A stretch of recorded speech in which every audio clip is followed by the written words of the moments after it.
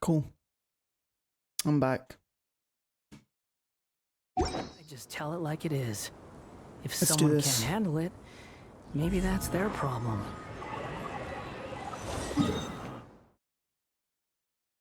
We have a quest to do.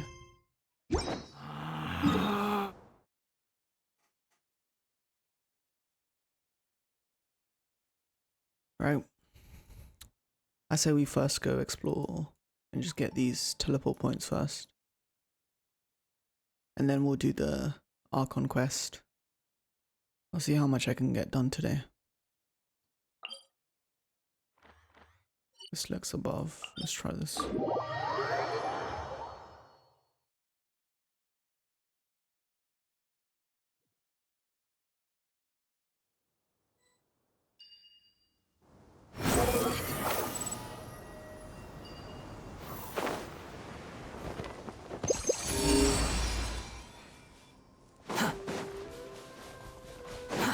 Too slow.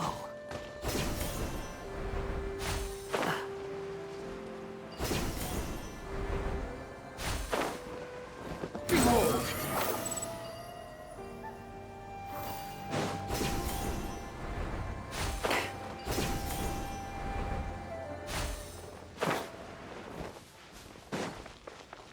Swarm Fury!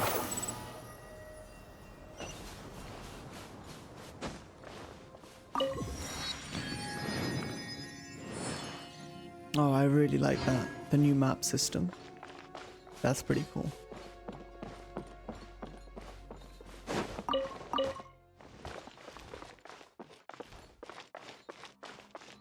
Instead of just guessing where you are. It's pretty cool.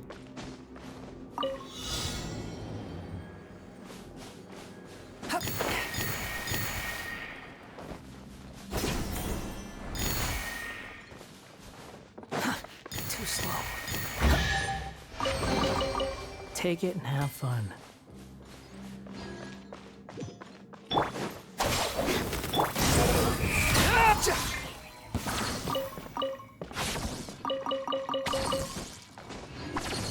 Quit following me. Too slow. The wind rises.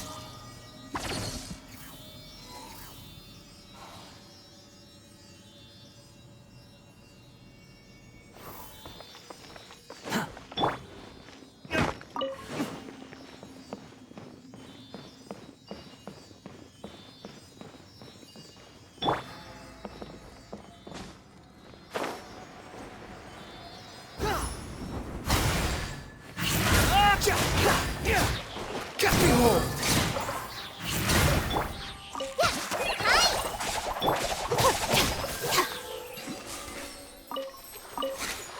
The wind rises. Whoa, is You this a even new type of rock? want this?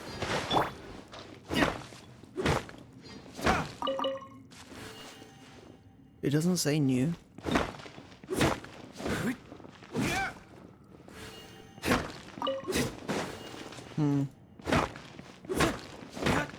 They seem new to me anyway.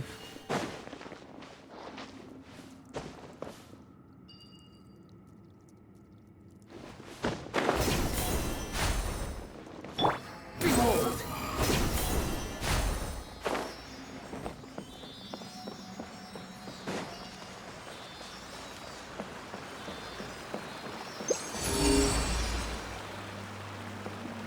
Oh, this still counts as Sumeru. Okay.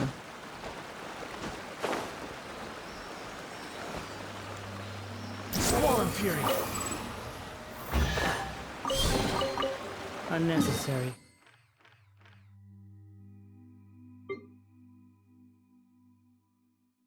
Hey, at least I got 100% there though. That's nice.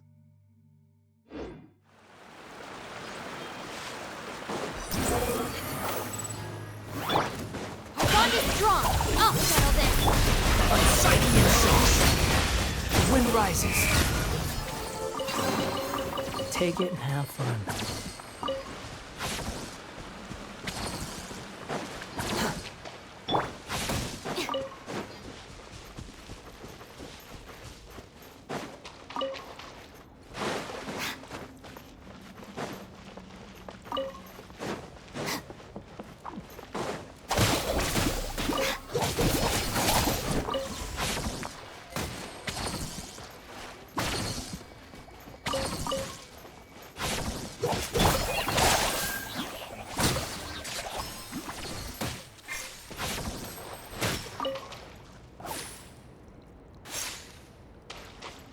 Behold!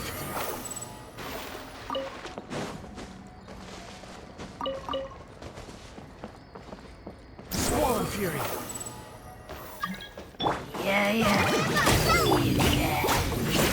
The wind rises. You're dead!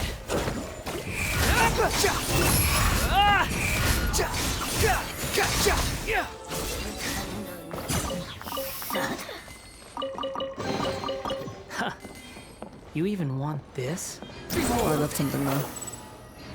Let me go back.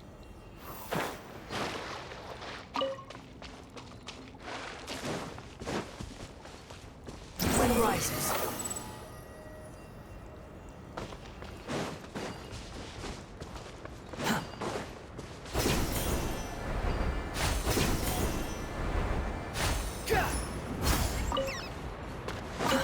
Too slow. Quit following me. Quit following me.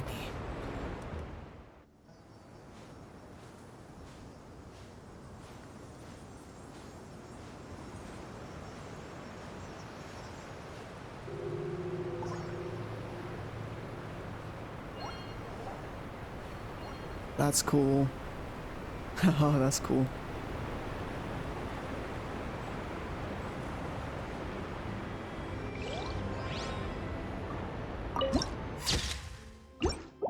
I don't know, that looks pretty close. I can probably wander a fly over there. That's tempting. You know what? I'm gonna try it. Screw the boat. Behold! Let's see if we can make it.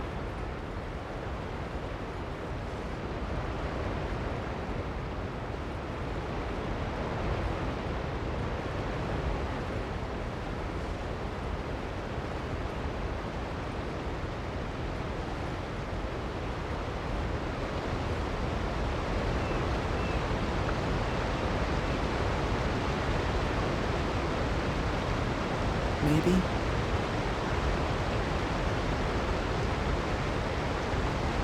This is... might be cutting it short. Maybe I can make it to this boat. Right here.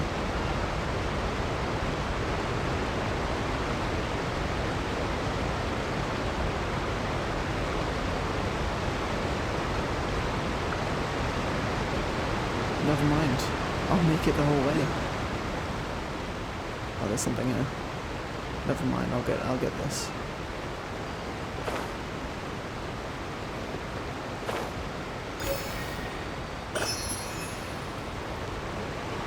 Swollen fury!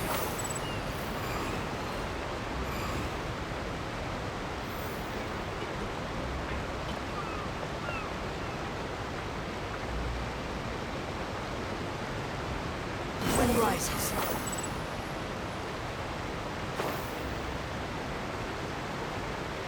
They have really cool looking boats here. It's actually quite nice.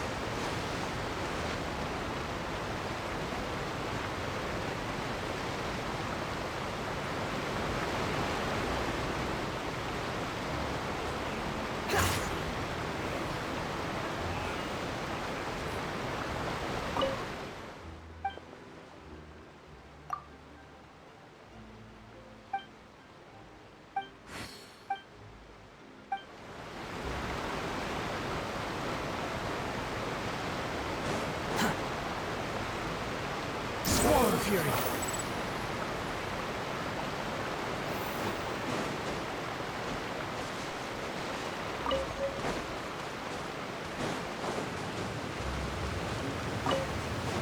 The wind rises.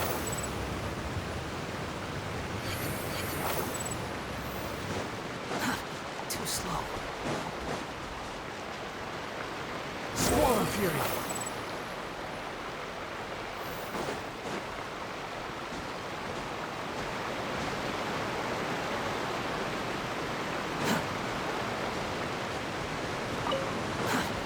Behold!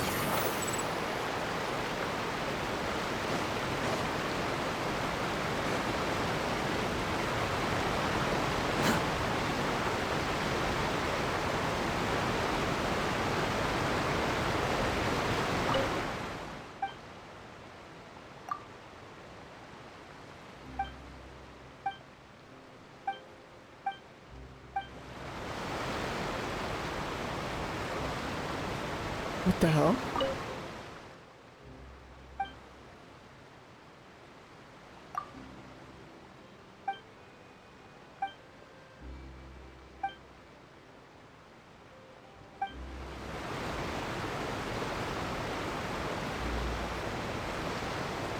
Is this the most inhuman, like, we've seen?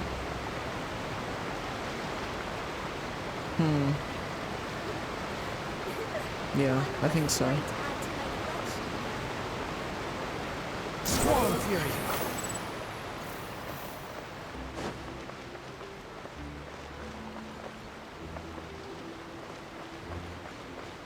Behold!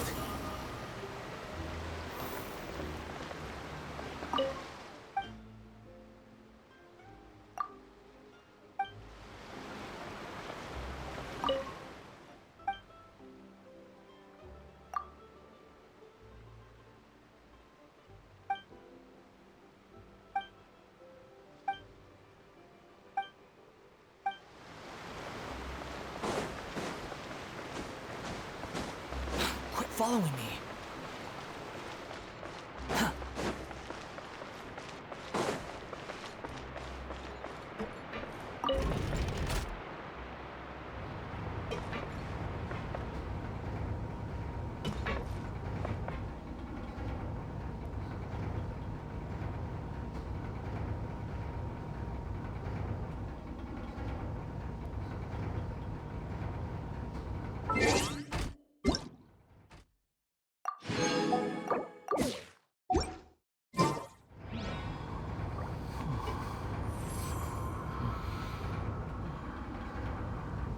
It's a long way up.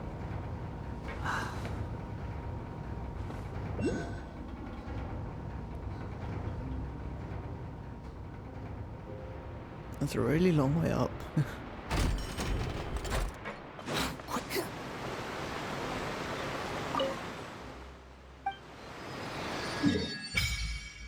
Cool. Oh, they have like... Is this like a water channel?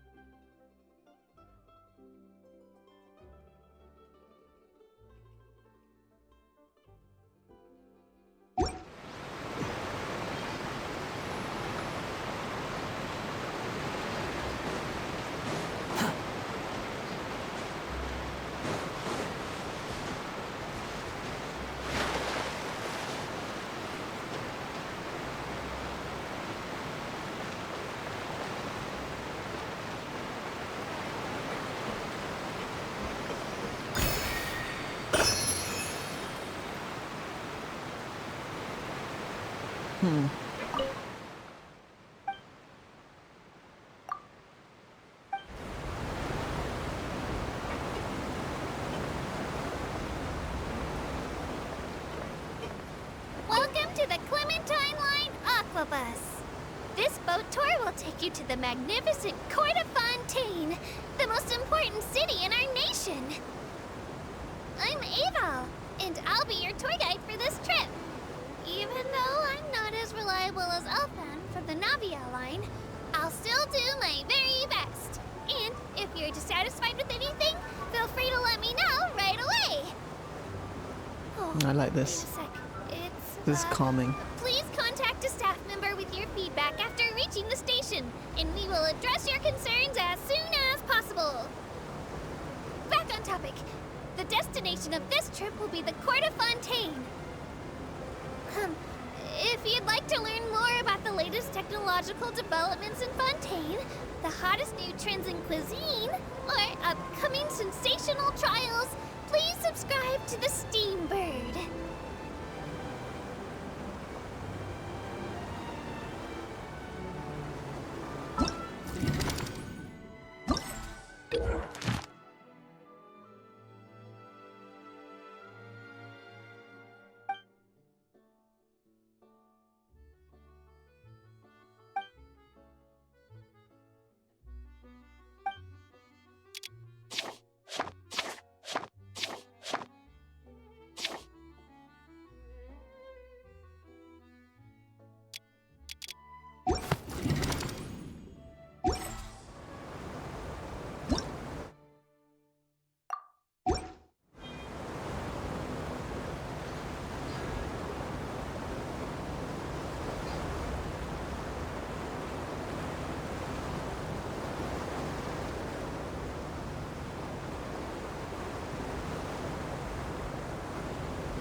The Steambird runs lots of fantastic serialized novels, including the thriller Great Detective Herlock, which recently reached its dramatic conclusion.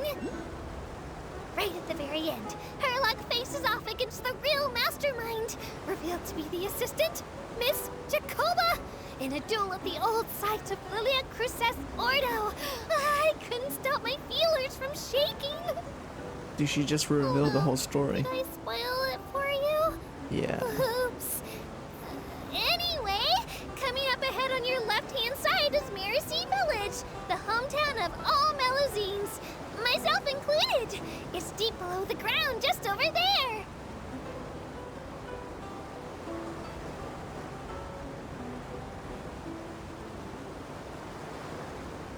Oh, did we get to ride that as well? Oh, nice birds.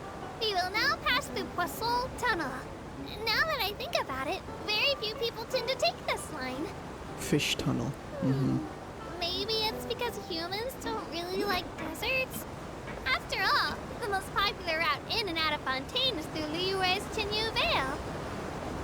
I've heard that in places with lots of sand, even clockwork mecha will start to malfunction. I mean, no rational person would try to cross a vast, hot, and dry desert to get to Fontaine, right? I'm so sorry. I didn't mean to imply that you were irrational.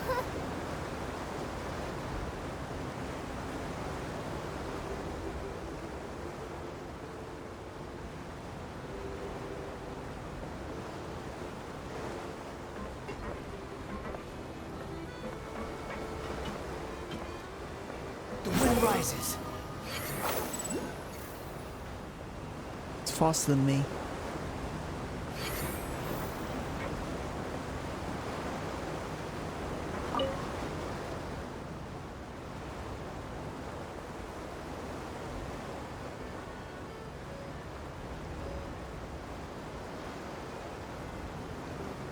I want to explore the underwater bits. Ahem. Looking ahead on your right-hand side, you'll see Aranias, where the Opera Epiclese is located. Do you see that really tall structure? I once asked Elfin, what's that big old thing? She said, no clue. What's the use of learning the meaning of things? But anyway, Elfin is a super amazing and super friendly Melusine. If you have a chance, you really should take the Navia line and listen to her tour.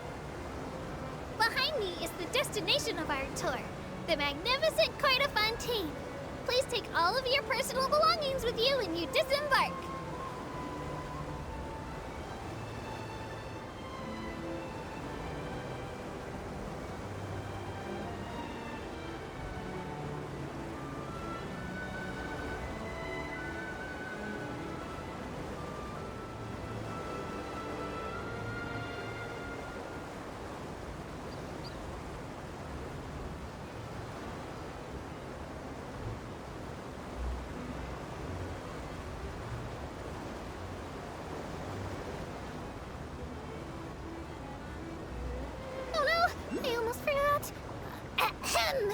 While aboard the Aquabus, please keep your head, hands, and other body parts, as well as your canes, swords, other personal items inside the boat at all times.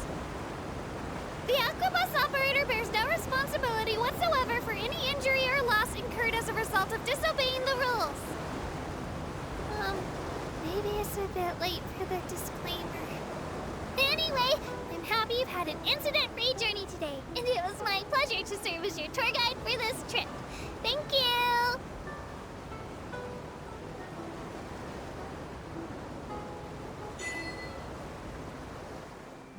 Welcome to Fontaine. Let me off. Do I just go out? I think I do. Welcome to the court of Fontaine. I pressed something random. I don't know where it's taking me. I like it so far. Which is more valuable? It's different, you know?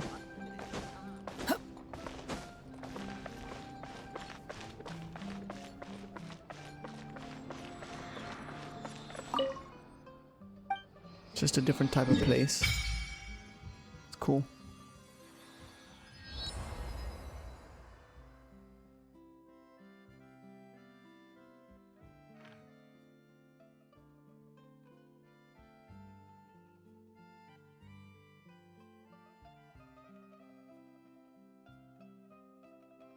Because what did they say? They said it extends past this way, right? Or something?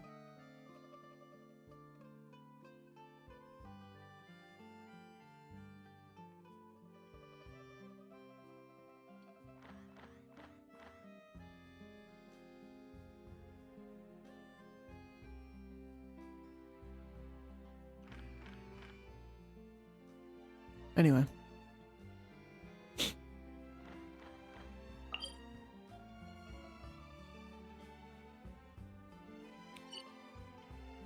Let's make our way over here.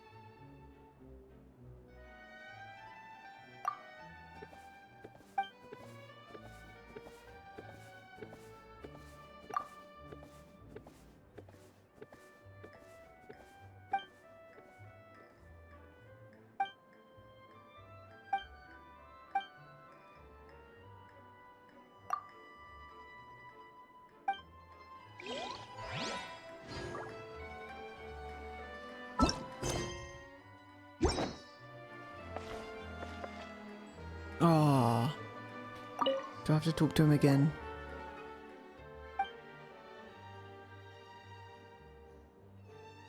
I want the quest in my quest book, but I don't want to do it now.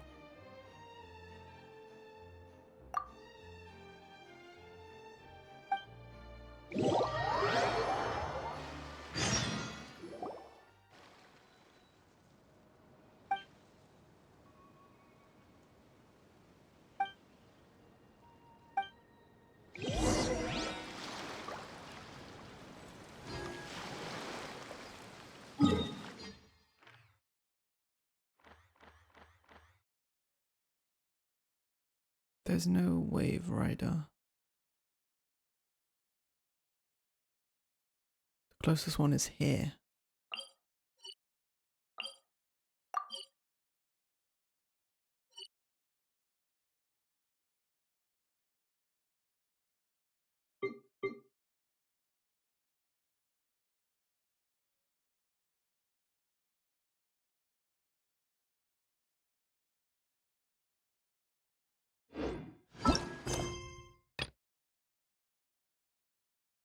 I'll do these after. There's no such thing as pure freedom in this world. Even the wind cannot go on forever. Let's go back here.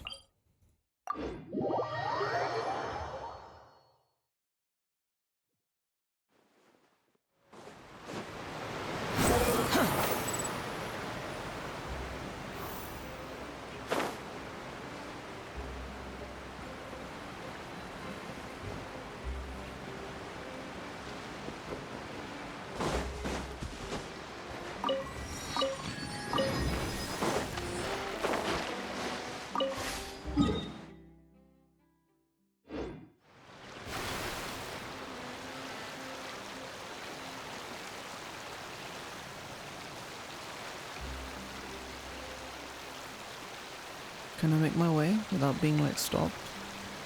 It'd be nice if I could. Crap. Crappity crap.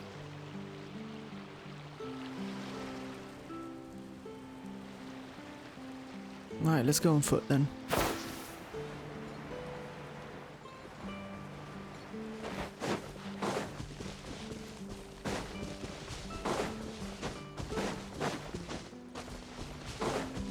Quit following me.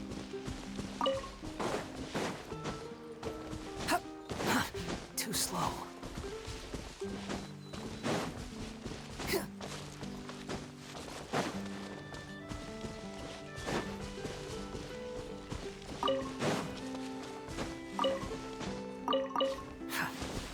Yeah, these are definitely new. I've never seen them before. Oh, there it shows up now. New. What's this?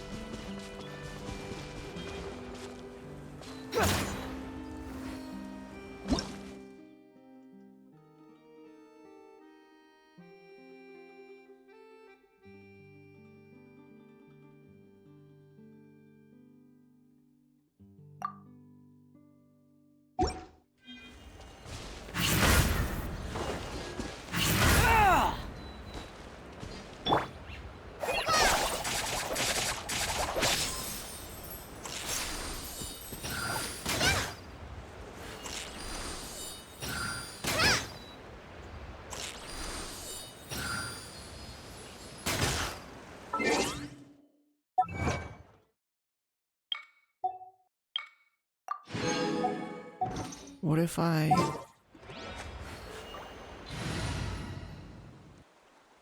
That's cool. I forgot they changed this.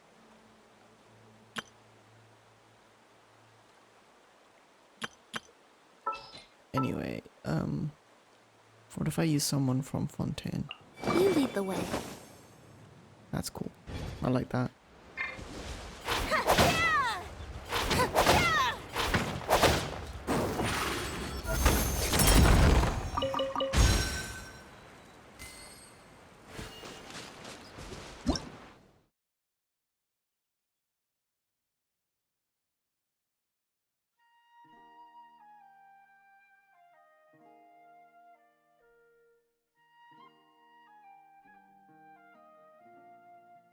Okay.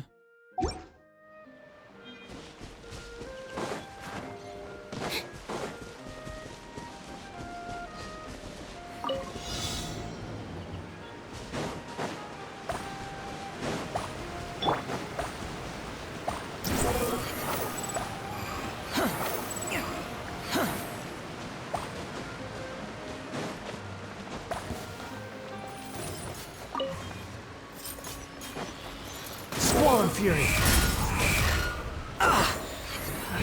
Gotcha. Ha!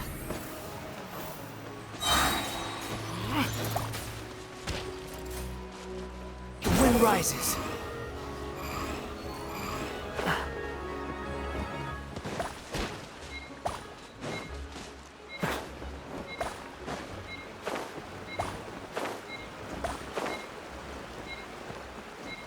Squall and Fury. Search for it. No, I messed up. The wind rises. Let me try again.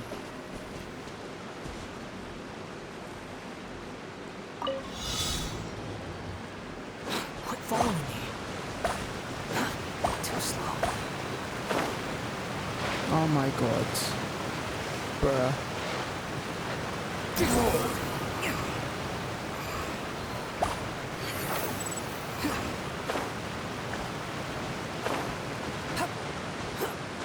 Move.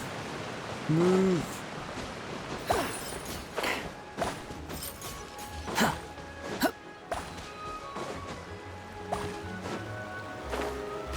No.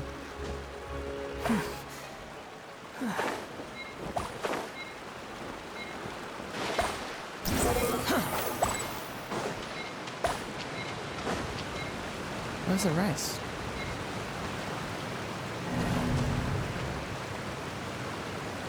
Oh my god, don't tell me I have to go there and...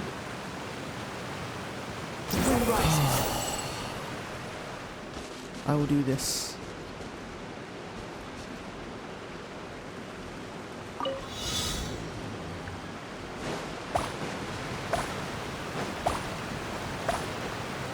Behold.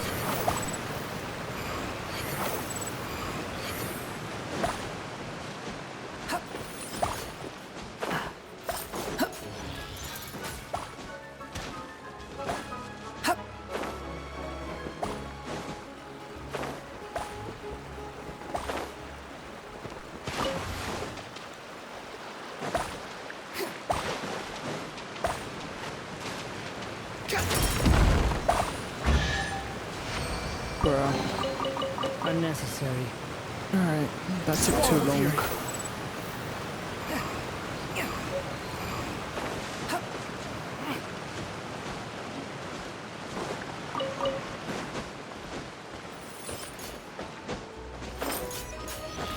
Behold. Search for it. Upon the gale.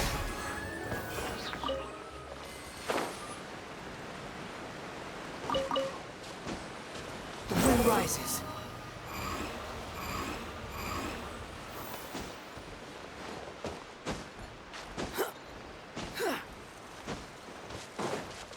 Behold.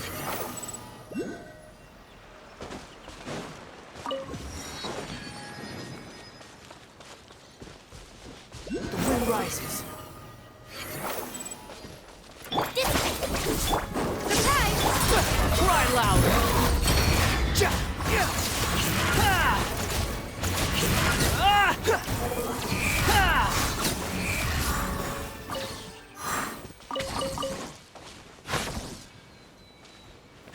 Ah!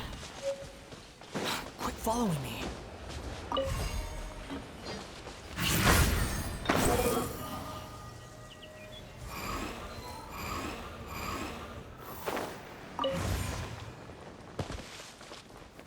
Ah!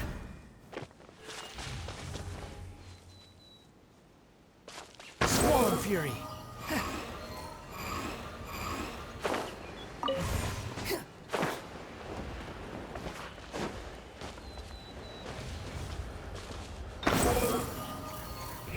Ah!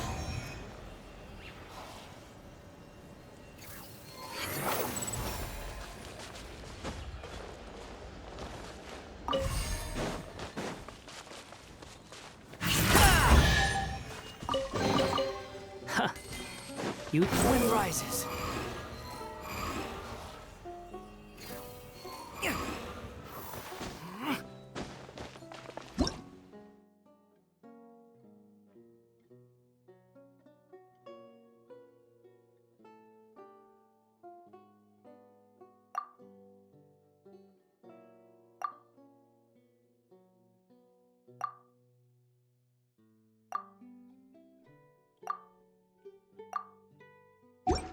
Nah, that's pretty much... You can understand that easily. You don't need the stuff.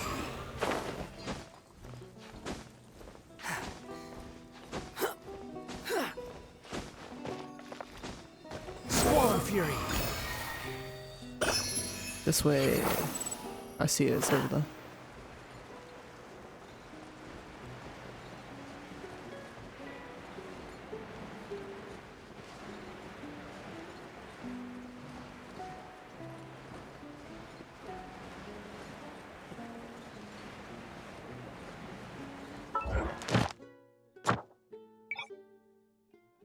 Why can't I change it over to Fontaine yet?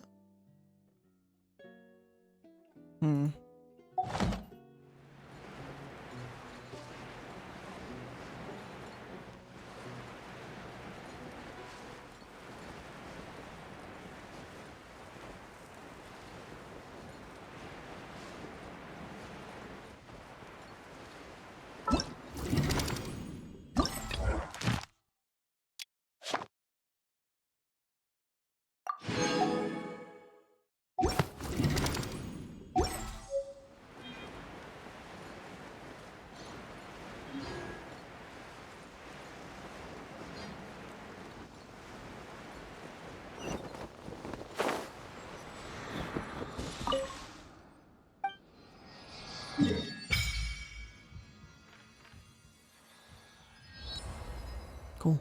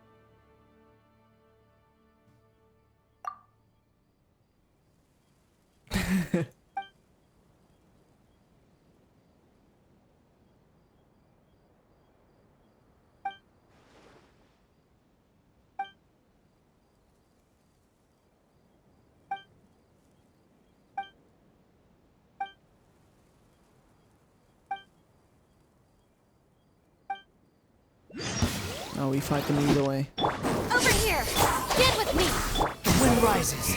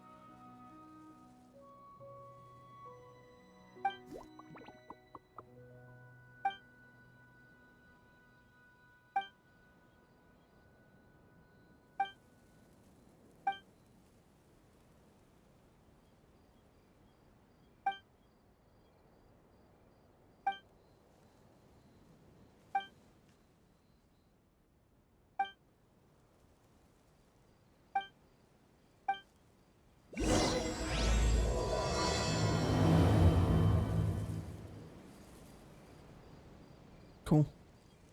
We'll do that later. What do I want to do?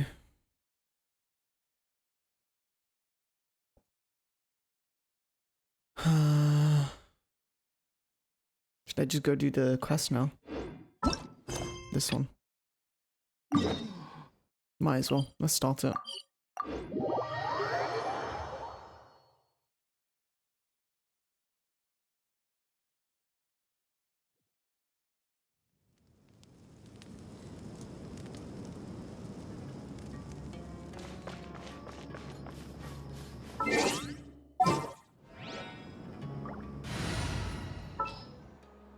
We'll need a strategy. I'll leave you. Might need you for something. Good old caravan rebot. Now let Paimon think. What were we up to the first time we came here? Oh, Paimon remembers. Nahita's consciousness had been trapped by the doctor, but we followed the clues she left behind to help her. So much time has already passed since then, and it seems Sumeru's changing for the better now that Nahita's in charge, right? Paimon just hopes this peace will last a long time, and then Nahita won't have any more new problems to deal with. Yeah, guess you're right. We somehow always find ourselves right in the thick of it.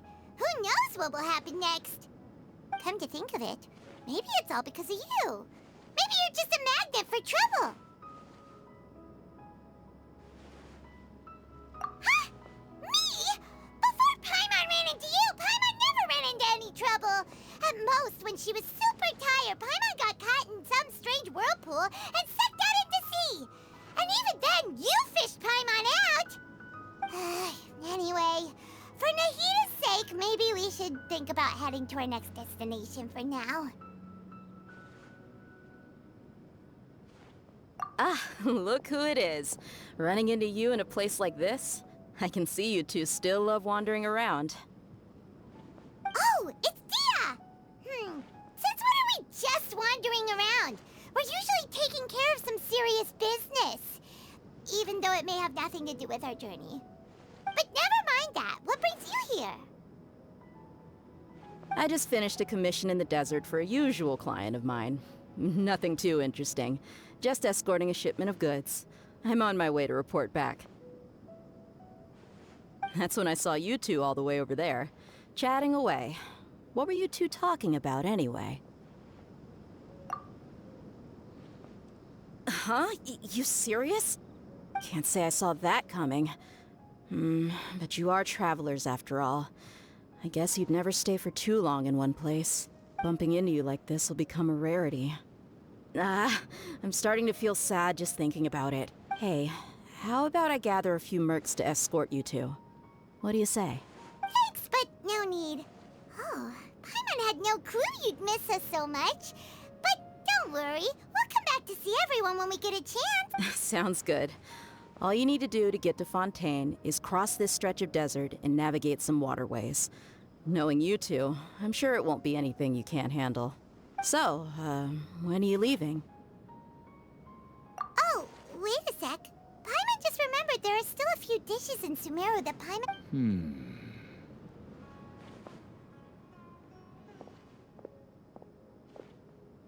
I see. Guess you won't be needing a going-away party or anything. It's sad enough to see you go like this. Though, now that I think about it, Sumeru wouldn't be what it is today without you. Seems true heroes always prefer leaving quietly. By the way, should we go say bye to Nahida? Oh, good point. Then there's no need to bother her in the real world. Then, I guess this is goodbye for now, Traveler and Paimon. Goodbye, Dia. Bye-bye, Sumeru.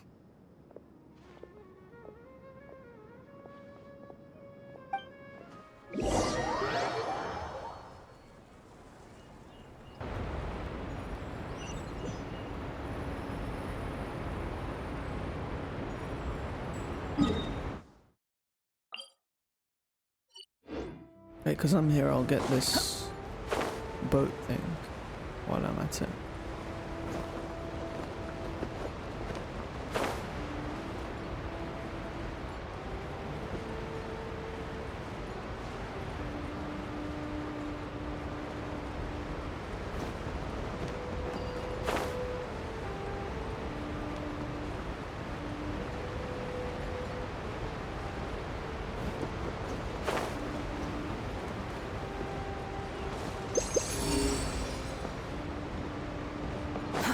Too slow.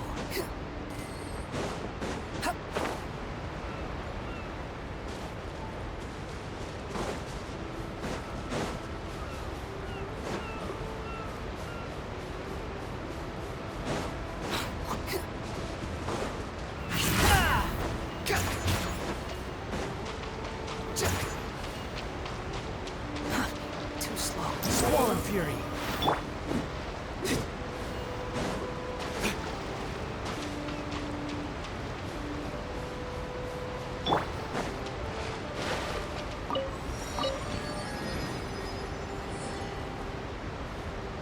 Let me see if we can get to this boat. Oh, perfect.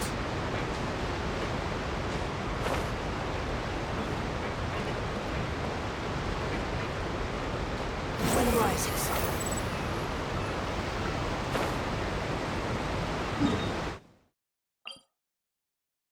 Wait. Ah, it's below. Needs to jump down.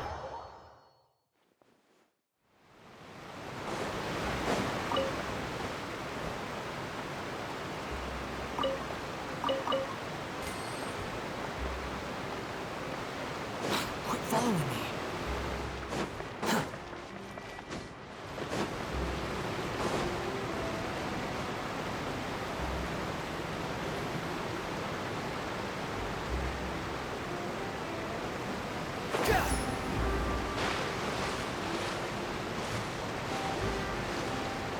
Search for it.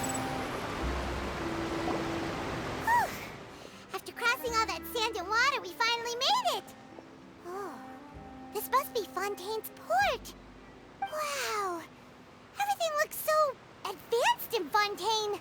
Paimon's heard that the industry here is extremely developed, and there are all kinds of unusual machines. Just seeing the sights as a tourist is nice, but maybe it would be better if we found something to do. What do you think?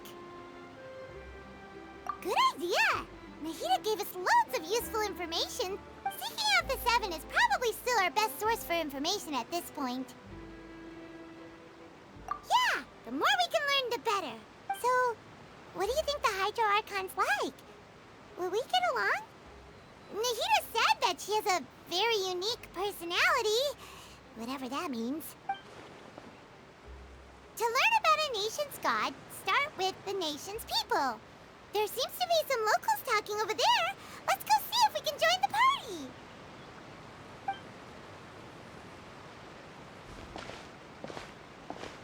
If you ask me, it's a tragedy how things ended for him. Clearly, he was a pretty decent person. Yeah, I didn't expect that kind of ending for him. I thought he would at least fight on a little longer for his family. I was expecting a sudden plot twist, but it's a pity that it never happened. Still, his story is quite the tearjerker.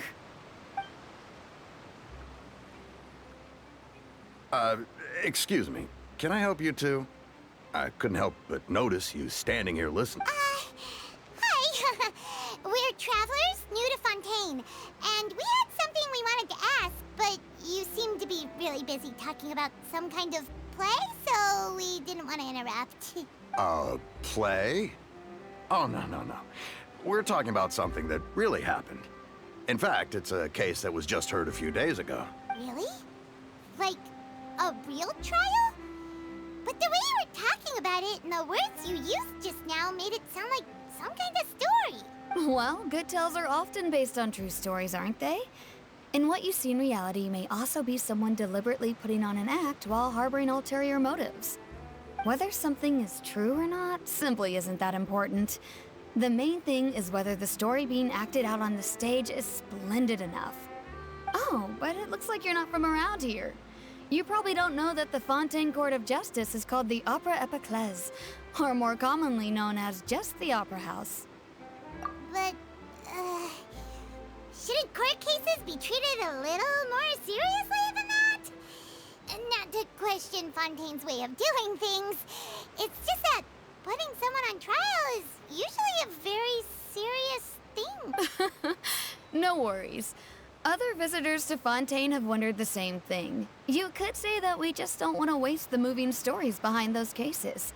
And as for your worries about whether the cases are treated with due reverence, we have the absolutely just and honorable Chief Justice Neuvillette, as well as the Oratrice Mécanique d'Analyse Cardinal, a machine created by the Archon.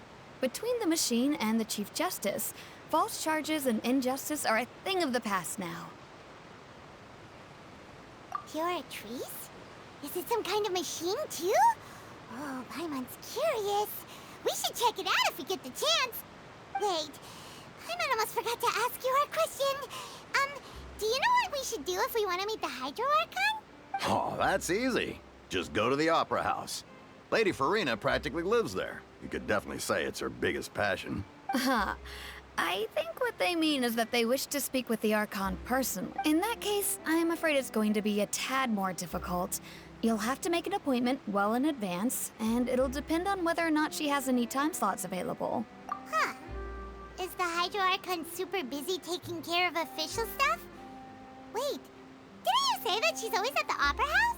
No. Lady Farina seldom takes an interest with the nation's affairs. The reason it's difficult to make an appointment is simply because she's incredibly popular. That's right. After all, she is the Archon. Though she may tend to get a little dramatic from time to time, people can't get enough of her. Huh. First time Paimon's ever heard of an Archon being described that way before. Wait! Paimon gets now! The Hydro Archon is kinda like a big celebrity here, right? Yeah, I suppose you could say that. Perhaps you could even say our mascot. Hang on.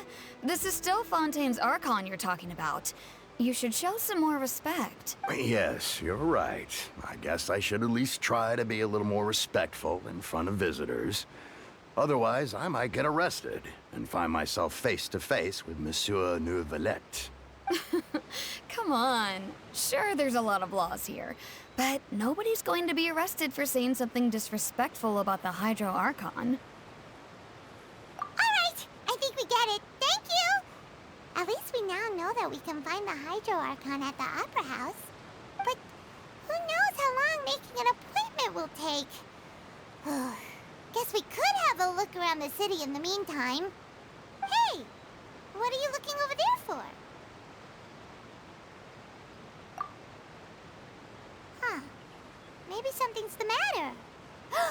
She isn't going to jump into the water, is she? Maybe we better go check on her.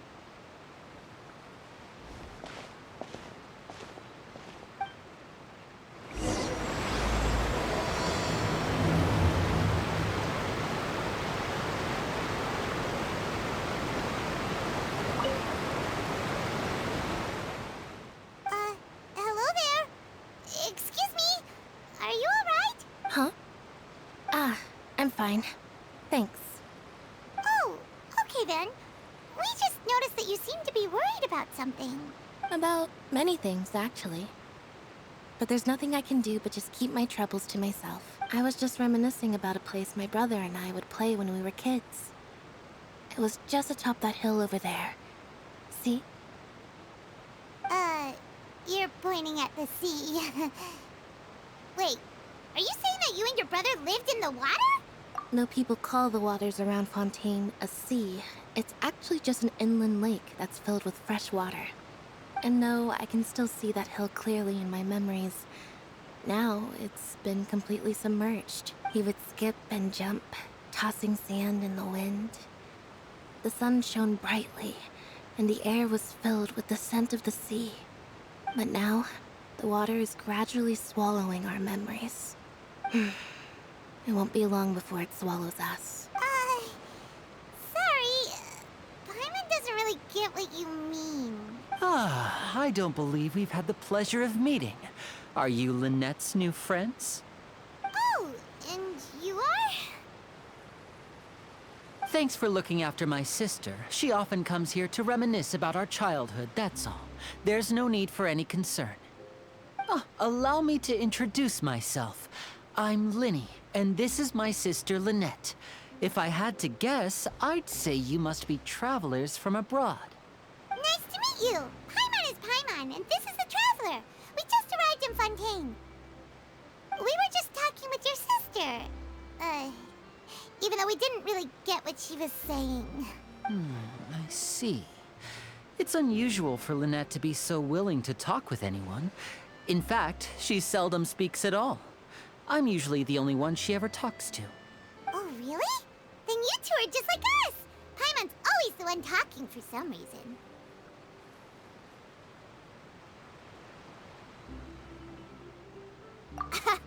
So that's how you think it is?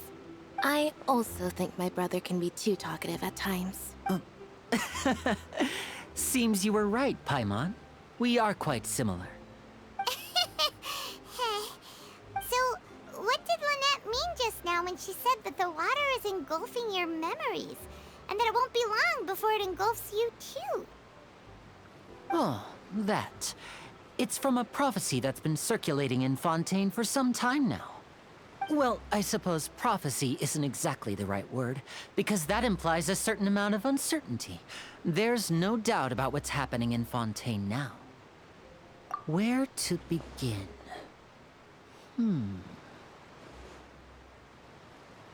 Let's put that question on hold for a moment. We still haven't formally greeted each other yet, have we? Did all the introductions earlier not count? Hello, traveler.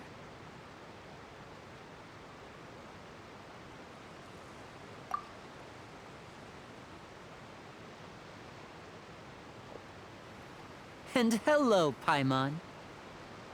Hey! Why didn't Paimon get a handshake?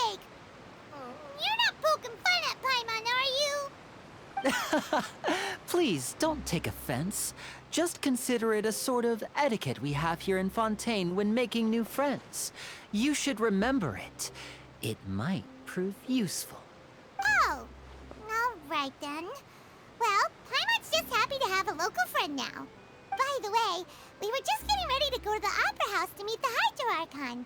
Would you be able to show us the way? So you're going to see Lady Farina? No problem at all. In fact, I was planning to go to the Opera House later myself. Please, follow me.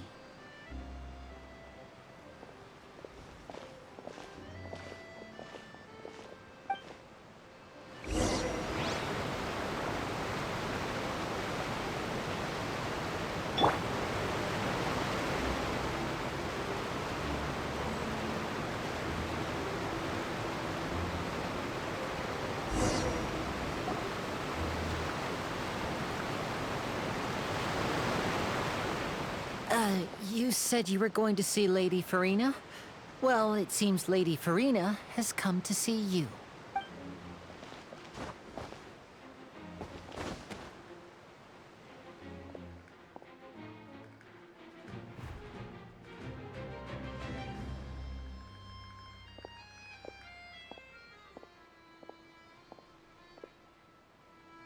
Let's go.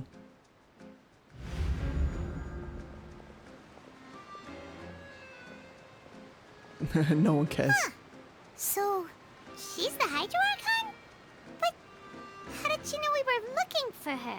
My dear people, rich and poor, those with cup in hand and those with nothing at all, raise your glasses in celebration.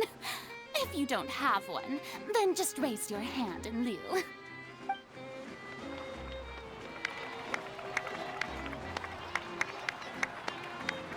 As you can all see, two unfamiliar travelers have arrived in our nation. Come, let us make a toast in honor of this traveler and her companion who have journeyed here from distant lands.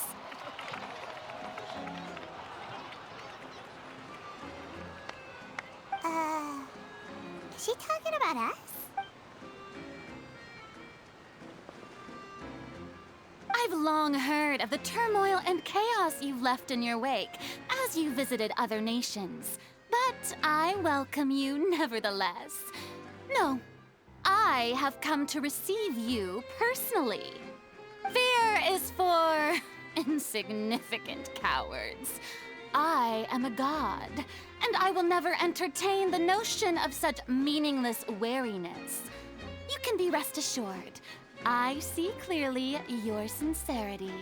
Of course, seeking an audience with me is the most sensible thing to do. It will allow you to truly behold my power and witness my authority. Intelligent people always gather under the correct banner. I, Focalor, hereby welcome you to the nation of Hydro and acknowledge the value and She's really significance full of of your herself. trip. Now, you may rejoice in this. Yeah, Paimon still can't believe it. Feels like we've only been here for a few minutes. But the Hydro Archon's entrance was, how should Paimon describe it? A little over the top? Miss Hydro Archon? How did you know we were coming? I see. As Outlanders, you inevitably lack even some of the most basic understanding. Don't forget that even Oh, the wow. gods can be divided into the mediocre and the excellent. I suppose it's only natural for you to be awestruck by my abilities. You had best stop and consider. Do you really have the noble qualities and etiquette necessary to communicate with a god? All it takes is a flick of my finger for me to know everything about you. Whoa, talk about sounding high and mighty. Oh? What's with these looks? Perhaps the welcoming ceremony still isn't enough? What else should I say then? Is she waiting for us to start talking? Wow, I didn't expect to see Lady Farina here. What a surprise! Wait, does this mean they're the legendary blonde traveler? How did I not notice before?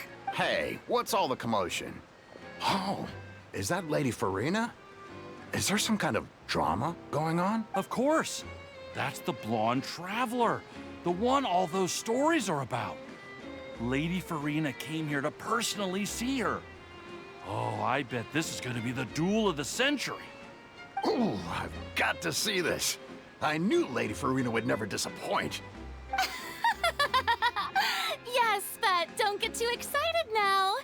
My dear believers and spectators alike tend to get quite rowdy, and despite the noise, I've come to tolerate all their ruckus. You may consider this my reward to all of you. I have determined that there will be an epic duel between myself and this traveler from another land, just as you were hoping to see. Now she wants to fight? Aren't we getting a little ahead of ourselves?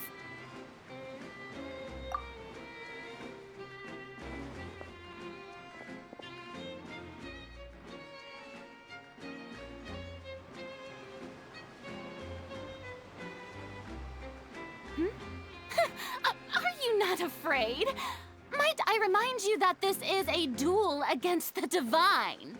What are you trying to do, traveler? Provoking a god in front of her people? Stand down, Clorend. I admire her bravery. Few have the courage to draw their sword against a god. She is obviously a true warrior. Unfortunately, people nowadays only crave to be thrilled, She and a got mere scared. duel will not slake their thirst for excitement. Oh, yeah, she's right. Just a duel wouldn't be all that interesting. On Araneus, criminals are always requesting duels to defend their honor. They're getting a bit old, to tell the truth. You see. Then, as the god of justice, I shall face this traveler in another kind of duel. A duel in court! Whoa, all right! Now that'll be worth seeing! Right. This is Fontaine, after all. Such a grand opera house, it would be a pity not to use it. Why do you care so much about the crowd's reactions? Seems you've spent a little too much time in the opera house. Besides, how exactly do you plan to have a duel in court? You mean you're going to put us on trial? Oh, we have reason to push. According to Fontaine law, no one is permitted to release any flying objects within Fontaine city limits during the first 3 days of each month. You are clearly guilty. Oh, so that's what they've done wrong. That's our Lady Farina. No one knows the laws of Fontaine like she does. You call that obvious? What kind of law is that? Wait, flying object? You mean Paimon? Precisely. Now, if you two have no objections, then in the name of the Hydro Archon, I order your arrest. My apologies, Lady Farina. I don't mean to spoil the fun. But if you would allow me to interject, I don't think that Paimon here meets the definition of a flying object. You tell her, Linny! Finally someone who's not crazy. How can anyone call Paimon a flying object? Ah, great magician Linny, my beloved citizen. I'll permit you to object, but how exactly do you plan to prove your claim? As a magician who just rained on your parade, I naturally should shoulder the responsibility of saving the show. So, with such an audience gathered here, allow me to perform a trick for everyone.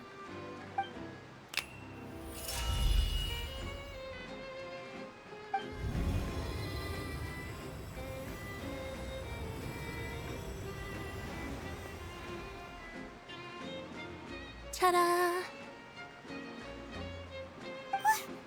What's that on Paimon's back? Hey, when did you do that?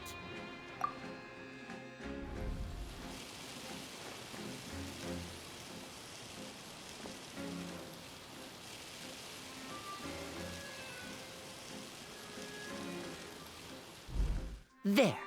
As you can all clearly see, Paimon should be classified as, well, something like a balloon. This rope has been in the Traveler's hand all along. It was just that no one could see it before. Huh? You call that magic? You've got to be joking. I thought it was pretty good. Nice one. Huh. I'm not sure what to think. It seems Lady Farina's charges no longer hold water.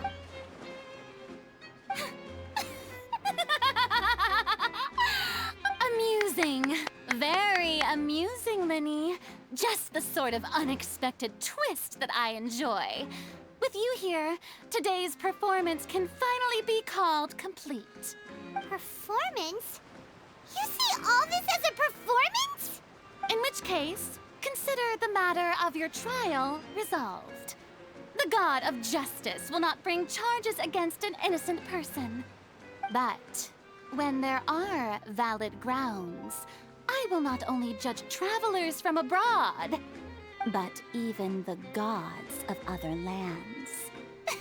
I look forward to seeing your upcoming performance at the Opera House, Mr. Linny and Miss Lynette. That's enough for now. Toodaloo!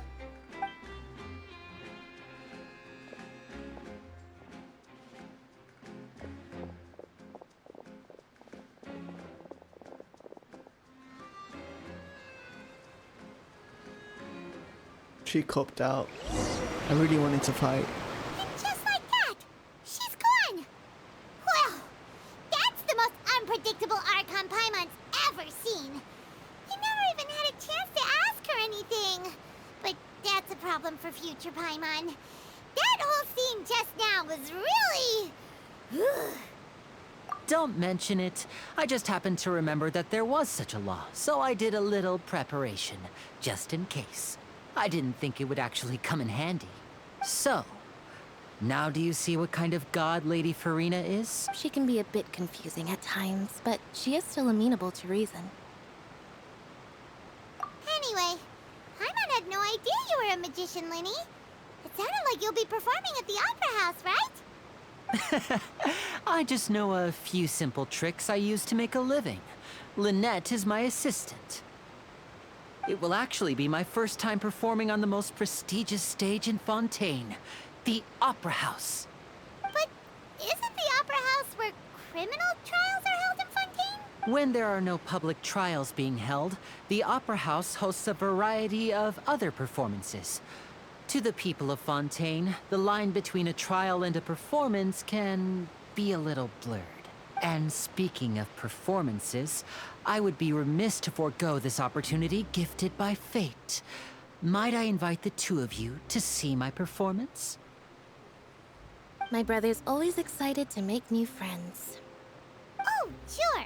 We don't really have anything to do now, and we wanted to go to the Opera House anyway. Splendid. In that case, why don't we go together? You really mean it? This is a magical item known as a magic pocket. Perhaps you can help me. Huh? What are they going to use it for? About that. You asked me before about the prophecy, right?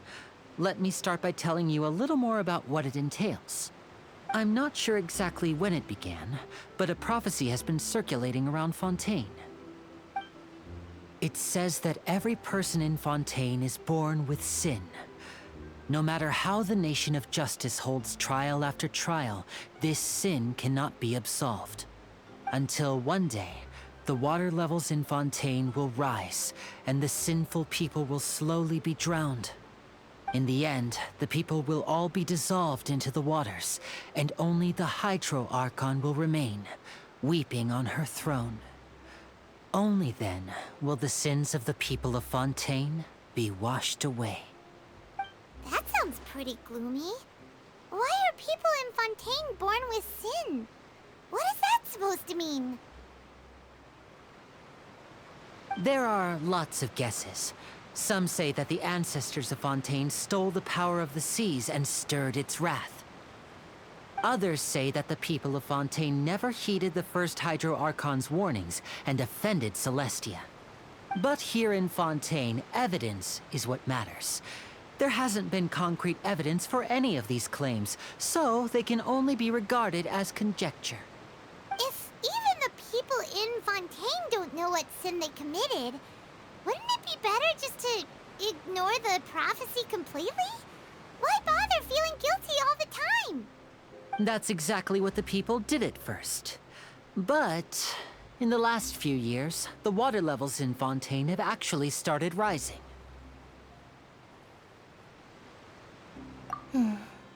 Many places have already been completely submerged, and now lie beneath the sea.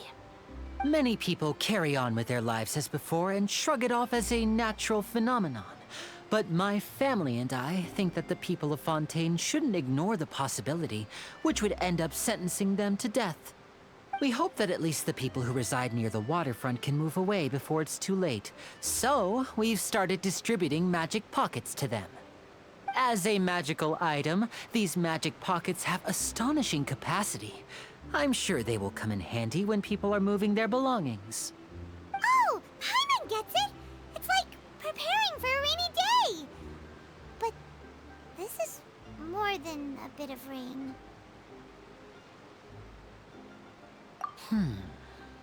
Perhaps only absolute power could ever contend with such a catastrophe. But who knows? We're just tiny specks in the grand scheme of things. Now, if you'd like to help, then please give these magic pockets to anyone nearby. Be sure to convince them to take it, regardless of what they say.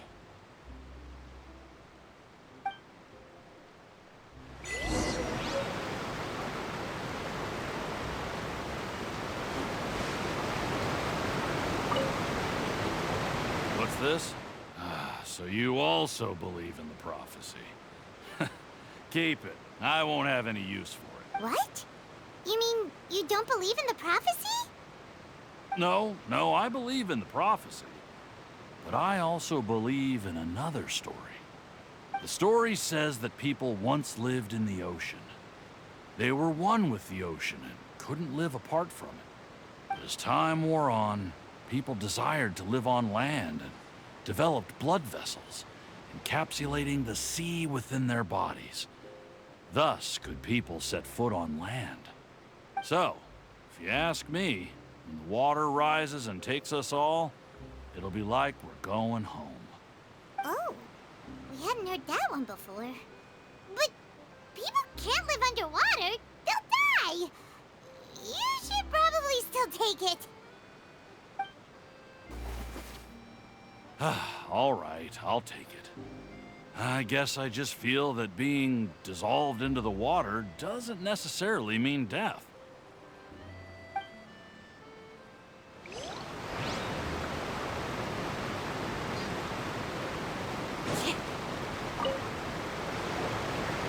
So you're the blonde traveler that everyone's been talking about. My apologies for not recognizing you earlier. Oh, a magic pocket? Seems you really thought of everything. I guess it's better to prepare for the worst and hope for the best. Thanks. Please, also thank the magician on my behalf when you get the chance.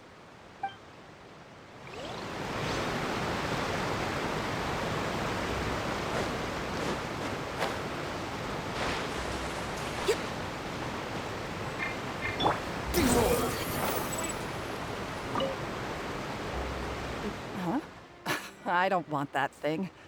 Way I see it, if the prophecy's true, it's still gonna be a long time before the water can cover everything. Life is all about living in the moment. What use is there in worrying about the future all the time? We'll cross that bridge when we get to it. You should still take it. You never know when it'll come in handy. Oh, all right, fine. Thanks. It's just that if I start moving, that means I've already given up on the life I have now. I'd really rather not.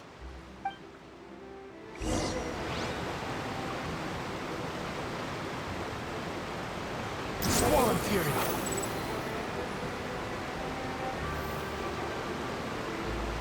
Oh? You already handed out all of the magic pockets? That was fast. So, what did people have to say? I bet you heard some, interesting opinions. Yes, but that will change once disaster strikes. I know they'll change their minds, so it's only right to help them prepare. Is there anything else you need to do before we leave? Yes, one last thing. I have the magic pockets made by a workshop in the court of Fontaine. Since we're out and about, I was thinking about bringing him some more materials. So, you want to collect materials? Just tell us what the materials look like and we'll help. Many hands make light work. Oh, that would be much appreciated. We'll need some Romaritime flowers. I remember seeing them near the waterfront on the east side of the harbor.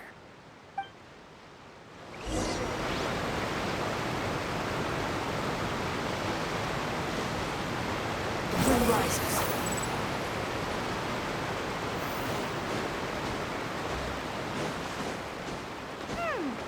It seems we have to use Hydro to collect Romaritime flowers.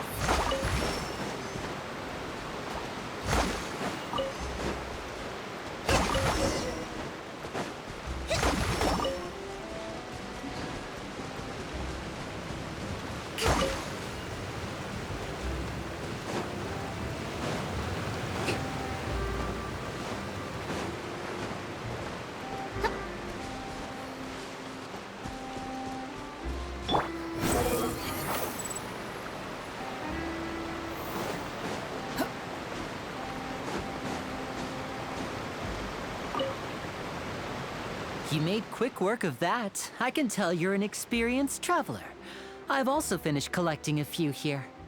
Maybe next time you'll feel like helping too, Lynette. No way. I'm in power-saving mode today. Otherwise, I fear I may not have any energy left for the performance at the Opera House. Fine. Though the performance is still a long way off.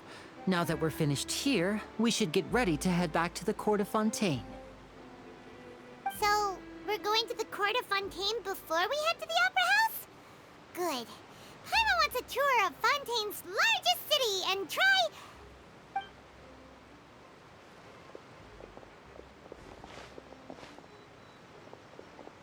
Wait, shh. Have you noticed that person over there? The young girl. Huh? What's wrong with her? Paimon didn't notice anything. She's obviously a thief. Magicians and thieves practice similar methods. We divert attention, and a distracted audience is one that won't discover what you're really doing. Watch her movements carefully.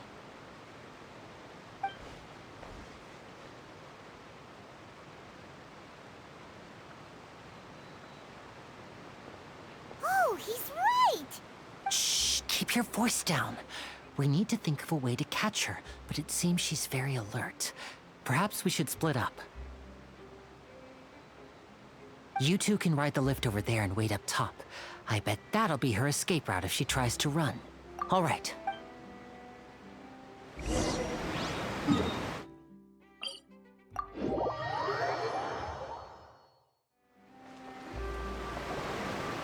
This is the spot where Linny wanted us to wait. Oh, look! Isn't that her?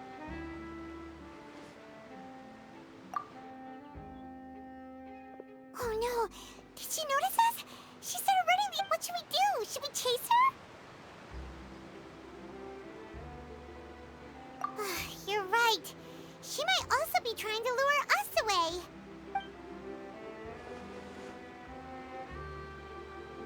Nothing's happened for a while now. Paimon wonders if Linny caught the thief. Yeah, let's go.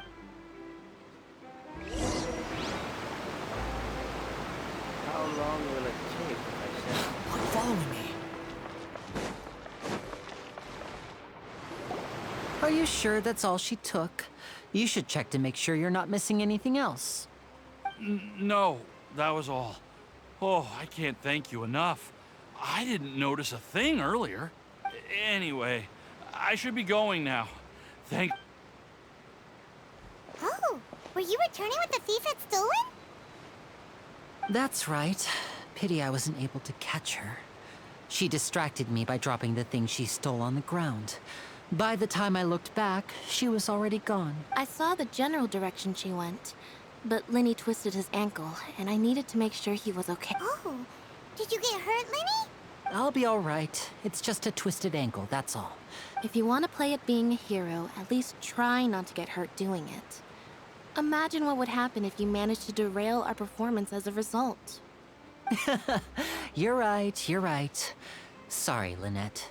I have to admit that the thief was even more skilled than I had anticipated. But at least we were able to get the stolen items back, so it wasn't a complete failure. What a slippery little thief. Guess things turned out all right in the end, though. Lenny's initiative paid off. All right, let's put this little detour behind us.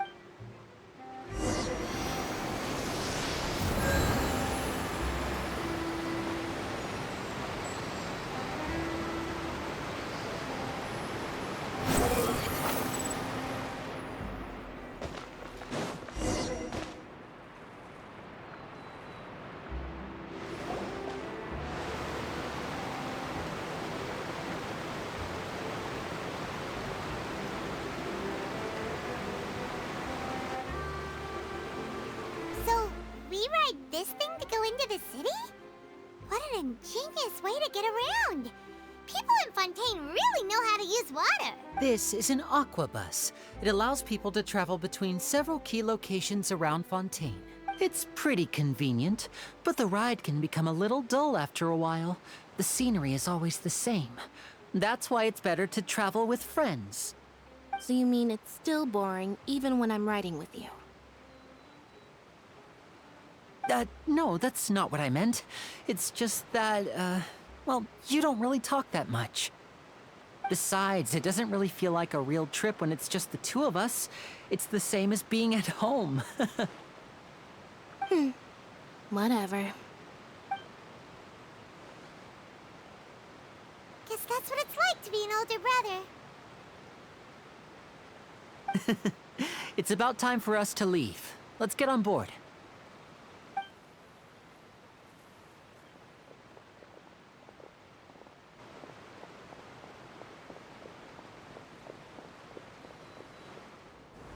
Oh, is this the one? Oh, we met her, right? I think Charlotte? What's her name? Huh? What? Oh, yeah. Traveler! Paimon! Charlotte! Oh, I'd never guessed I'd bump into you while riding the aquabus. In the story of my life, this is big news. What are you doing in Fontaine? I didn't hear anything about you paying us a visit. Yeah, it's quite the coincidence. But as travelers, we're always on the move. It's not surprising that nobody knew we were coming. Though we still have no idea how the Hydro Archon knew about us. Oh, let Paimon introduce you to our new friends. Oh, no need for introductions, Paimon. I would recognize the great magician Lenny and his assistant Lynette anywhere. I wouldn't be much of a reporter if I didn't know who they were. It's a pleasure to meet you. I'm Charlotte, a reporter for the Steambird. Nice to meet you. From the Steambird, huh? We've often relied on your paper to promote our performances. It's an honor to meet you. Now that everyone knows each other, Fontaine suddenly doesn't feel like such an unfamiliar place. So, what have you been up to lately, Charlotte? Any big news? Not too much. When there isn't any breaking news, I mainly cover the trials at the Opera House. You can still manage to keep readers' attention as long as you tell things from a clever enough angle, even if it's the same old topics. For example, reporting on how a scammer once deceived vulnerable girls into relationships, or how a financial criminal was once so poor that they ate a single piece of bread for 5 days. Ah, you're right. Seems you know me pretty well. What I'm really after is exclusive, sensational news pieces that could shake the country. These smaller stories are a waste of my talents. Oh, I just remembered. I've been following a case lately. Well, a series of cases, actually. You mean the serial disappearances of young women case? That's right! These stories are the talk of the town right now, and it's probably the most mysterious case we've ever seen. If I'm the first with a draft ready to publish when the case is finally cracked, and it's the headline story in the Steambird, oh, when that happens, I bet all the other reporters will shed tears of envy. I've already gathered all kinds of materials. I just can't wait for the truth to be revealed. So, what is the serial disappearances of young women case? You mean the culprit hasn't been found? That's right. The first missing girl case happened almost 20 years ago. And ever since, after a period of time, another girl disappears. What the cases have in common is that the girls are all of a similar age, and that they've all vanished without a trace. But the scariest part is that to this day, none of the girls have ever been found. Many suspects have been arrested over the years in connection with this case, but shortly after each arrest, another disappearance would always happen. Yes, it's possible. But either way, I believe that every case has some precise truth behind it, waiting to be exposed. This is getting dark. Yes, I Jeez. agree. And at the very least, the family of those missing girls deserves some sort of explanation. I just imagined for a second what I would do if Lynette were to suddenly disappear. I'd pay any price to get her back, and then find a way to track down the culprit. Please don't imagine that, Lenny.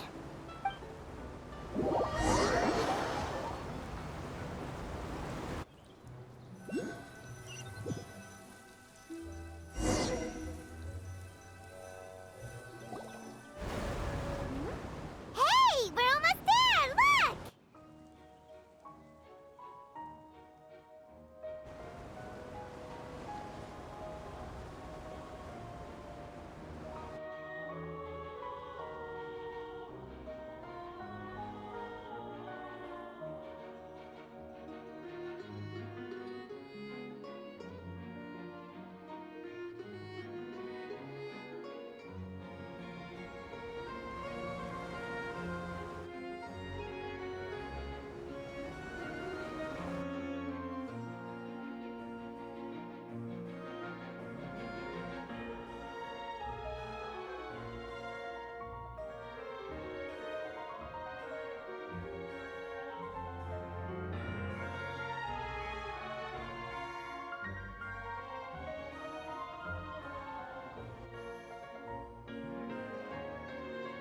Well, I really enjoyed chatting with you. Life should be full of pleasant little surprises like this.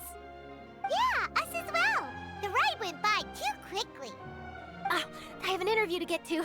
I should get going before I'm late. Okay, Hyman hopes we can chat again soon, Charlotte. See ya!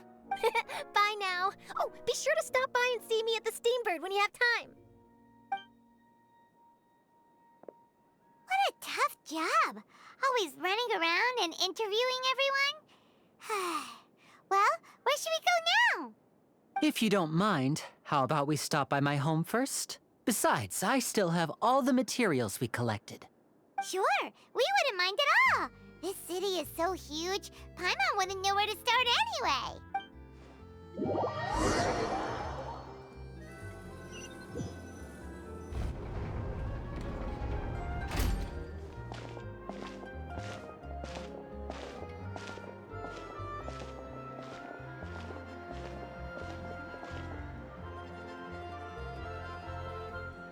Oh, those are some cool shops.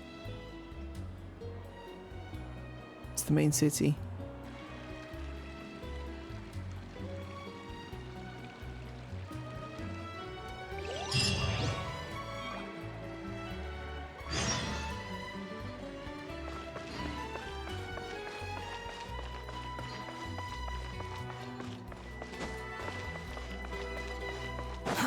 Too slow.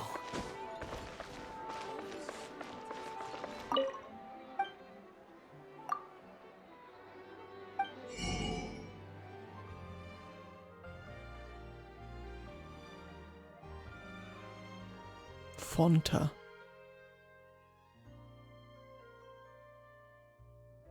Is it meant to be Fanta, but O instead of A? That's funny. Fonta.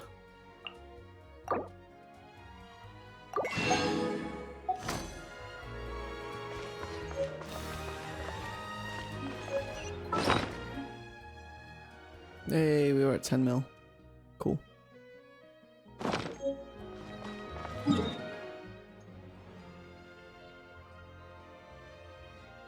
Let me get here real quick.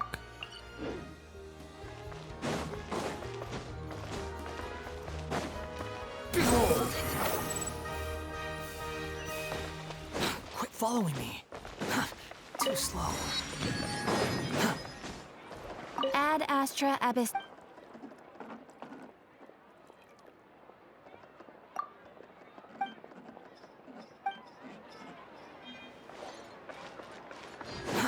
Too slow.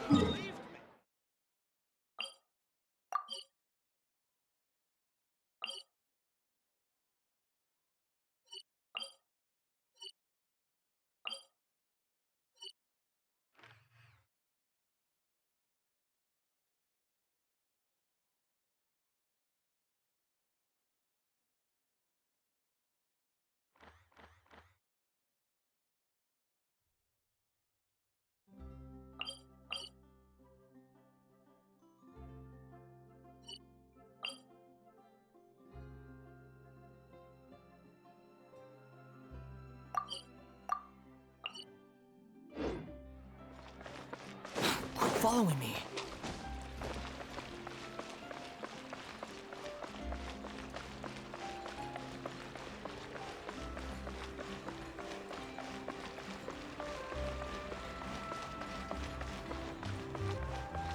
I do like the look of this place though. This is so cool.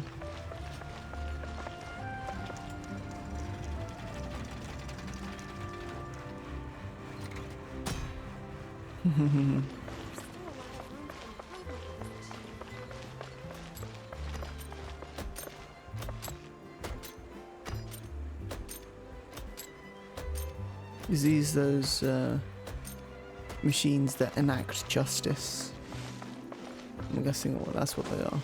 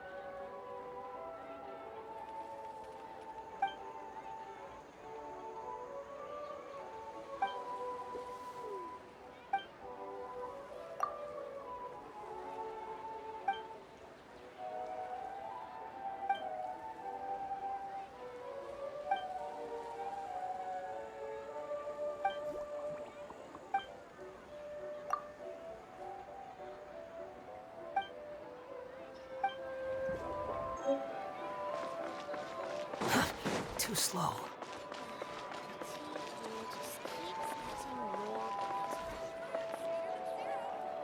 These guys are doing like a mad pose. Oh, I'd have the camera. Crap.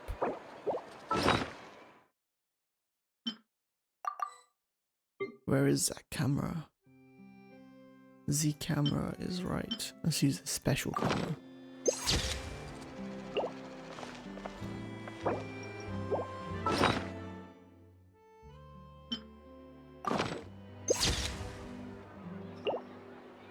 Wait, no.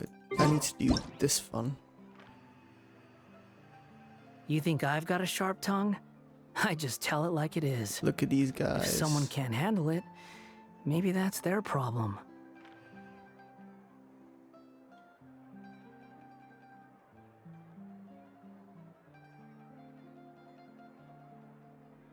Why is this guy not doing the pose anymore?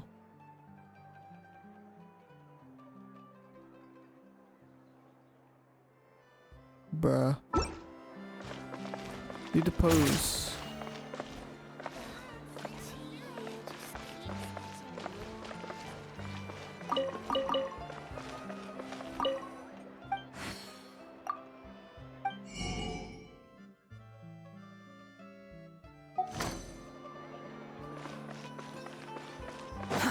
Too slow. The wind rises. This is our current abode. Ah, Fremine, you're home. Where did everyone else go? I have some new friends that I would like to introduce. Oh, they all just went out a moment ago. I see. Everyone is getting busier now that Father will be returning soon. I suppose that can't be helped. Allow me to introduce you to my little brother, Fremine. He is a phenomenal diver. Hello. Nice to meet you. Paimon is Paimon, and this is the Traveler. Oh, you sound very proud to have a diver as a brother, Linny. Linny, could you come here for a moment? Hmm? What is it, Fremine? Do you have something to tell me?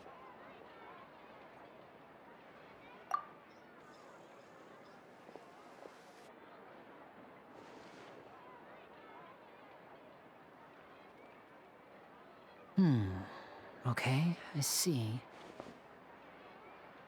Is everything all right? Oh, it's nothing. We were just discussing a little housework. Sorry for the interruption. Oh, before I forget, the Traveler and I collected more materials to make magic pockets. Were you able to get any, Fremine? Yes, I went diving and gathered lots of materials. I was about to give them to you. That's our Fremine, always quick with the underwater work. All right, I'll take these to the workshop.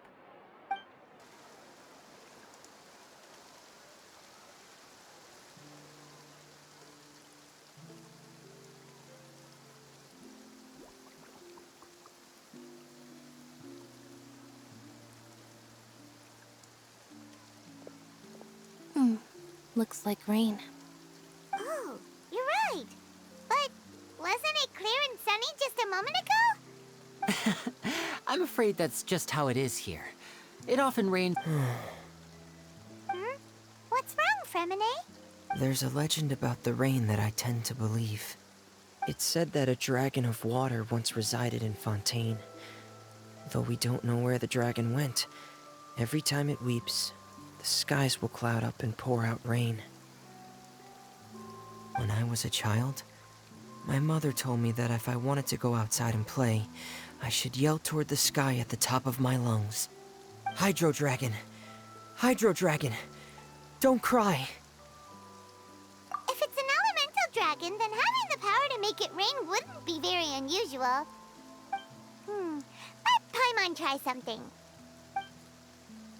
Hydro Dragon, don't cry!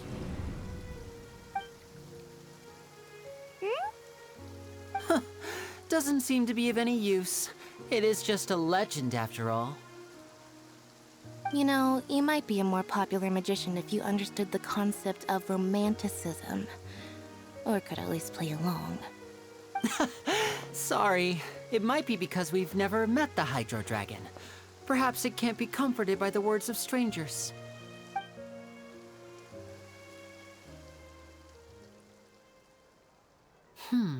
It rained for longer than I suspected. Oh, it's already getting late. Was there something you needed to do, Linny? Yeah, some preparations for the show at the Opera House. I need to find a way to catch the last aqua bus of the day. On the day of the performance, just ride the aqua bus to the island of Araneus. I'll have Lynette meet you at the fountain in front of the Opera House.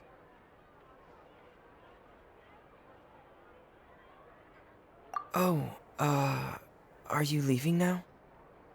What is it, Fremine? I'm in a hurry. Oh, I get it. You feel nervous delivering the materials for the magic pockets, is that it? Perhaps we could trouble the Traveler to help us take these materials to the Beaumont workshop and deliver them to the owner there? I'm afraid that Fremine can be quite introverted, and the boss there tends to be pretty talkative, Fremine has always been a little afraid of her. No trouble at all! Don't worry, we're on the case! Sorry for the inconvenience. I'm quite useless when it comes to such tasks. Oh, no need! I'll be right back.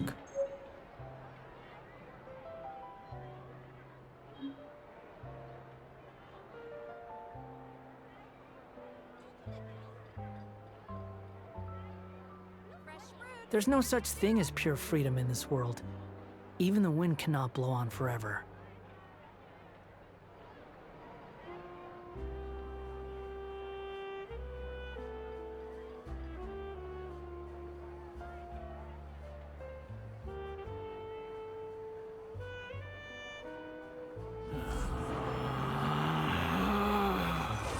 Relax.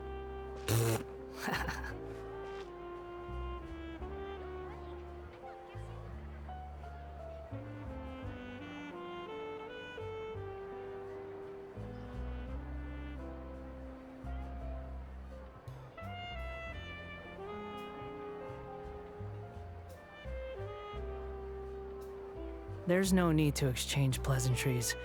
It's rather pathetic to force a conversation just to occupy silence.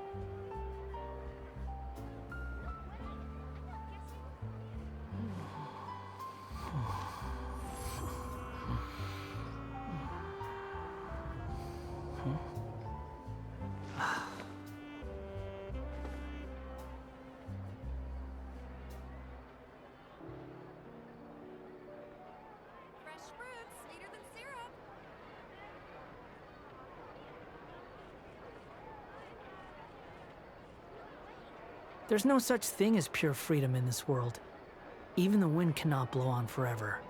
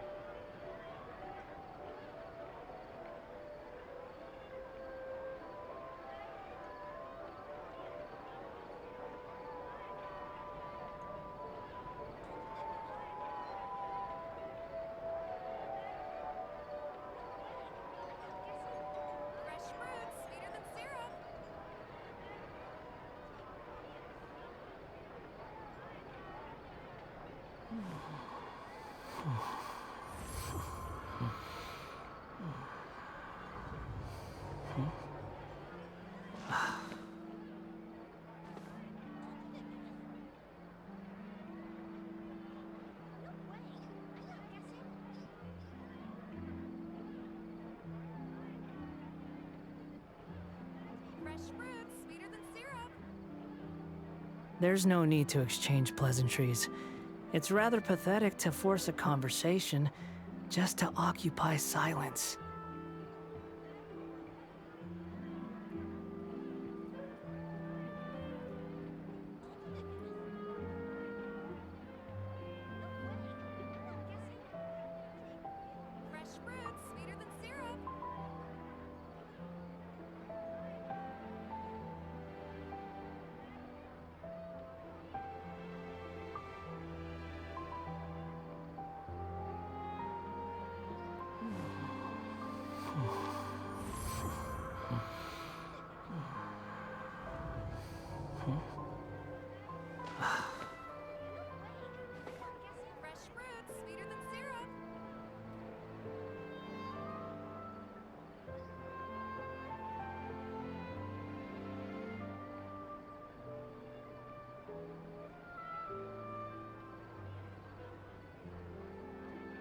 You think I've got a sharp tongue? I just tell it like it is. If someone can't handle it, maybe that's their problem.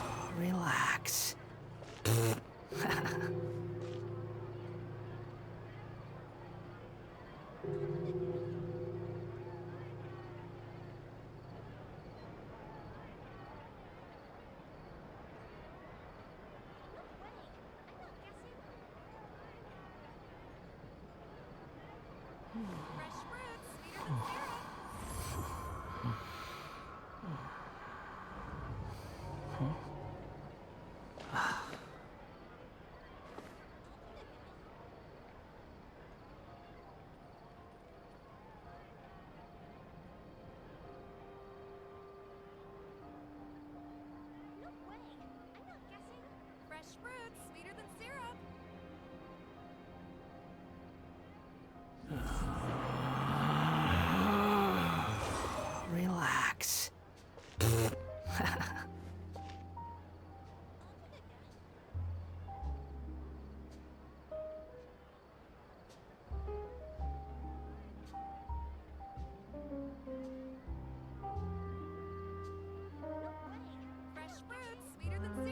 There's no such thing as pure freedom in this world. Even the wind cannot blow on forever.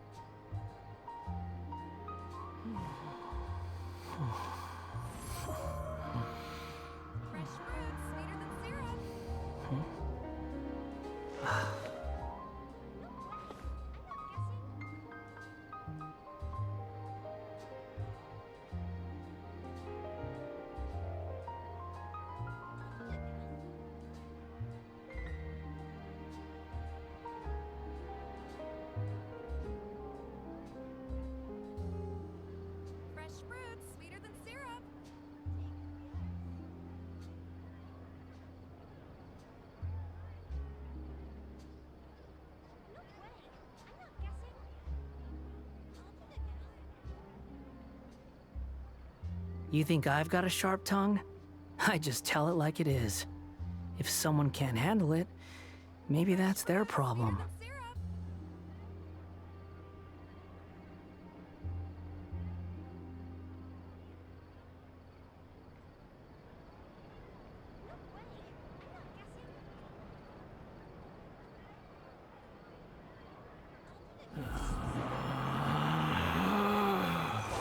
Relax.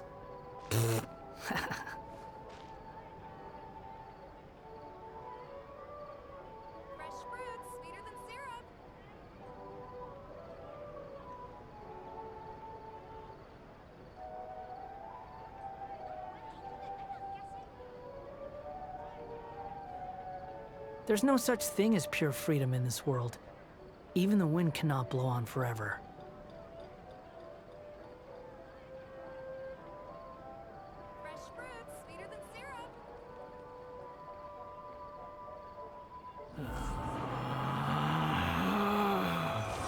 Relax.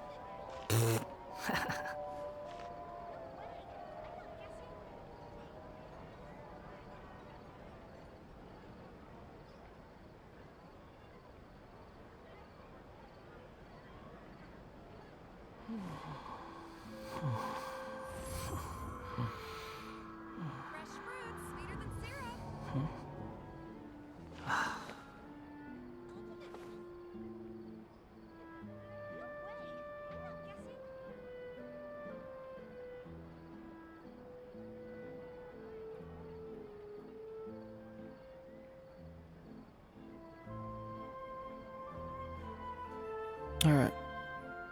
Oh, that's hot. You think I've got a sharp tongue?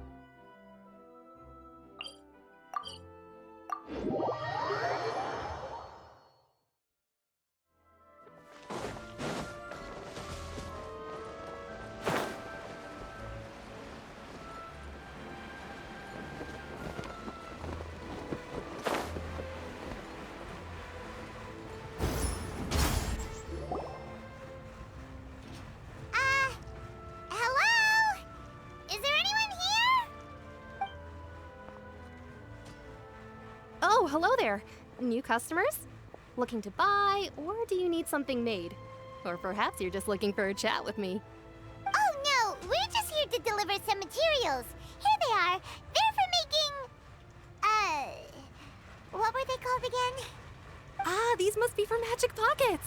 I could tell right away. I've already made several orders worth now. No, no need. They've already prepaid several batches worth. When they told me what they'd be using them for, I even offered them a discount. But they insisted on paying the full amount, saying that I had a business to run. It seems both their hearts and their pockets are made of gold. Whoa. So, is Linny actually loaded? I can't say for sure, but who knows? Maybe there's good money to be made being a magician in Fontaine. Hey! Is this machine what you use to make stuff here? It looks really advanced. Why use your hands when a machine can do the work? It would be a waste not to use the latest technology. And wasting is a kind of crime. But where does a big machine like that get its power from?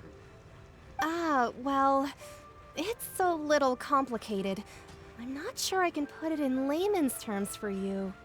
But basically, everything we usually use here in the city is powered by indemnitium. It's a type of energy that's produced from trials. Huh? How can trials produce energy? Well, I'm not completely sure of all the details myself, but basically, when a trial is in session, the Oratrice Mécanique d'Analyse Cardinale harvests people's belief in justice and converts it into energy to be used all around Fontaine. So that's what its other function is? Paimon heard that the Oratrice was created by the Archon to make judgments. But Paimon still doesn't get it. How could something unreliable like people's beliefs be turned into a stable power source for these machines?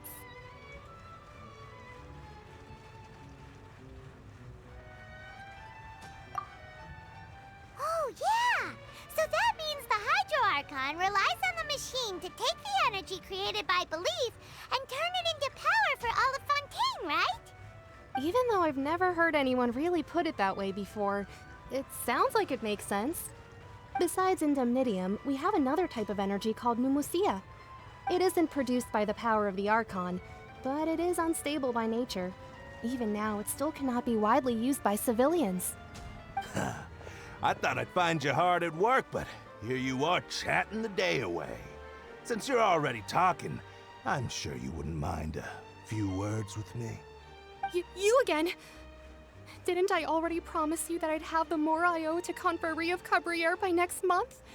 Why are you hounding me now? Yeah, but how do we know that you won't go running off by the end of this month? I want 50% today. Wait, no, 70%. Huh? You... Seems business isn't so great for the workshop. We've already finished our job and delivered the materials. Hey, hold on! Before you go around trying to collect payments, why don't you settle your own debts first? What the fuck? Why is he here? If Confrérie of Cabriere wants to poach clients from Northland Bank, that's fine. But I'm afraid you still owe the bank a hefty sum of mora. So why don't we work things out between us first, before you get back to your little conversation here? That actually surprised me. Why is he here? You're from Northland Bank. But we said we'll pay everything we owe next month. Why are you hounding me now? That's funny. Traveler, The Paimon! cycle. I didn't think I'd run into you here in Fontaine. What are the chances? We're surprised to see you too. What are you doing here in Fontaine? You didn't want to stay in Snezhnaya?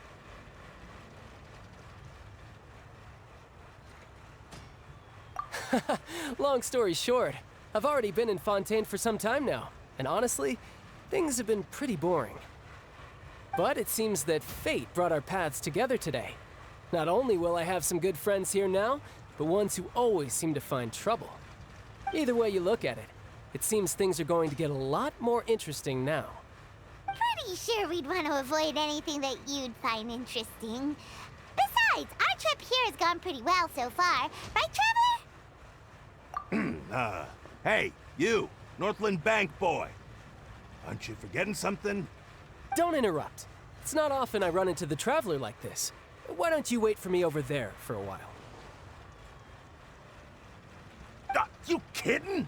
Aren't you the one looking for us? You really expect us to sit and twiddle our thumbs while you catch up with your friends? Listen to me, boy. If you want your mora, fine. Why don't you come and take it? Hey, I just said not to interrupt. Oh, by the way, Traveler, the last time I took Tonya and Tooser ice fishing, Tooser said, Hey! That's way over the line! All right, boys, let's see who has to pay up now! Can you at least let me finish one sentence? Fine. Though the bank told me not to get rough with our clients. You're the ones who started it. This is an act of self-defense. You two will have to be my witnesses, okay? I'm sure this won't take long.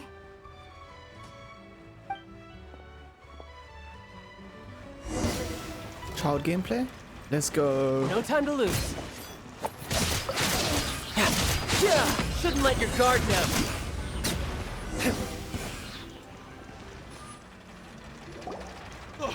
What's your deal, Brad? How are you so strong if you're just a staffer from Snezhnaya's Northland Bank? Wait, don't tell me you're... Oh, now you notice. It's a little late, don't you think? Just make sure you understand that you don't mess with Northland Bank. Got it?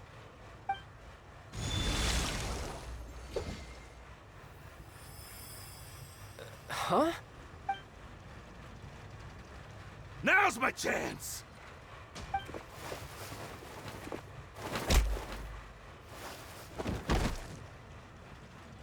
Huh. That was weird.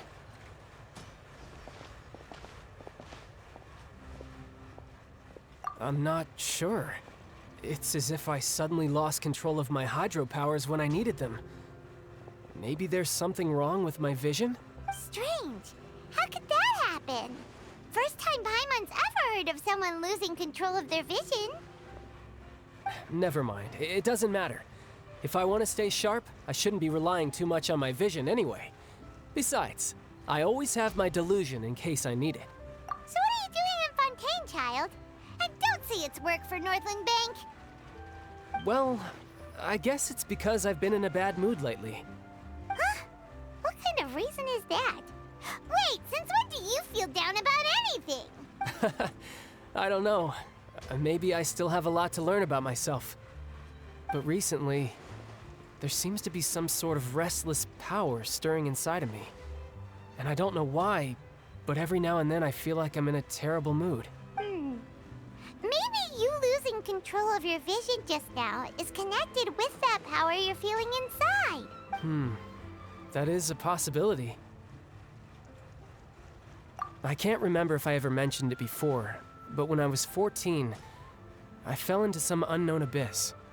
It was during that time I learned nearly all of my abilities. The one who took me under her wing and taught me was named Skirk. She was always quiet and very mysterious. Nobody knew where she came from or what she had been through, and she was always very strict when teaching me combat techniques. One time, I asked her why she was willing to take me on as an apprentice. From what I could make of her answer, it was because I had awakened it, and traces of it remained on me. She said that all my combat training would be useful in the future. But what is it? What did you awaken? She never explained that, but my guess is that it's related to a dream I saw when I had just fallen into that abyss. In my dream, I was in the deepest depths of the sea, and the boundless seabed was all around me. But in front of me appeared a whale that was so massive, I felt like I couldn't breathe. A whale? Oh, that sounds familiar! When we fought against you before, you summoned a huge whale that seemed to leap at us. Is that the one? That's just an abstract form of a whale that I create using my elemental powers. It takes that shape because the scene I dreamt of the whale has always been stuck in my mind. I'll never forget it.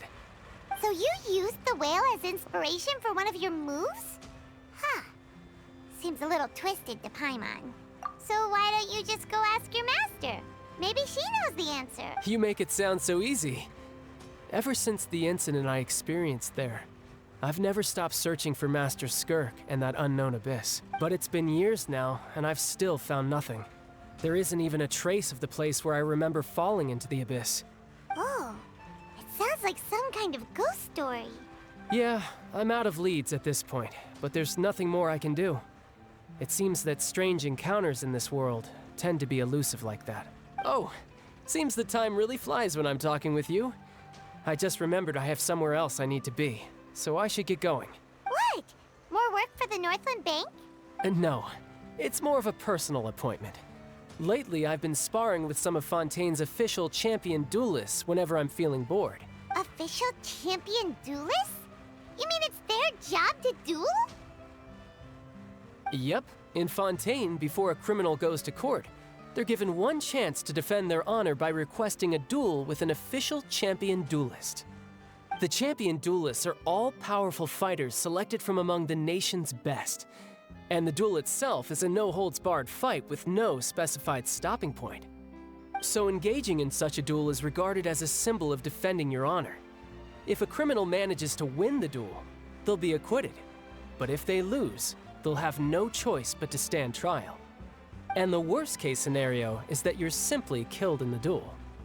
Though it's rumored that Fontaine has a death penalty, from what I can tell, no one has ever been officially sentenced to death. So really, the only people who opt to duel are those who have suffered a grave injustice in being accused, or those who greatly value their honor. Otherwise, why gamble with your life? So, do many people actually get out of their trials by winning the duel? Apparently, it's exceedingly rare for anyone to actually win. Fontaine probably enacted this system as a way to show that the nation respects the honor of its citizens. Besides, none of the champion duelists are to be trifled with, which is exactly why I was itching to face them as soon as I got to Fontaine. Apparently, the one I'm meeting today, Clorinde, is the strongest of the champion duelists. I had been asking her for some time before she finally agreed to face me today. Well, that's child for ya. Paimon feels like we heard that name somewhere before. Clorinde. Oh, before I forget, I want you to have this. Huh? Your vision? You're seriously just giving it away? I'm just worried that it could become uncontrollable again. I'd be pretty upset if it got in the way of my duel, so I think I'll be better off without it for now. Besides, I just need you to hold on to it for a short while. I'll come retrieve it when I have some time later. Paimon knows what you're up to. You just want an excuse to come talk to us again, don't you? Whatever gave you that idea? I'll be in touch. That sneaky guy. He said he's been feeling down lately, but he seemed the same as ever to Paimon. Well, since we don't have much to do for now, we might as well walk around and see the city before Lenny's performance.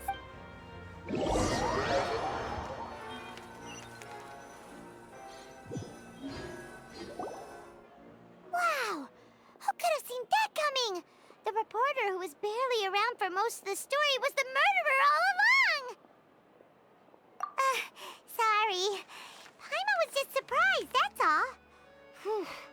Paimon never saw that twist coming. The murder mystery novels here are amazing. The whodunits here in Fontaine are a lot different than the light novels you see from Yai Publishing House. Both have their merits, but Paimon thinks this style of novels are more, well, novel. It's so exciting to reach the moment when the mystery is uncovered, especially in the one Paimon was just reading. You should buy a copy and read it too. Oh, sorry about that. Paimon will be more careful next time. Hey, shouldn't we be heading to the Lenny said that the Opera House is on Aranias, so let's go ride the Aquabus.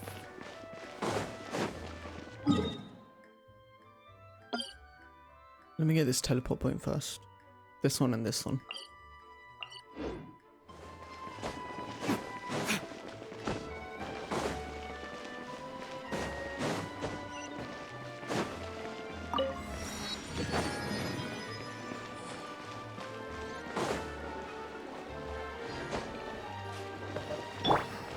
Quit following me.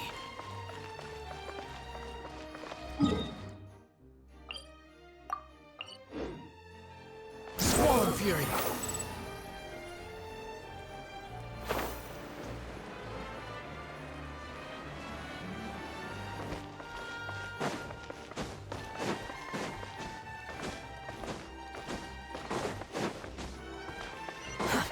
Too slow.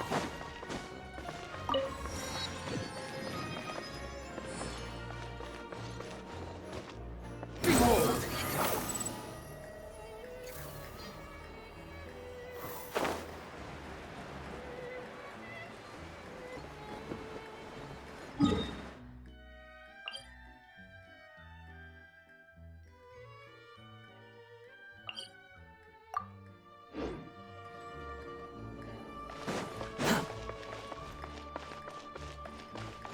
How do you go underneath?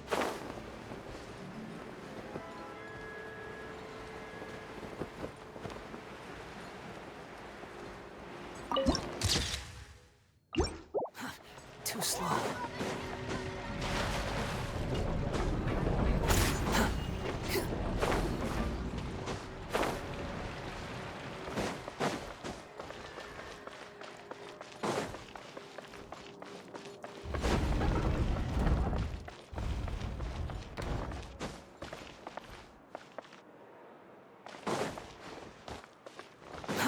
Too slow.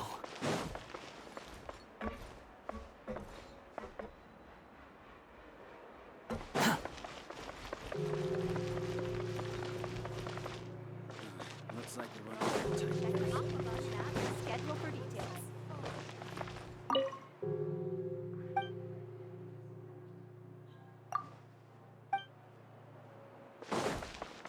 Quit following me. Hup.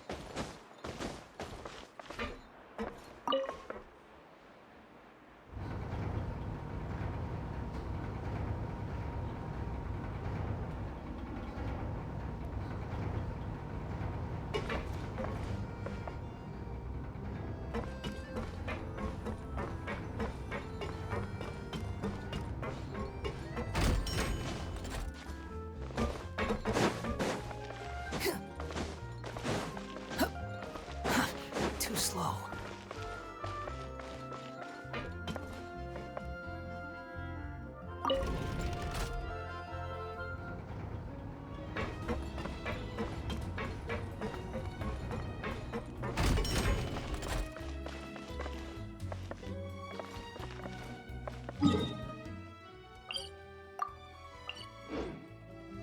The wind rises.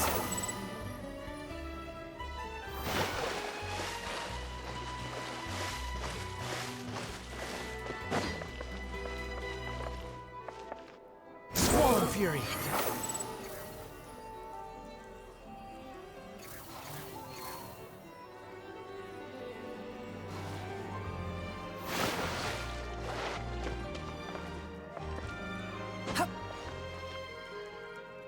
Nah, it's underneath. Behold!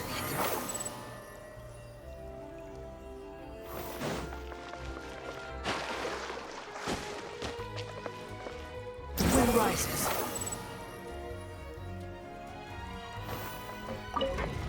Oh crap, where did that go?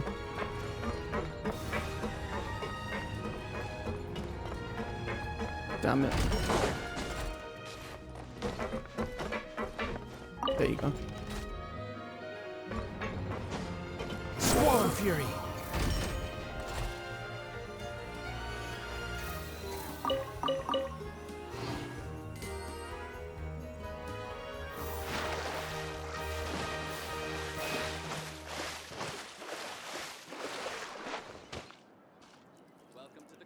The wind rises.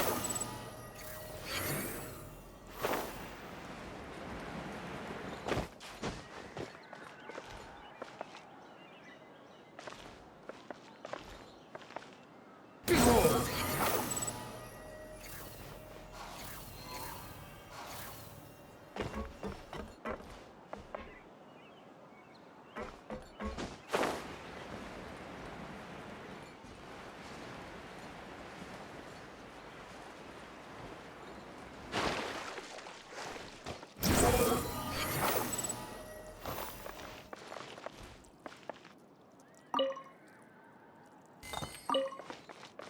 The wind rises.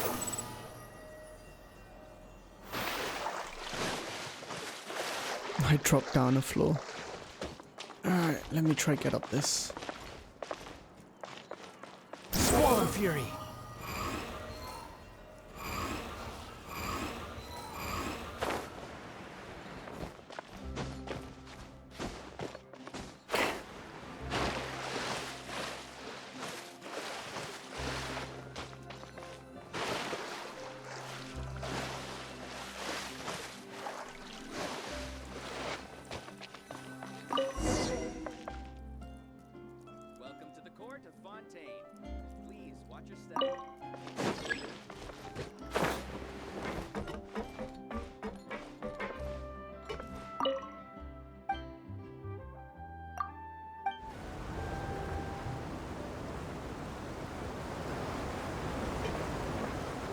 Welcome to the Navia line. I am Elfan. The boat will be departing imminently. Please do not stick your head, hands, or other body parts outside the boat. The Aquabus operator is not responsible for any accidents or injuries resulting from doing so. Also, please remember to buy the Steambird, though I don't read it myself. The destination of the current tour is Erinias. Points of interest worth visiting include the Fountain of Lucine and the Opera Epiclese. If you look to the left in the direction we are currently traveling, you will see the famous Fontaine Research Institute up in the sky. An experiment gone wrong turned new sightseeing opportunity.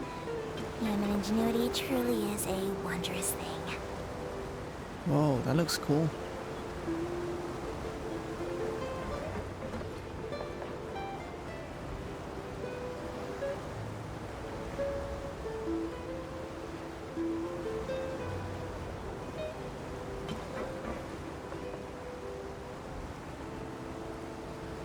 We are now approaching our final destination. Please be sure to bring all your personal belongings with you as you disembark. Even though I will take any forgotten items to the lost and found, the paperwork is rather annoying, as Melusine hands are not suitable for grasping pens. Please be careful when disembarking. It has been my honor to be your tour guide this trip. Thank you.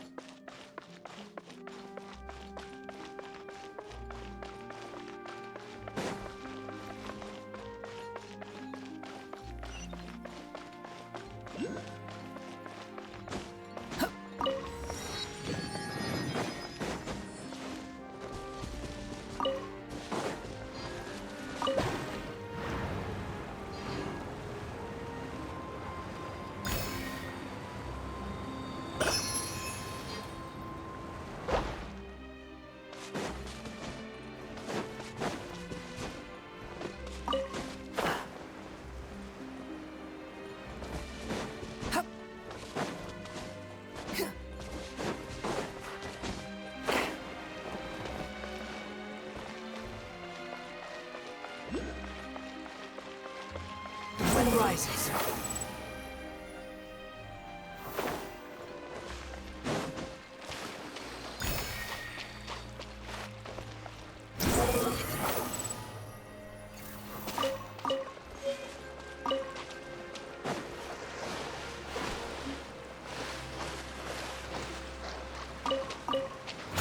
Swarm Fury!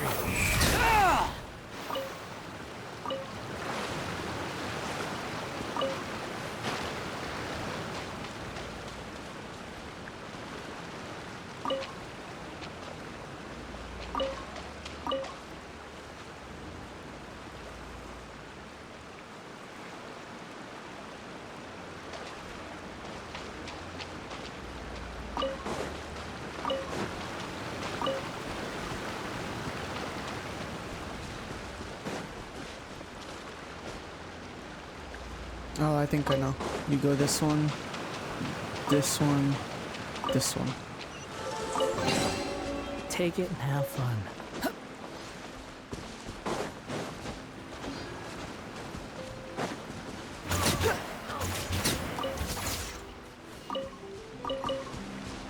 Quit following me.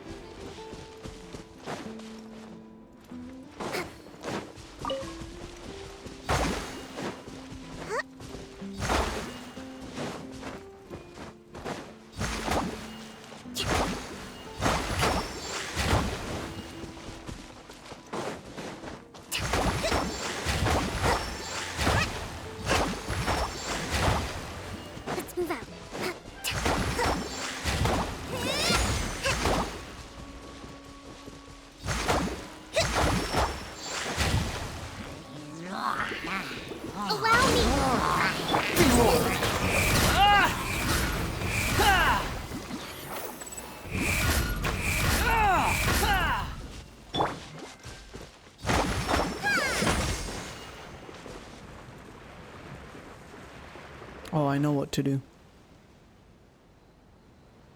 Trust rebuild! Let's move out.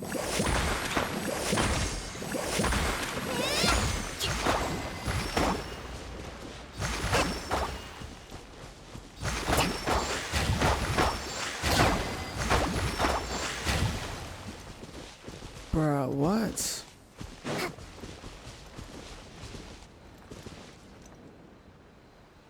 Hold the line!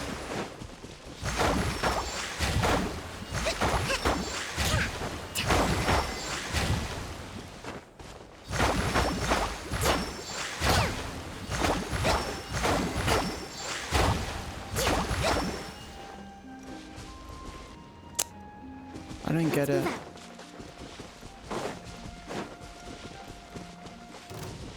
Trust and rebuild! Yeah! Yeah! We should make the most of these supplies.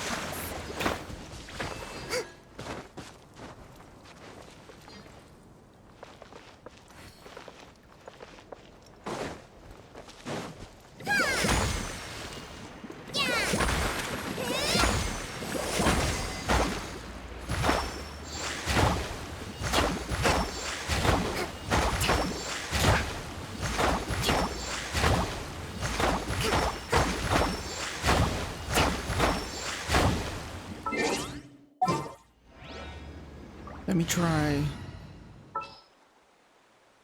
Swap you for you. It's time to pull the trigger. Hold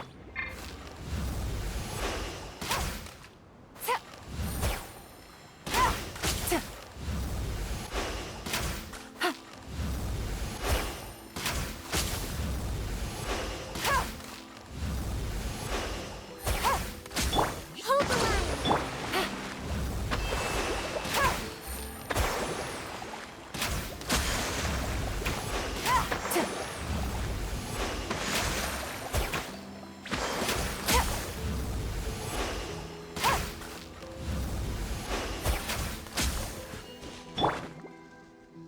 Trust rebuild!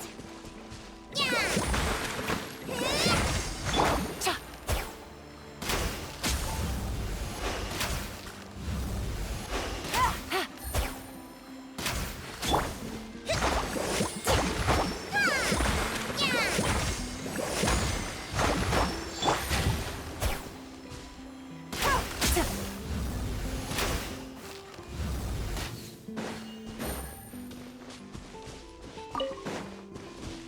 I don't know. I don't get it. This thing's annoying.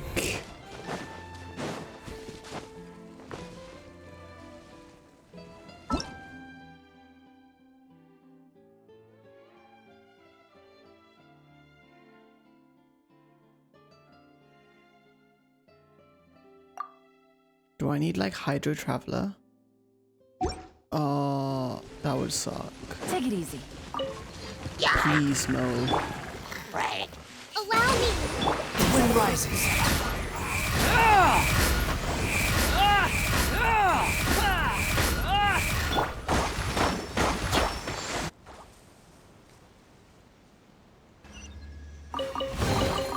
We should make the most of these supplies.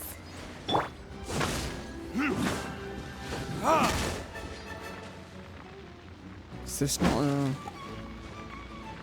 okay.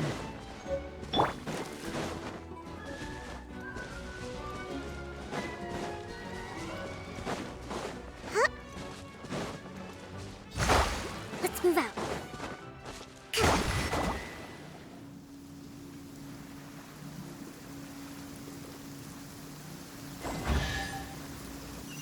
Cool. March.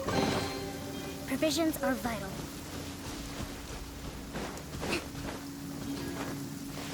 Let's move on. I spent too long here.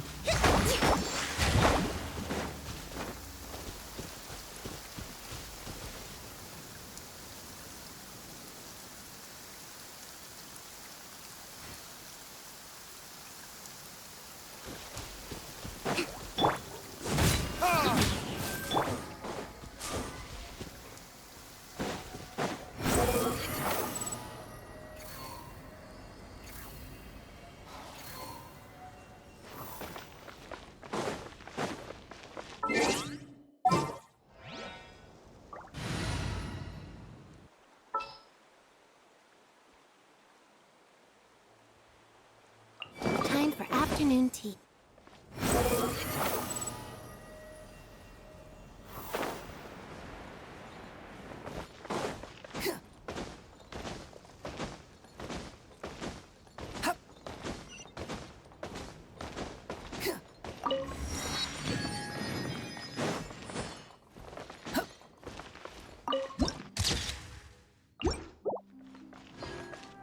Squall Fury!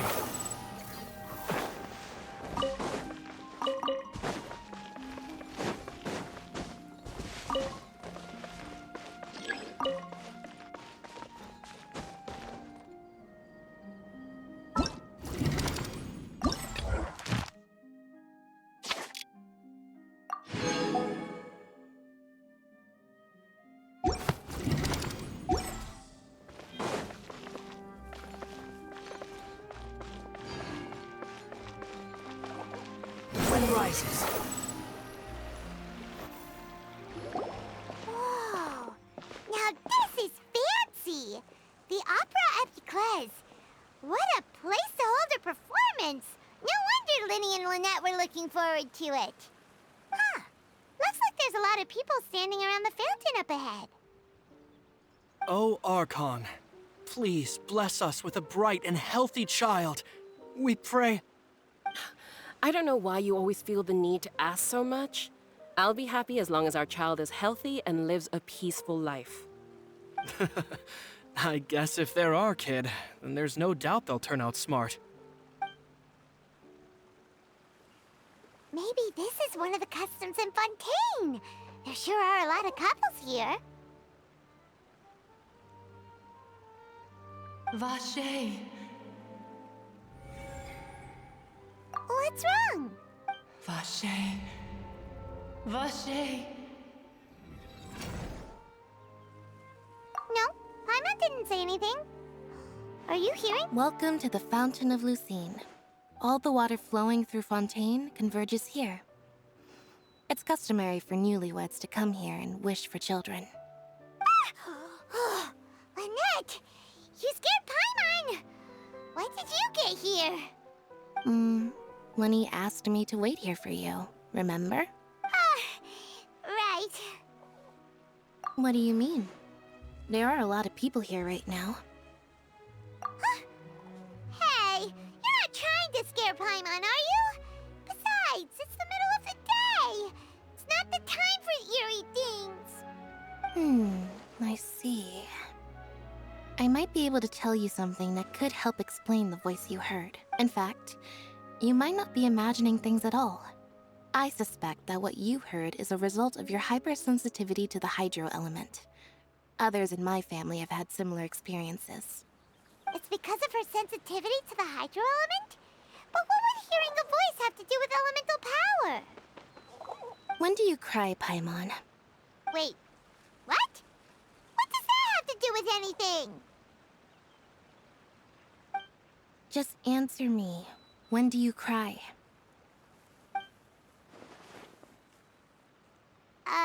When Paimon's really sad? Oh, and when Paimon's super happy. Oh, and also when Paimon's really, really scared. Then you should understand that tears contain your most intense emotions. Like I just mentioned, the Fountain of Lucine is where all the flowing water in Fontaine converges. Even the tears that fall to the ground will eventually gather here.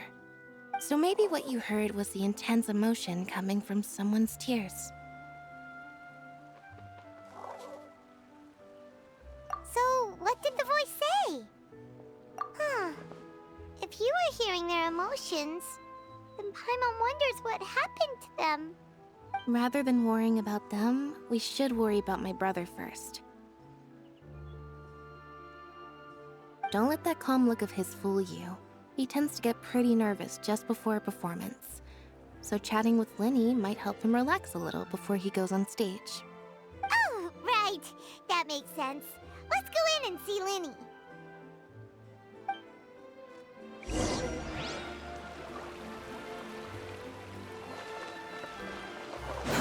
Too slow.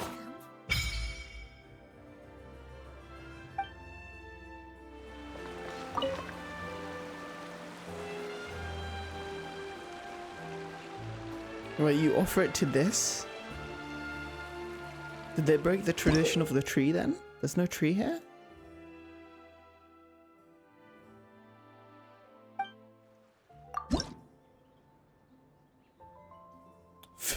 Levels. Jeez.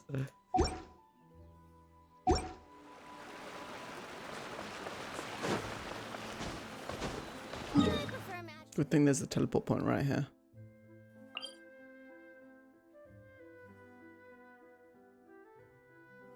Oh, that's the... I want to fight that. It's right over here. Swarm Fury!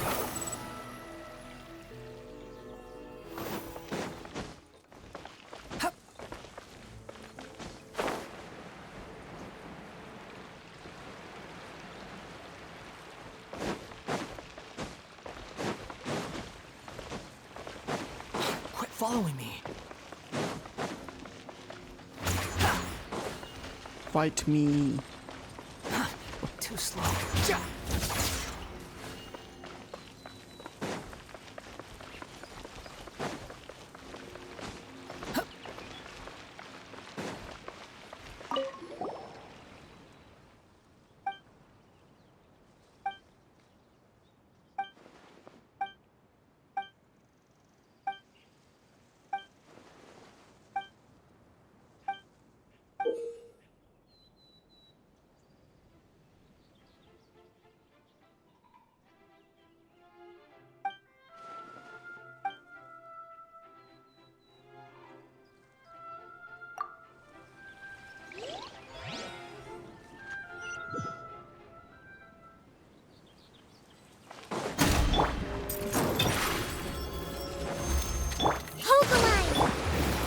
Kiss?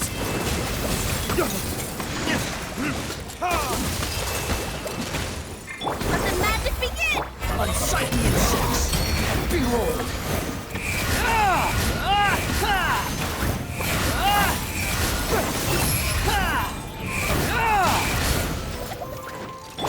Surprise!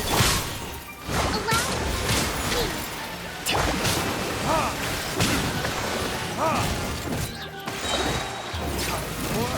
Retribution!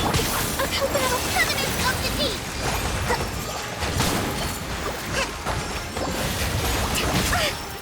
Let's move out.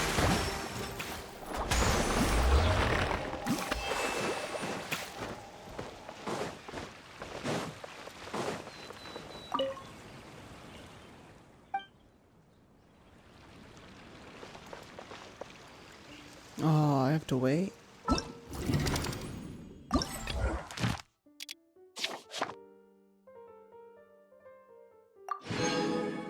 want to fight the other guy.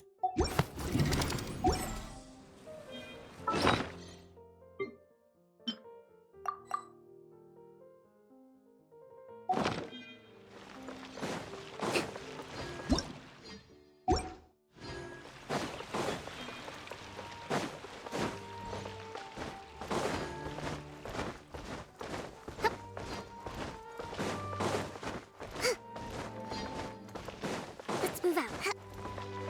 The wind rises.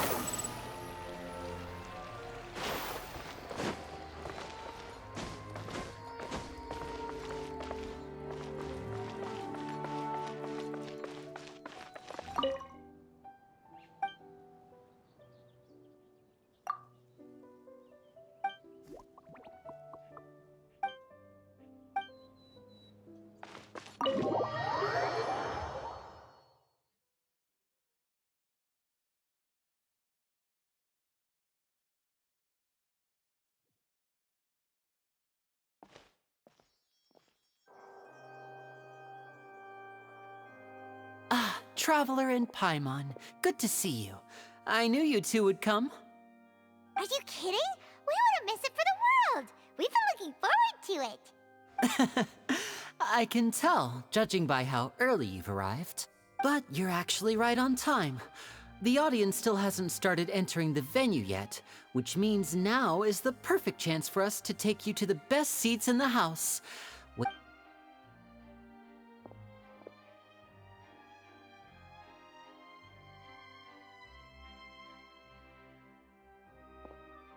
The Opera House has assigned seating, so you always have to make reservations. I've already reserved your seats, and here are your tickets. Ooh, front row seats! Thanks, Linny! Don't mention it. There's no need to keep thanking me. Hey, Linny! Could you come over here and take a look at this? Oh, I'll be right there. Seems there's an issue with the stage props over there. That's Cal, my assistant. Yeah, we'll just go to our seats. You go ahead, Linny.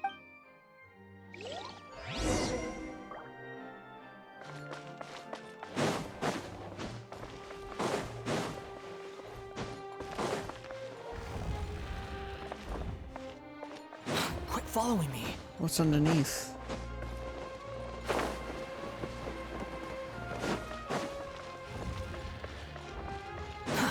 Too slow.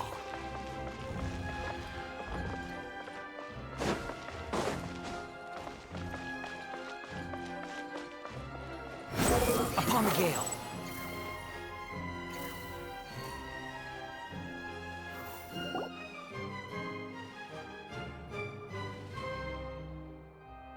Oh, these should be our seats.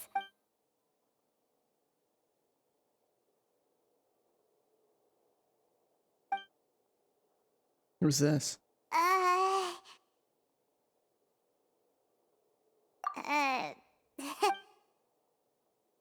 Hey, Traveler.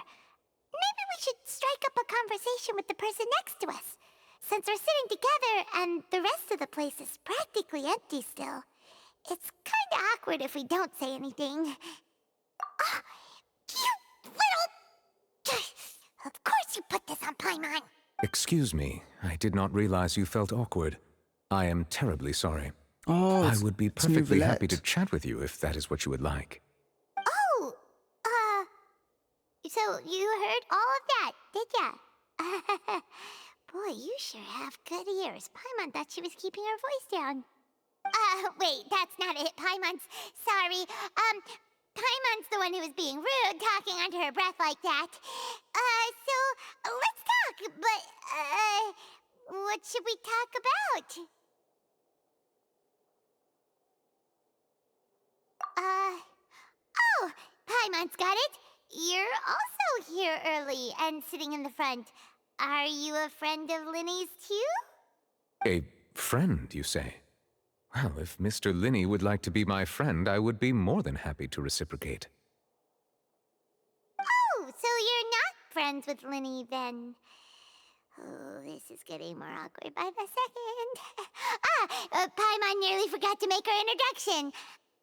Nice to meet you. Paimon is Paimon, and this is the Traveler. We just arrived in Fontaine. It is an honor to meet you two. I have heard of your deeds across Tevat. And as required by proper etiquette, I will also introduce myself. I am... Oh, Monsieur Neuvillette. What an honor it is to have you here to see my show. Ah, Mr. Linny. I should say it is in fact an honor for me to see your performance in person. Wait, Neuvillette? Could he be... I saw you all chatting just now, but it seems you still don't know who Monsieur Neuvillette is. Allow me to introduce you to Fontaine's Chief Justice. That seat is always reserved for him. It wouldn't be too much to say that he's the symbol of justice and honesty here in Fontaine. Whoa! Sorry for being so rude just now. Paimon had no idea you were such an important person. No offense taken. Being Chief Justice is merely what I do for work. Nearly every person has their usual reserved seat, so I'm not so special, really. And by the way, I should probably let you know, even though I would prefer not to, there's someone sitting up there in the VIP seats that has been striking a pose for quite a while now. I believe she is trying to give you a most elegant and impressive first impression. So I think you should take notice of her sooner rather than later. Otherwise, she may become flustered.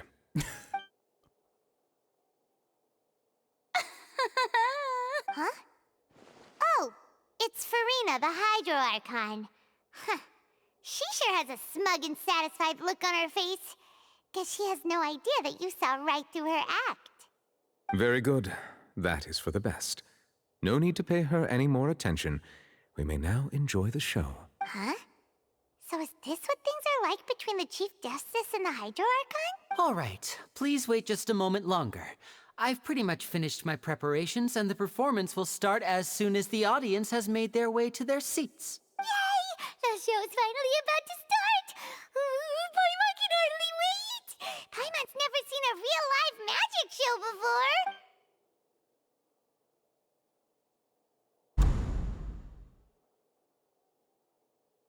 Ooh! They're dimming the lights! The show must be starting! Sorry. Paimon will try to stay quiet. Welcome, one and all, to the Opera Epiclese. I am the star of today's show, Linny. And over here is my sister, Lynette, who will be working as my wonderful assistant. Please, let's give her a warm welcome. Hello, everyone.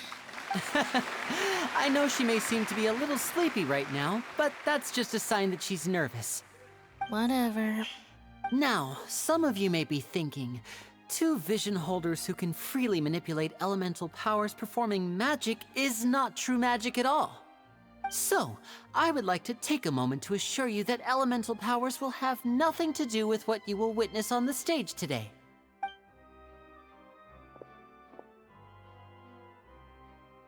Both Lynette and myself have removed our visions for the show.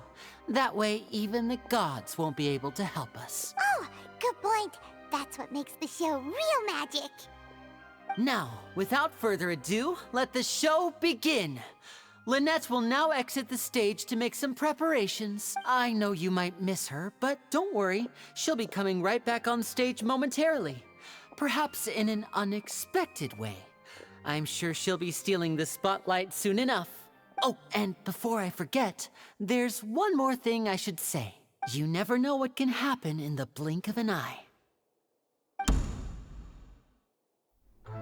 A magician's greatest skill is making things disappear or appear. The possibilities are endless.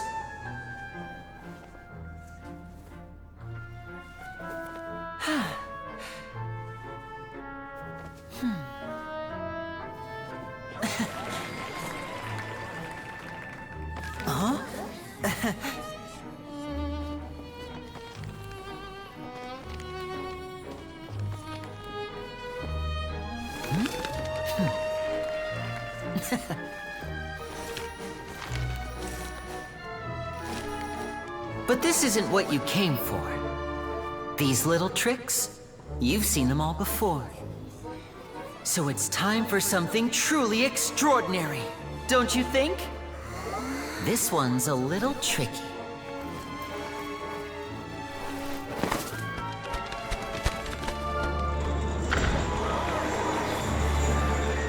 Using this water tank, I shall make my sister vanish completely, right before your very eyes.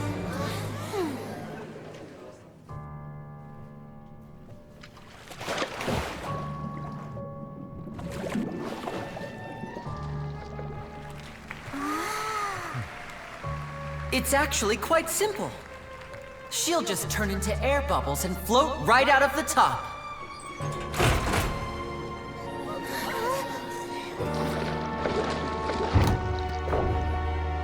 Oh no! I told them to check all the props carefully.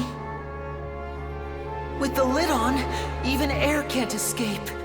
An amateur magician would be getting very nervous right around now.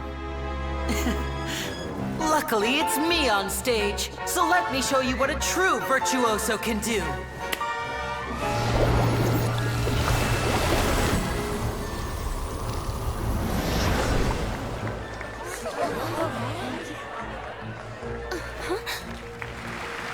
Lynette, are you still there?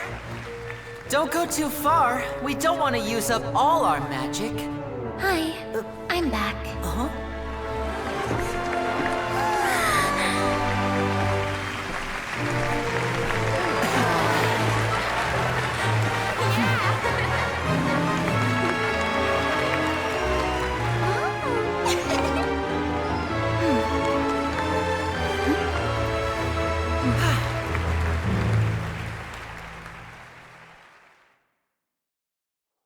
Pretty short show. Cool, I guess. Whoa! What in the world just happened? How did he do that? Paimon didn't see him do anything! Wasn't Lynette inside the water tank? How did she disappear and then reappear out of nowhere? If we could see easily through his tricks, then that would mean that his skills are still lacking. To appreciate magic, you should focus on the show happening on stage, rather than getting caught up in trying to see that which has been intentionally hidden. Guess you're right. Paimon couldn't believe her eyes when Lynette reappeared. Amazing! Thank you, everyone. I'm glad you enjoyed that performance. But our magical journey has only just begun. I've prepared even more astonishing surprises for everyone here. The magic of transformation and disappearance can go far beyond what you've just seen. I'm sure many of you are thinking that escaping the water tank was impressive enough. But Lynette is still my assistant after all. In which case, I have ample time to make all necessary preparations. So, for my next trick, I will require the participation of one lucky audience member. Please, if my assistants could bring out the magical boxes now. There are 2 boxes and only 2 boxes. One is here, and one is there in the aisle among the audience. I'm sure many of our clever audience members have already guessed our next magic trick. A swap! Our lucky audience member and I will each enter a magic box. After 1 minute, we will each emerge from the opposite box.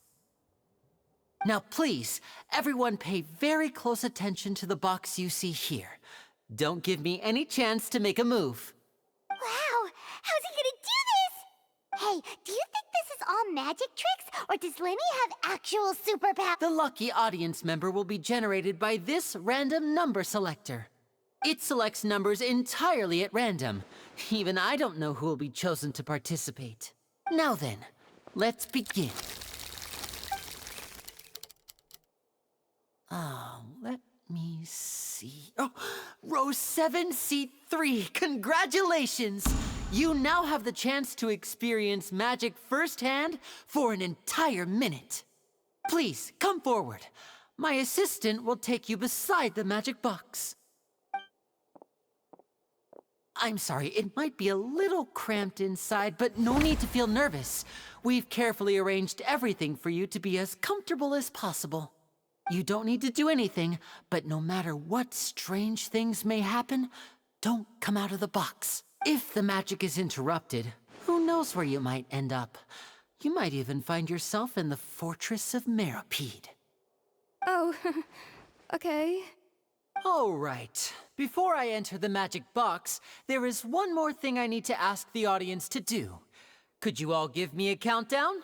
Like this. 60, 59, 58. Just keep counting down. You can go a little faster or slower if you like. I won't be able to see anything in the pitch black box, so I'll be relying on your voices to know when time is up. Oh, and no tricks now. If you quickly count from 60 in just 30 seconds, then I'll be in a tough spot. Ooh! Paimon kinda wants to count faster after hearing him say that! No, that won't do. I can see it in your eyes. You still can't be trusted. Come on, repeat after me. 60, 59, 58. 60, 59, 58! That's right, perfect. Keep it going. All right, I'll see you all on the other side once you've finished counting. 54, 53, 52? Why aren't you counting, Nervalette? I am counting in my head. I think things are exciting enough in here as it is. Merely a consequence of my identity and personality. Do not worry about me. Just enjoy the show. Oh, all right. You looked so serious that Paimon thought you might be feeling uncomfortable or something. 40, 39, 38! Mr. Linney, are you all right in there? Is everything ready? Yes, I'm fine. I'm just double-checking the direction of the magic. It would be a disaster if we get sent to the wrong places. For example, midair right above the audience. Even though he's saying that, Lenny doesn't seem nervous at all. What was that noise? Did you hear it too? Not sure. Anyway, it doesn't seem like anyone's worried about it. 25! 24! 23! What's wrong, Mr. Linney? I can still hear you moving in there. I seem to have accidentally knocked over a decoration. I'm trying to fix it, but it's pitch black in here. I can't tell left from right. Never mind the decorations. There's... No, that's unacceptable. I want my show to be perfect. Don't worry, we still have 20 seconds. Hear them counting? 19! 18! 17! It seems things aren't quite going as planned. I apologize, everyone. It feels like you're all starting to count faster, but that's all right. I know it can be tiring to do such a long countdown. 10 seconds and change is still plenty of time. 10! Almost there now. Whew. Swapping two people is harder work than you might think. Even a master magician like me can't guarantee I'll get it right the first time. Hey, wait! Is this the back one? I can't tell. They both look the same inside. Huh? No, that's not it. I'll try again. 7! Hey, slow down! Honestly! 5! 4! 3! Whoops! That doesn't count! 0!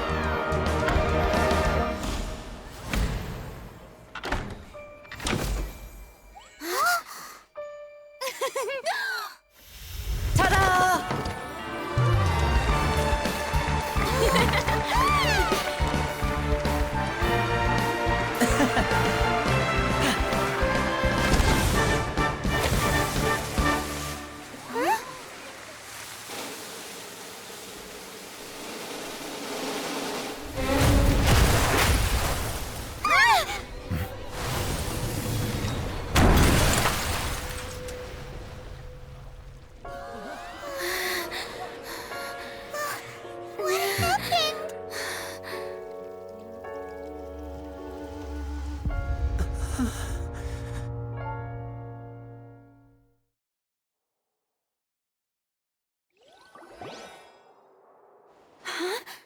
Is this part of the show? Mr. Lenny, you're going to use magic to fix the stage now, right? What happened? Oh no. Maybe this isn't part of the show. The girl was still in that box, right? This performance is over. Medical staff with me. Guards, secure the scene and detain all the performers. Seal the exits. Yes, that's right. If this was just an accident, then we must investigate the cause. But if this was all part of some scheme, then those accountable will not escape the judgment of the God of Justice. No need to be alarmed, you two. We'll get to the bottom of this soon enough.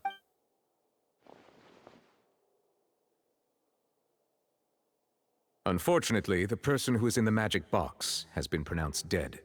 His name was Cowell, one of the assistants in Linny's magic troupe. Apparently, the fireworks on stage ignited the ropes that were suspending the water tank, which then caused the tank to fall onto the stage. As of now, we are still not sure why we found Cowell in the box, rather than the guest from the audience. And after an initial search of the area, the guards have confirmed that the girl is nowhere to be found. It appears that this incident was not merely some mishap with the performance, and there are many indications that it is connected with the case of the serial disappearances of young women. The serial disappearances case? That's the case that Charlotte mentioned before. I know the truth. I can see through the whole thing. Really, using such a shallow and obvious mystery as his finale, did he really underestimate us that badly? I say that our powerful magician, Mr. Linney, is now the prime suspect for the serial disappearances case. Huh? Why me? This whole thing was an accident. No, this all occurred during your magic show, did it not? The The missing girl disappeared after being chosen, did she not? The deceased is one of your assistants, is he not?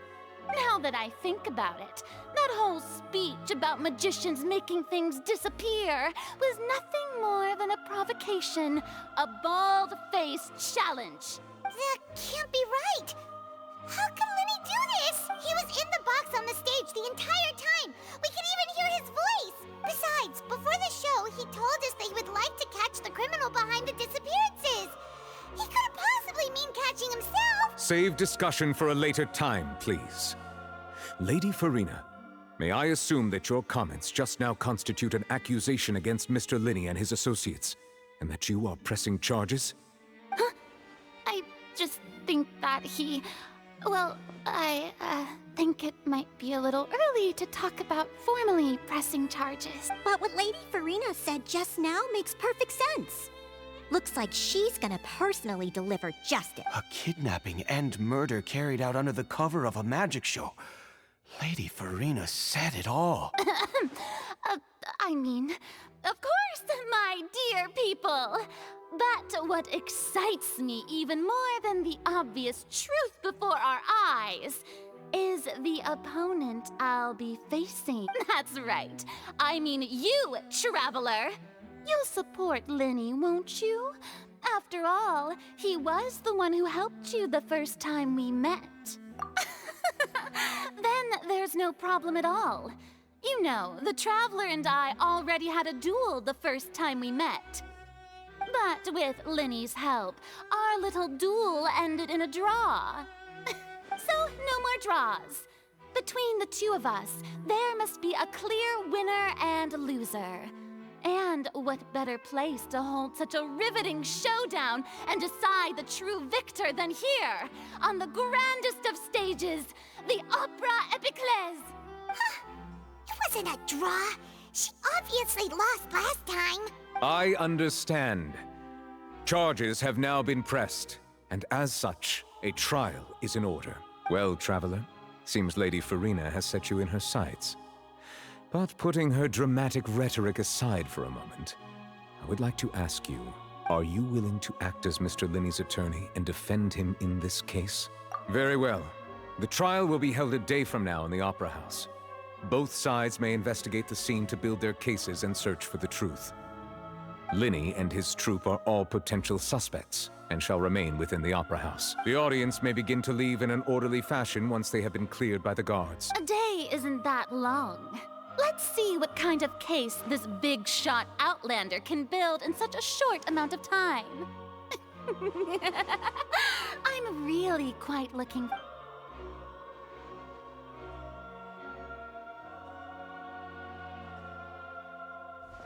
Lenny! Sorry about everything that happened just now. Were you... Of course! Who wouldn't be scared after witnessing an accident like that? Yeah, I'm a little shaken up myself.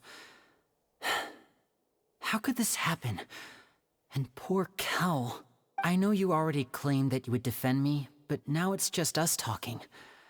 Tell me, do you think I could Good to hear. Thank you so much for trusting me. I'm sure everyone sees me as the biggest suspect at this point. But, if you ask me, the whole thing is mysteries layered upon mysteries, such that all that's left is confusion. I don't know whether what happened there on the stage was purely an accident or not, and I don't know why poor Cal was in the box. As for how that girl chosen from the audience could suddenly disappear, I'm afraid even a skilled and knowledgeable magician like myself couldn't pull all that off in just 1 minute. Which is precisely why we need to investigate!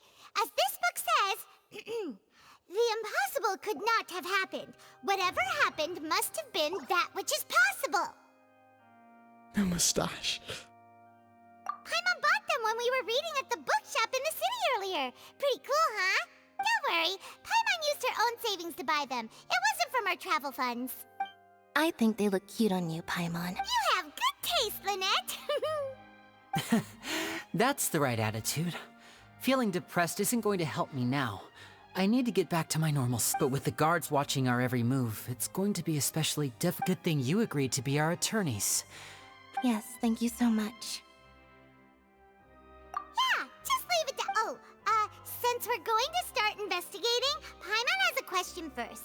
Where did Lynette go during the performance? Oh, well, I'm afraid that would involve some of our... The secrets behind our magic are past saving, Linny. I suppose you're right. The truth behind our tricks is going to be important evidence that will... 'Tis truly a pity. As a magician, our magic... But if revealing our secrets will help, we should go somewhere else if we're going to discuss our magic tricks. Alright, let's go have a look while the investigation teams are...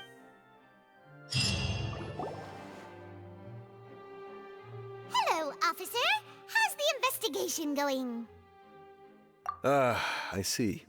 You must be the traveler that Lady Farina mentioned. Listen, I'll be perfectly honest with you.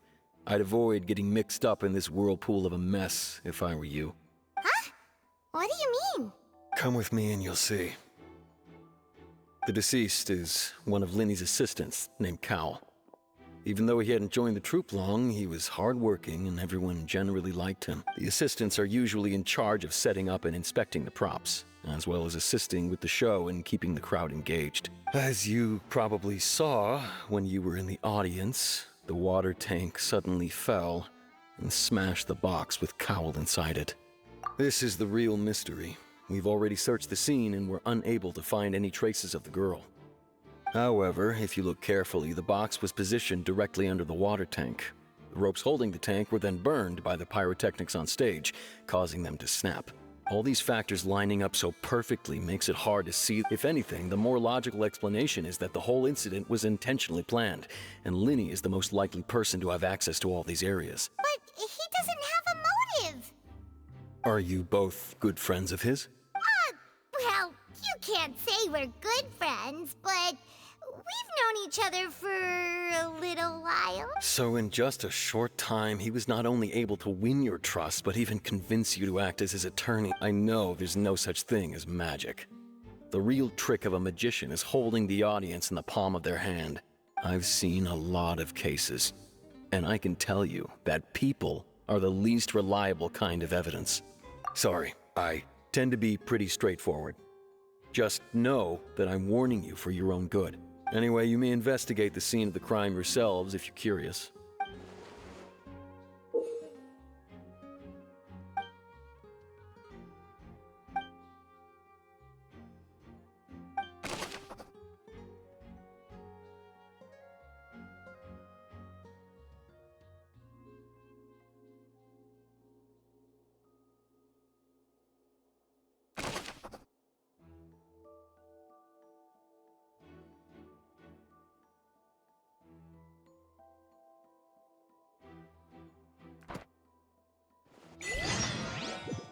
I don't know how it turned into a murder mystery, but this is...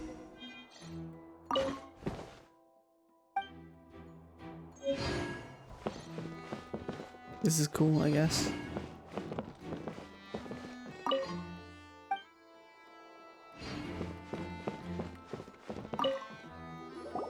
So this is the rope that broke and caused the water tank to fall. The rope looks pretty durable. How can it be burned through so quickly by fireworks?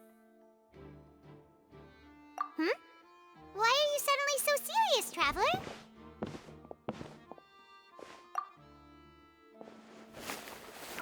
Whoa. Look! This bit is made from different material! Most of it was burned away, but there's still a little bit of it left. Huh. So if a rope meant to hold something was made with that kind of material in it, then that means... Wait! Paimon should write all this down! Let's take notes!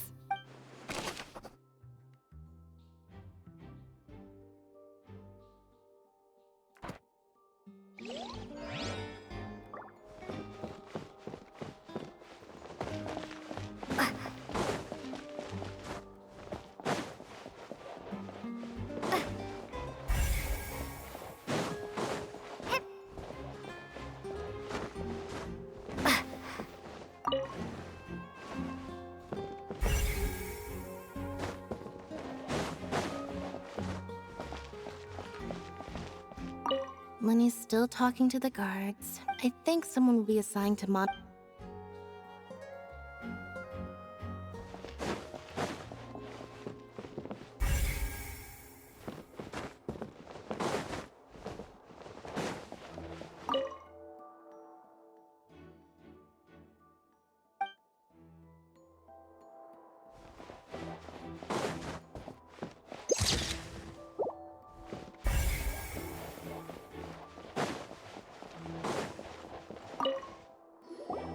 I see that you're investigating the area. Well, it just so happens that I'm interested too. If you find any new and interesting leads, We don't have too many thoughts yet. then The thud? Oh, you mean the sound? yes, exactly. It wasn't terribly loud, but I suspect that it's just that everyone was awaiting the results of Linny's trick with bated breath. So no. I'm of the opinion that it may have been the sound of Linny's accomplice. Lynette, perhaps, jumping atop the water tank or something like that. And when the pyrotechnics went off, she cut the rope, sending the water tank crashing down. Wait, wasn't the noise we heard too loud for that? Perhaps the balance wasn't right, leading to a particularly rough landing. Oh, that's true. That does remind...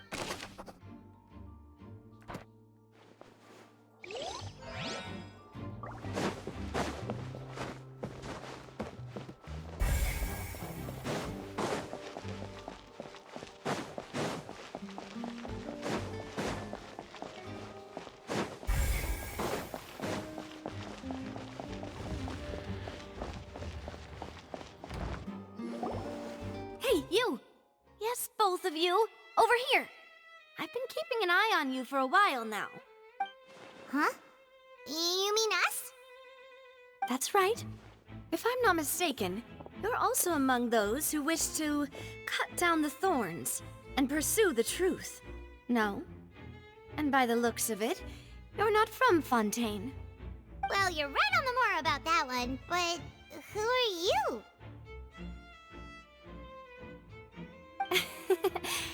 Have you never heard of the Spina di Rosula?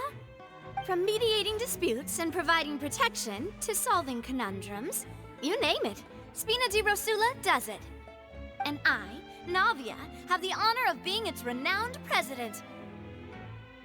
Though those who play by our rules call me boss. I'm Silver, her attendant. Pleased to meet you. And I'm Melus. Demoiselle's various daily needs and affairs are under my purview. Huh? Boss? Demoiselle? What gives with the names? Well, I am the second generation president. Malus and the others are still used to my previous title. My apologies, Demoiselle. Should you prefer, boss, I will endeavor to use that instead. No, no need. You don't have to call me boss. Just Navia is fine. Okay, if you say so. Not that we're members of Spina di Rosula anyway. All merely trifling details. Never mind. Now, back to the situation at hand. That's right. I've always kept an eye on the serial disappearance cases. My interest stems from a matter back from my father's time. Judging from the look of things, I find Linny an unlikely mastermind. Really? We think so too! That's why we're looking for clues now. But how did you come to that conclusion? Intuition, naturally. My unparalleled intuition. Farina sure was quick to point the finger at Linny without any decisive evidence whatsoever, wasn't she? But that's not uncommon for her. If you remember, the Justice had to interrupt her and ask if she was pressing charges just to keep her from getting carried away. Anyway, a trial begins the moment someone levels charges. And, of course, there was no way Farina was going to back down in that situation. Sounds more like you just don't trust the Hydro Archon. Well, what's your opinion? I must admit that she can be interesting at times. But like... All right, I've answered your question. Now, it's time you answer mine. Wait a minute, did that answer count? Well, I say it does. But don't worry, you won't hear any pointless questions from me. In your opinion, do you think it's right to treat a trial like it's an opera? Well? And why would that be?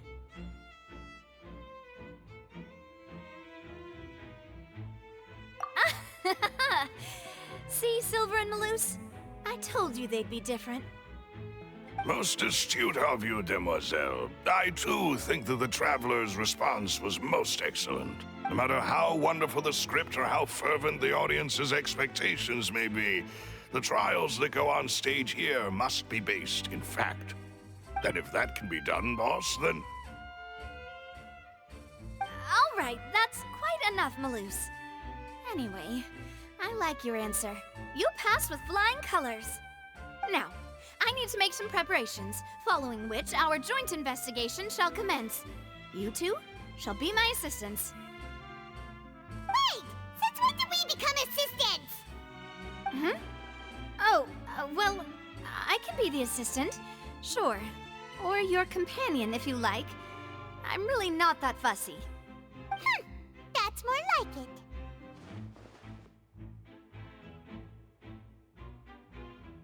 Far be it from me to brag, but I believe that Demoiselle's intuition will be instrumental in uncovering the truth. You wish to save a friend from false accusations, and we wish to unravel the disappearances. In this sense, our goals are aligned. You have a point. You're quite the talker, aren't you, mister? And what about you over there? What do you think? You seem like you've got something on your mind. I have nothing to add. Oh, alrighty then. We'll be making some preparations first. Just be sure to let us know if they start revealing Linny's tricks. Thanks!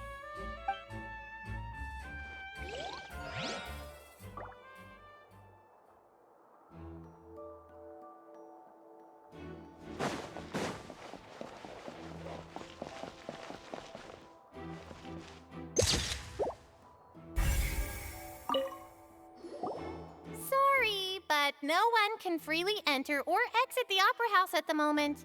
If you wish to leave, you must register your identity with us first. No, we're not leaving. We're representing Linny and Lynette as attorneys, so we're investigating the case. Were you always guarding this entrance? Yes, after the Chief Justice gave the order, everyone coming in or out must undergo a strict inspection. So, the missing girl couldn't have left from here. At least, not from that point on.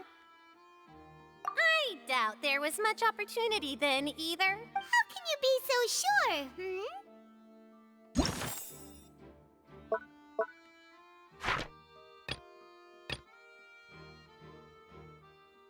Well, because I was in charge of security near the entrance at that time. I couldn't see Linny's performance from here, which was quite a shame. Just my luck. But still, I did not abandon my post, and I stayed put no matter how loud the applause was. If someone had so much as even approached the door, I would have noticed it, let alone if they had tried to leave. We Melusines are good at that sort of thing, you know. So, it's safe to say the girl couldn't have left through here. Alright, thank you for your help. This will be useful info.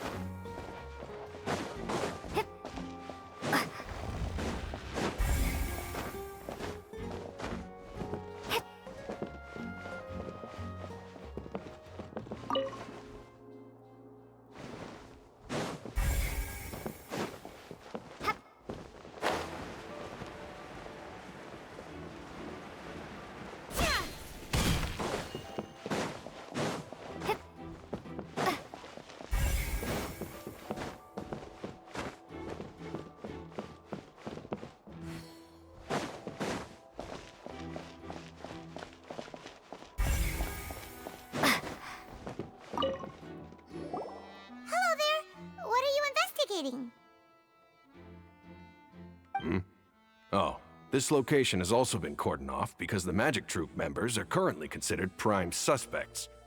The investigation team is still collecting evidence. The seats were all booked in advance, so we were able to deduce the missing woman's identity by checking the guest list. Sure, it's not like this is confidential information. We will publish it later anyway when we... Her name is Halsey. She's a painter from Fontaine who's made a bit of a name for herself. Apparently, she wasn't a regular at the Opera House, but she'd been feeling some pressure with her work lately, which made her decide to come see the magic show. The Magic Troop members all claim not to know her, and we have looked into her social connections. It seems that she has no personal grievances or conflicts of interest with the suspects. Simply put, she wasn't related to the Magic Troop at all, which matches the features of the previous serial disappearances. Were the victims of previous cases also chosen at random? That's how it seems to us, in any case. Apart from the fact that they were all young women of around the same age range, there really weren't any other connections between them. Okay then. No need to be so formal. If you do happen, it is of utmost importance that we get to the bottom of the...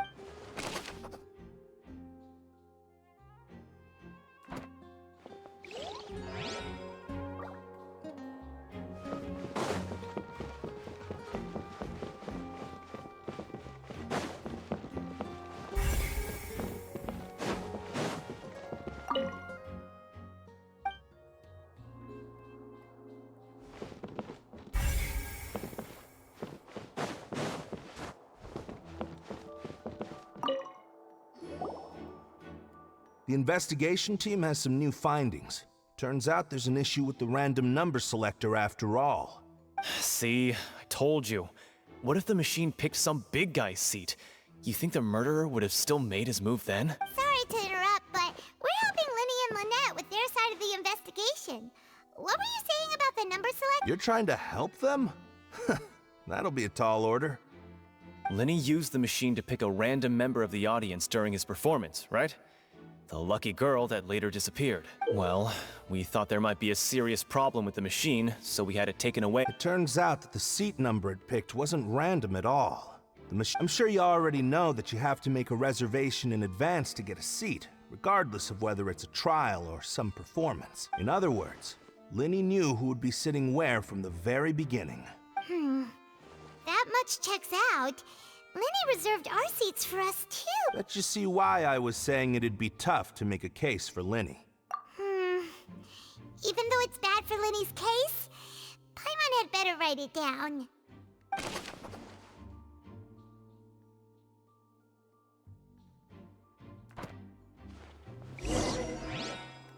We've checked everything of note here at the performance venue. Paimon wonders how Linny's discussion with the guards is going. Let's go see, shall we? Ooh, things are getting... Understood. Then I will be going with you. Just so you're aware, I will be monitoring your actions and making notes as necessary. Very good. Thanks for being so agreeable. I'd pull a rose out of my hat as a gift for you if I could. You may spare the pleasantries. You've arrived. Who's this? Me? I'm Spina di Rosula's guardian angel. If you've got a problem, I've got the firepower. Sorry, I got a little carried away there. Call me Navia. I'm a partner of theirs, and will be helping investigate this whole situation. And these are my companions. Would you mind if they join as well? Fine by me. Oh, new helpers? I would be most grateful. Well, let's just say we're tagging along. It's not every day you get to see the secrets behind magic performed on such a large scale. I appreciate your kind interest. Come with me. We'll be heading below stage. Huh? Below stage? Yes, a world of secrets is hidden beneath this magic box, prepared specifically for this switcheroo trick. But before I reveal everything, you should have a look first. Notice anything strange here?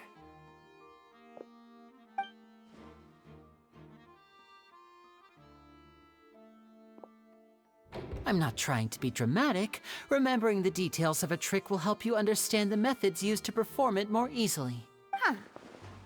Weren't there balloons and other decorations here? Ah, good eye. That said, you're still far from discovering the answer. The back? You mean the inside of it? Very good indeed. I thought you might not be able to catch that, given that you were sitting in the first row. The back of this door was patterned. Those patterns are now gone, replaced by a smooth wooden board. So, if you put 2 and 2 together, what do you get? Exactly. All right, let's go. I'll tell you how it works as we head down. Oh, so there was a passageway under the magic box! I knew you'd figure out most of it as soon as you saw this place. The 2 magic boxes are positioned right above the 2 entrances of the tunnel. See this flat? The box with the lucky audience member in it would be shuttled over to the other side using the trolley. This trolley can raise and lower and even rotate, ensuring that the box will face in the right direction. I see. So that's the purpose of the box inside another box. Precisely. The inner box would descend after the audience member was put inside and be moved along the trolley, all while the outer box would remain on stage as if nothing had ever changed. So that's how you did it! Once the box was lowered, the trolley would store some energy through this device here, with which it would complete the rest of the steps. The audience member would only be able to feel some slight movements in the dark, and by the time she walked out, she would already be back on stage. Right! You were talking that whole time, and you even came out for a moment near the end! Ah, yes. A phonograph operated by Lynette was used to achieve that effect. My assistant and I had already scripted our conversation beforehand. When the countdown began, I had already gone to the opposite box via a tunnel using that ladder. And what about Lynette? I was in the mezzanine space in the back of the box. Oh, interesting! That's how we were able to coordinate Linny's lines with the assistant. And, by the way, I was the one who walked out of the box at the end. I mean, we are twins. All it takes is a change of clothes and no one can tell who's who. And that's my favorite part of this trick. Only Lynette and I can perform it. So that's how it all worked! Wow! Every detail you revealed was... Lynette would briefly walk out of the box and then go back in, jumping into the tunnel and escaping before the box on the trolley could finish ascending. And then I walk out of the other box in the audience area, and the trick would be complete. The operative word here being would.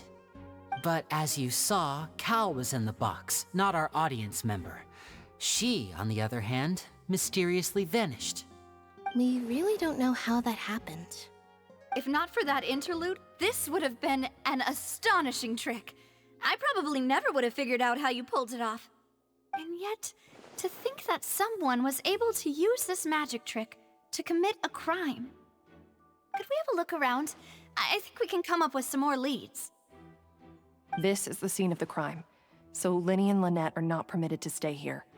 I'll escort them back up. Yes, of course. No need to be so strict now. I won't disappear into thin air, you know. Thanks, everyone.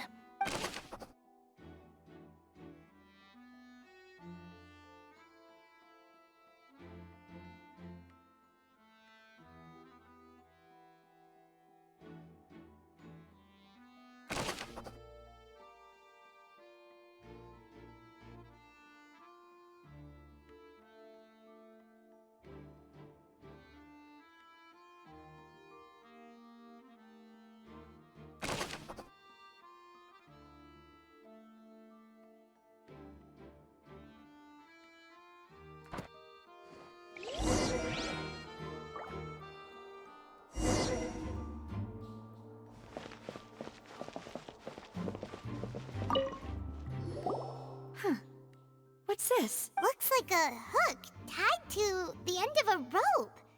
Huh? Perhaps it was a prop for a different trick. Whatever it is.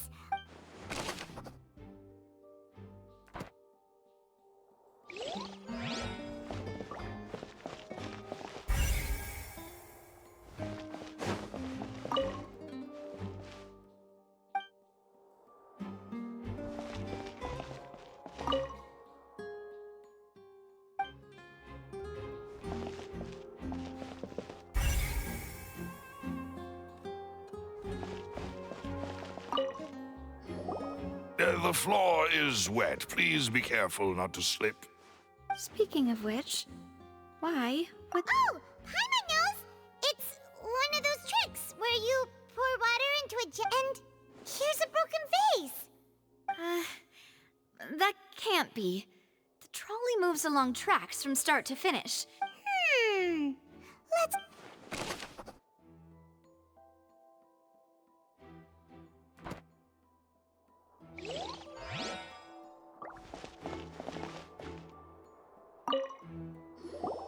Oh, these are the clothes that the lady chosen from the audience was wearing, right? Her clothes are here, but she's nowhere to be found. Right!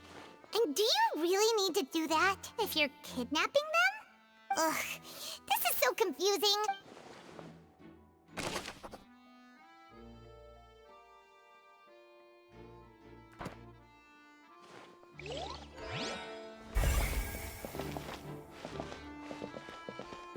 What if she turned into water? That would make sense, right?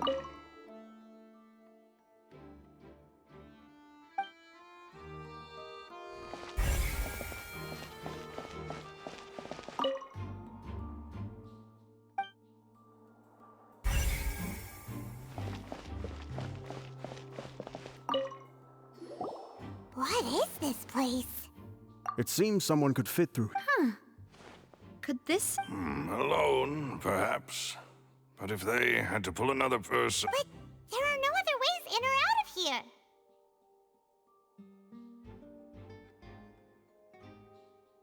Oh, you're right! Let Paimon write that down.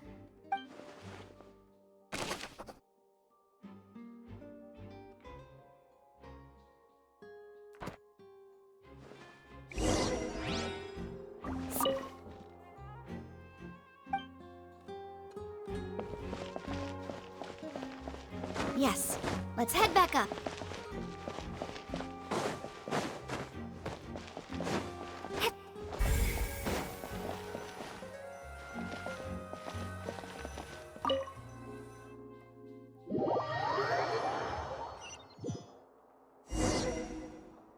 Well, we've ascertained the state of the crime scene. Let's find a place to sort out our findings once Malus returns.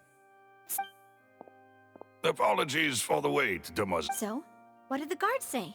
Did the criminal list... They believe the odds of that are very low. The guards have checked the area carefully. No one left through the basement during the performance. So the tunnels become like a secret chamber then. You know, like the... The plot thickens. No wonder Farina was so confident in her accusation. All the current evidence points toward Linny and In other words, the charges are very likely to be upheld unless we make some considerable progress. Charges and then trial. So if the charges... That's right. This is how a trial goes in the Opera House. During the proceedings, the Chief Justice and the Oratrice will hear statements from both sides. That's right. This is how indemnitium is produced. The statements from both sides, the defenses from attorneys, witness testimonies, and even the audience's emotions will all be projected on the Oratrice. To put it simply, it's as if the Oratrice has its own will, and is a judge in its own right. This also precludes any kind of favoritism on the part of the Chief Justice. And not that this has ever happened anyway. 1 second.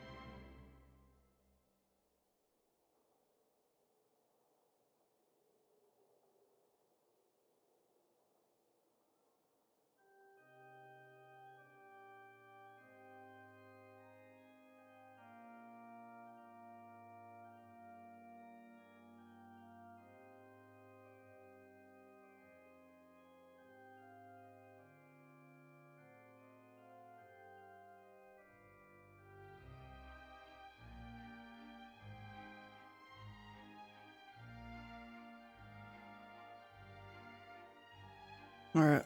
Once both sides have finished speaking, the Chief Justice will make his final decision. This, too, will be used by the Oratrice as a reference. Then, finally, the Oratrice will be consulted by officials. The result it returns is the will of justice itself. Huh? So that machine is the one that actually decides? Paimon thought Neverlet called the shots. In practice, there is very little difference. Both have always come to the same judgment, which is why people have great faith in the Chief Justice. Ah, yes, the guards also asked me to convey that none of us will be allowed to leave this place before the trial. Huh? Why? Because we've chosen to act as the twins' proxies. That makes us persons related to the case. They're concerned that we might be colluding with outside parties, or that we might find outside help to disrupt the case. And even if that were not so, it could prove problematic if we happen to spread key information about the case ahead of time. I'm ready to break out at any time. Whoa, whoa! There's no need for that! Paimon thinks they have a point. That said, are they providing food? Of course. I just hope you don't mind the lack of options. I'm afraid that catering to all tastes is not in the cards, nor is any guarantee of balanced nutrition. In that case, let's just sort out our findings together here. Pity. I was hoping to take you to try some of Fontaine's famous desserts, too. I mean, what better way to properly think through our findings than over some tea and sweets? Huh. Breaking out suddenly doesn't seem like such a bad idea after all. Just kidding! Just kidding! Paimon will still do her best, even if there are no snacks. What do you mean, no snacks? Of course we'll have snacks. If we cannot buy some, then we'll simply make some. Huh? Here? But how? Understood, demoiselle. Everyone, please come with me.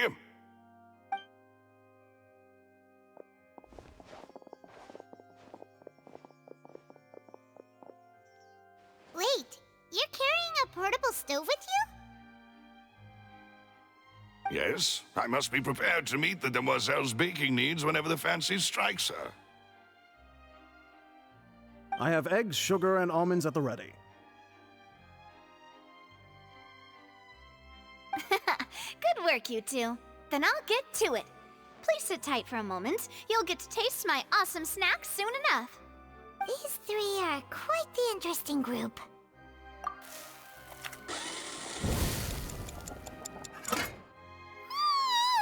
And Paimon thought it smelled good while it was still in the oven!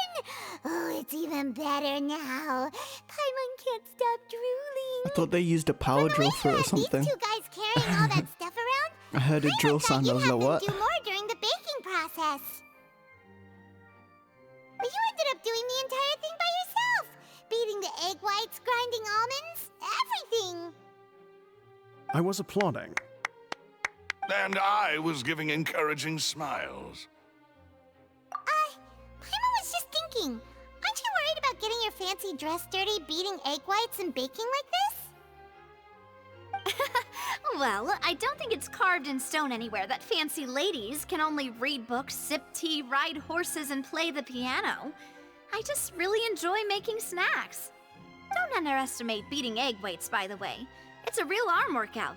You also need to beat them to just the right consistency, or your macarons will crack.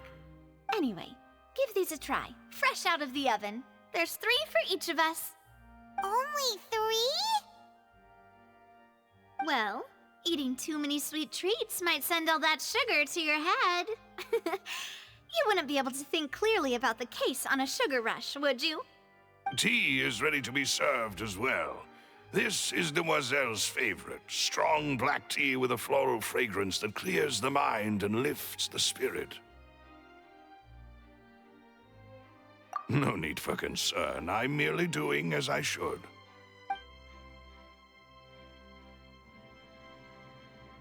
All right then. Down to business.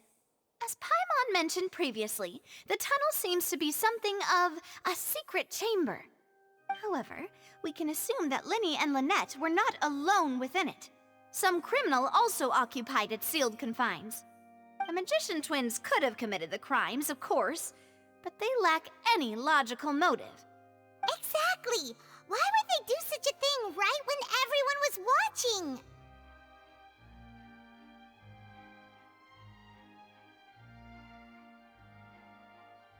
The flower vase and the thud we heard during the performance could indicate some altercation between Halsey and the criminal in the tunnel, resulting in the shattering of the vase, the discarding of her clothes, and her abduction. Perhaps the criminal thought that since she was chosen from the crowd, she would be too easy to identify if she was still wearing the same clothes. Paimon thinks that makes sense, but the real trouble is... True. None of the clues we found thus far support the existence of this third person. But the only people left to consider are both technically victims, whether it's the missing girl, Halsey, or poor Cowl. Huh. Could Halsey have secretly made modifications to the magic props in order to murder Cowl before making her escape? That's right. And even if she had tampered with the setup, she would need to understand the entire trick to pull it off. Nor does she have any motive. The guards said that she has never had any dealings with the Magic Troop's members. Were we not thorough enough in our search? From the sound of things, this is turning into an impossible case. Your macarons are amazing though, Navia. They smell great! They're nice and crisp and super sweet! They are my specialty after all. And I see you've already had 5 of them. What? 5? Oh, that can't be right. Paimon only counted 3, honest! Please don't worry about it. At my age, a few less sweets might actually be a good thing. No. Being greedy is one thing, but Paimon knows how to count. Besides, Paimon knows that if she ate too many, then others wouldn't have enough. Wait, even you don't believe Paimon? If Paimon ate those 2 extra macarons, then may they turn into stone in her stomach! All right, we get it. Well, I suppose one of us might have gotten too engrossed in our chat and eaten them by mistake. No big deal. Malus, set up the stove again if you would. Huh? What are you doing? Making sure everyone gets 3 macarons, of course. Exactly. We don't want to trouble you. As you wish, demoiselle. And I have the egg, sugar, and almonds. Well, this really is your hobby, huh?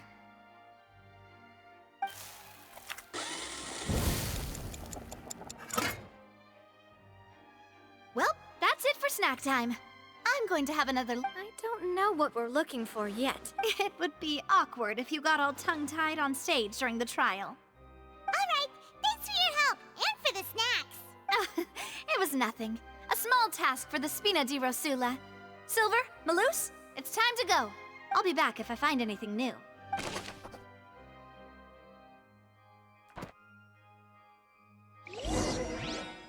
Alright, it's time to put our heads together. We've got to get our defense ready for the trial. Oh, it's probably gonna be a long and difficult case. There's no point in worrying about that now. We just need to prepare. Here, take Paimon's notes. They should help you review the situation. No, I wanted to get up there.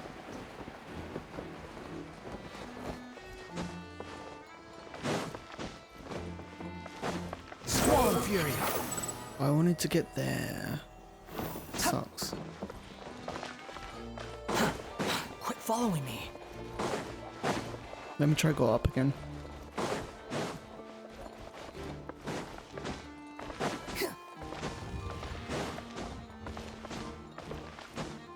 The wind rises.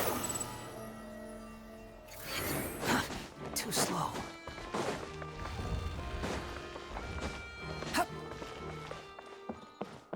Behold!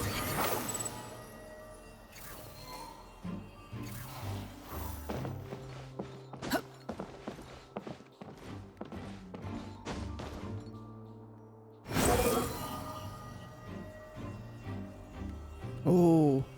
Ho ho ho ho ho.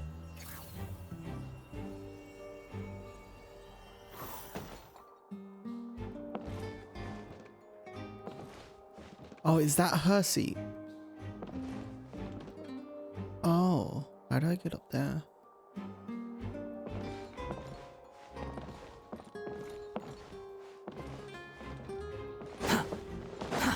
Too slow.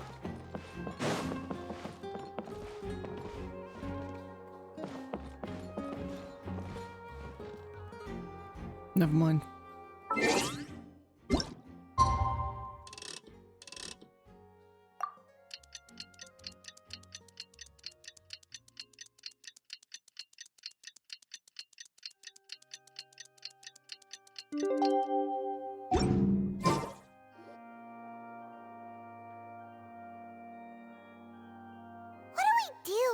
The whole situation is so confusing. Good plan. Impossible things don't just happen. We'll get to the truth one way or another. Just relax. Even if everyone else suspects Lenny and Lynette, at least we will be supporting them from the stands. Besides, I doubt Farina understands any more about what happened than we do. Thanks, Navia. Best of luck to you.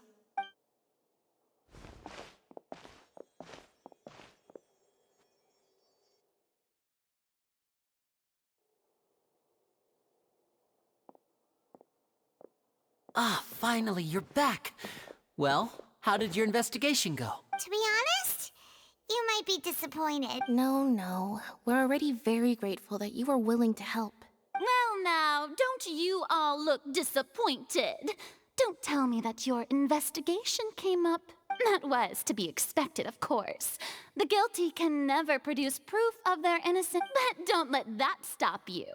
I shall be terribly disappointed. Since both parties are present, I declare that the trial regarding the magic show incident is now in session. Firstly, in order for the audience to understand the causes and results of the incident, could we please have Mr. Linney explain the trick? Yes, of course. I will explain while Lynette demonstrates on stage. All the necessary items have been prepared.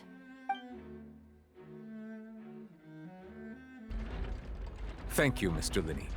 In that case, I take your statement to be that you ran to and remained hidden within the magic box in the audience stands once the trick began, and thus could not have committed the crime. Is this correct? Yes, that's correct, Your Honor. In that case, I call upon the prosecution. Lady Farina, do you wish to refute his statement in any way? Why, of course I do. Allow me to take the first shot and break this case wide open. Mr. Linney is clearly lying. There is no way you could have been in the box the whole time if you were to abduct Halsey and murder Cowell. In fact, I'd say you were hardly in that tunnel at all. That is simply your hypothesis based on the presumption that I'm guilty. Oh, is that so? And if I may ask, what did you hear while you were inside your box? The roaring countdown of the crowd, of course. That's how I kept track of the time and built anticipation for the finale. And you didn't hear anything else at all? Nothing that might leave an impression of any kind? No, nothing. I see. But when the count reached 30 seconds or so, there was a thud. One so loud that I believe practically everyone heard it. Huh? Hey, hang on. Something's not right here. Yeah, I'm sure he could have heard a noise that loud from inside the box. I was right by the box, and I definitely heard the thud. Look at those scales. Could those mean... Well then, ladies and gentlemen, allow me to use the words of the magician himself. You never know what can happen in the blink of an eye. Indeed, it seems his alibi can also collapse in the blink of an eye. Of course, I have armed myself to do far more than smash your alibi. Confidence cannot go unfounded, and my foundations are rock solid. Tell me, you and Lynette actually from the House of the Hearth? The House of the Hearth? No wonder they did something like this. So the serial disappearances were the Fatui's doing. Now it all makes sense. I've got a feeling that what happened on stage probably wasn't just an accident. That's irrelevant. Our identities have nothing to do with what happened. Indeed. Then perhaps you could tell us everything that happened during that 1 minute. Your first priority is to prove yourself innocent after all. I'm sure there is little that needs to be kept secret now. Unless your script already has holes in it. The Outlander is speechless. My, oh my, don't they look flabbergasted? Now comes the infighting and discord, I suppose. This was almost too easy. Good thing I made all those preparations. Seems the all-nighter I pulled last night is really paying off. Hey, Linny, why didn't you tell us this before? Order! Order! Mr. Linney, allow me to re-establish the facts. Lady Farina has raised 2 points. First, when the thud was heard in the Opera House, you were neither in the box nor the tunnel. Second, you and Ms. Lynette are both members of the House of the Hearth. Are these claims true?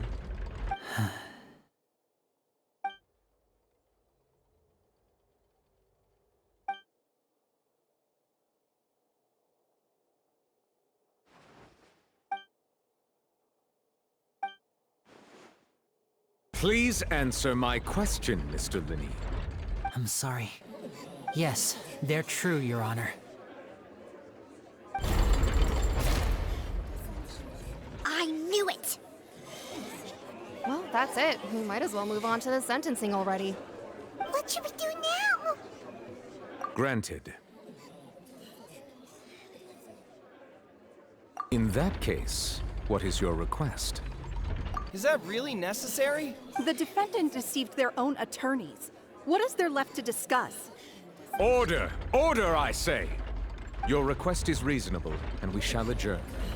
This trial will reconvene in 1 hour. So you would stick to Mr. Linney's defense even after knowing what you do now? You certainly have more professionalism than I thought. In that case, my dear audience, let's allow the joy of victory to steep for a little while longer. She does piss me off. It was cool for like maybe two lines of dialogue. It's kind of getting to me now. Well, this is awkward. I didn't think the Hydro Archon would dig all that up. I'm sorry, Traveler and Paimon. Yeah, sorry. Paimon doesn't know where to start. We trusted you two. We based our entire reasoning on the assumption that you weren't not to set the wrong tone or anything. But Paimon's really mad! I'm very sorry. I know you've clashed with the Fatui several times before. I wouldn't be surprised if just hearing the word is enough to make you upset. But our organization is very, very large, and the Harbingers have very different personalities and goals. Right now, we want to save people. As many as we can. That's right. I'm sure we're on the same page when it comes to this nation and the disaster that its people might face. I knew if it weren't for our respective identities, we could become good friends. That's why I didn't wish to flat out lie to you, but chose to hide some details instead. The truth is very important, but being completely transparent about everything would see us spending more effort than we need to. Right. So, you be the judge. You met a Fatus who works as a magician, a trickster by trade. All by coincidence, too. But still, I'm asking you to trust me. I am no criminal. At least— Sorry. Please— Well, you both say that, but... Right, let's hear you— Of course. I'll answer. We've been trying to find out how the Oratrice operates. We want to know why it has a consciousness. Why can it deliver sentences accurately? During our investigations, we learned that the machine's core is beneath it. From that moment on, Lynette and I have been designing this box swap trick with the objective of getting close to the core. Is that why you needed a whole minute? That's right. In truth, the audience would take about 75 seconds to count down from 60, while I would only need 15 to get to the opposite box. So, after jumping into the tunnel, I accessed the Opera House basement via the vent, and went to investigate the room in which the core is stored. That air vent was created during the construction of the tunnel specifically to execute this step. Well, nothing. As soon as I reached that room and was about to investigate, I heard someone's voice. Which should have been impossible, of course. I was quite certain that I was the only one in the room. That voice seemed to recognize me and tried to speak to me. I chose to err on the side of caution and retreated the way I came. On the way back, I saw the broken vase and the clothes on the ground, but the countdown was almost finished, so there wasn't time to give it any thought. After that, the homicide occurred just as you saw. Well, that explains why you didn't hear the thud. Because of that prophecy I told you about, of course. We must know all we can about this nation's secrets in order to deal with that prophesized crisis. That's the only way we can save everyone. So, there you have it. The whole truth. I swear, I didn't hide anything from you this time. It was never my wish to proceed under this cloud of mist, but like I said earlier, you can be the judge. If you want to leave because you don't trust the Fatui, there's nothing I can do to stop you. Well, Traveler, you decide. Paimon will follow your lead however you choose.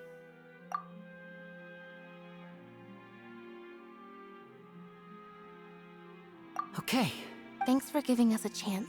The current problem is that the scales are tipped. If we want to refute the Hydro Archon's accusations, we're gonna need a...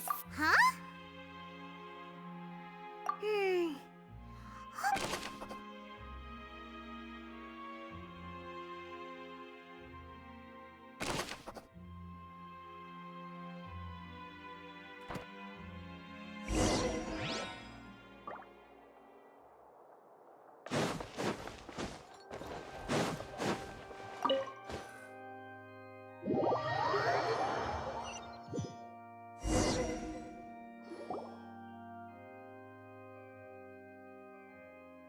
Both parties have returned to their positions.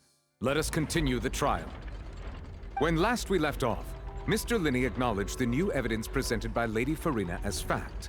Therefore, Lady Farina may continue stating her reconstruction of the events. Ugh, that took long enough. Now then, if everyone would lend me their attention. At this stage, let's revisit that scene from Linney's perspective.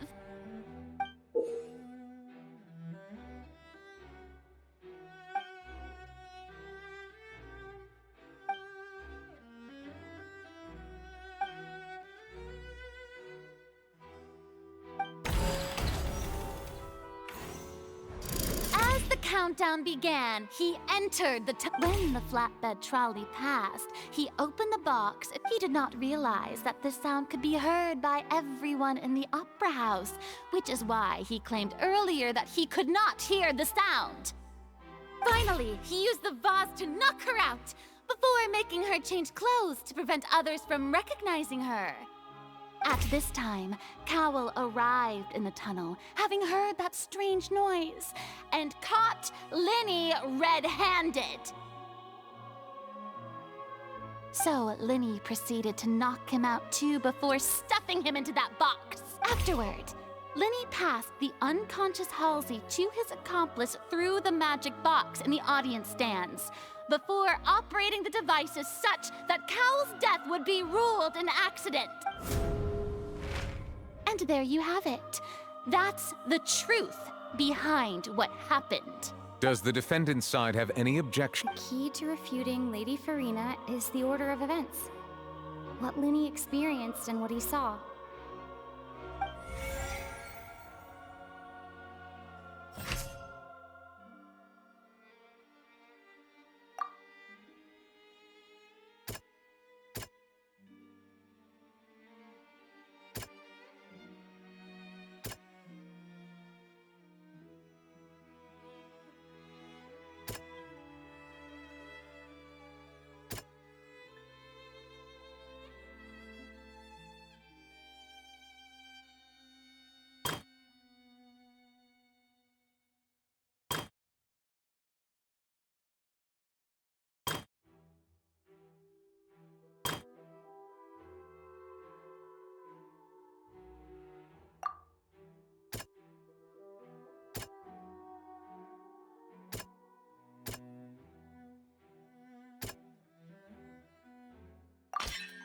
According to Linny, he left via the vent after entering the tunnel.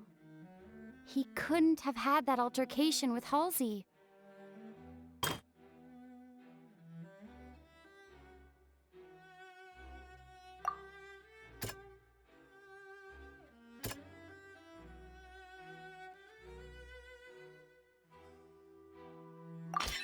Linny went to the room that contains the Oratrice's core.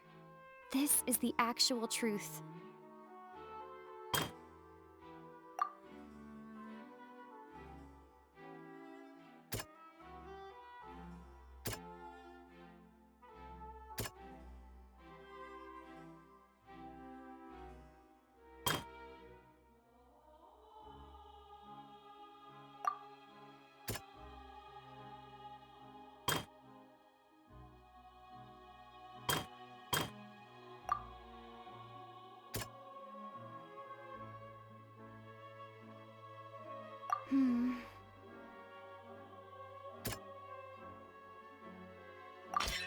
Linny did not take part in the underground altercation.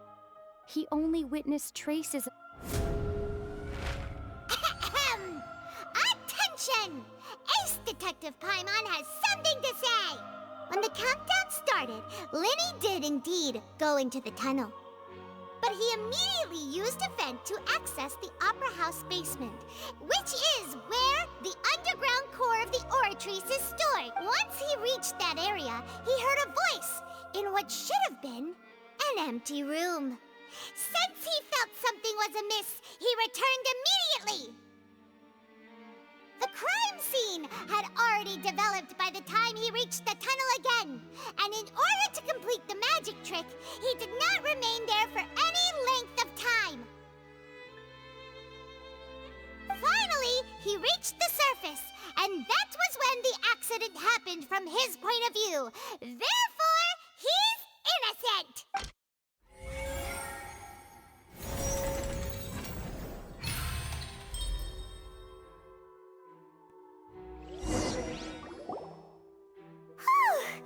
Paimon did it!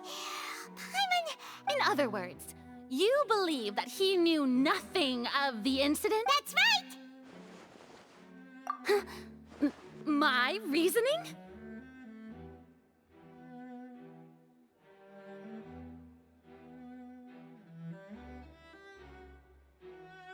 If that's the case, then if Cowell hadn't entered the tunnel, who was the entire setup meant to kill?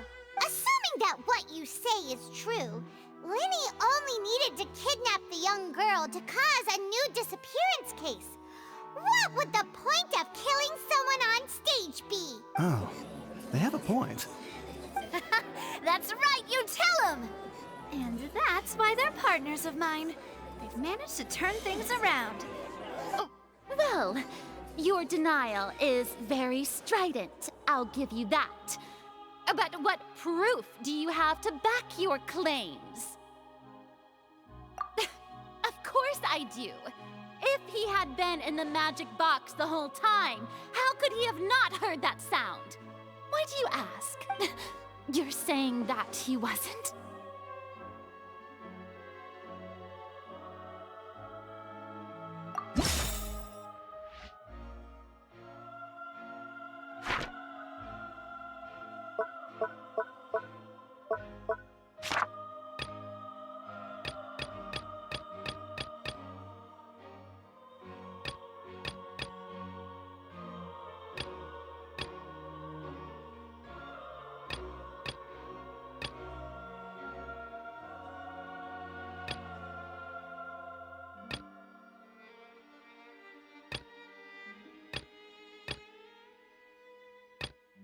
Are you sure we don't need to give this more thought?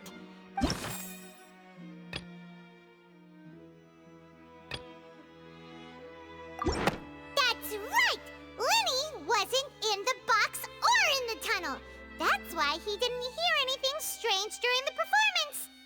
This means that when the crime happened, Linny had already entered the basement via the vent. The same clue you used to disprove his alibi has now become the best proof! Ha ha! How do you like that? Well played. To think you'd use such logic. Well then, if it wasn't Linny who committed the crimes, then who was it?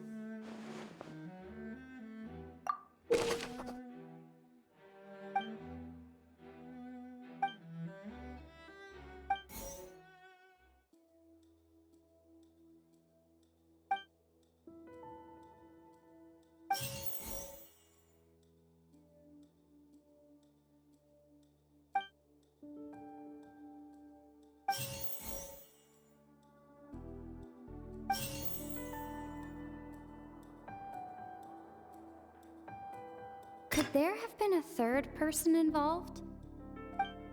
Halsey is the missing person and an ordinary audience member.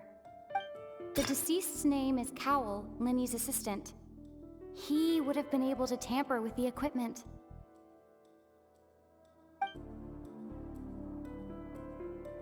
Could there have been a third person involved?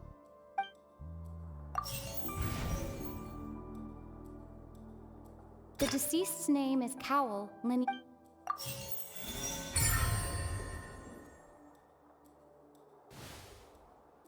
Huh? That can't be right. Are you serious?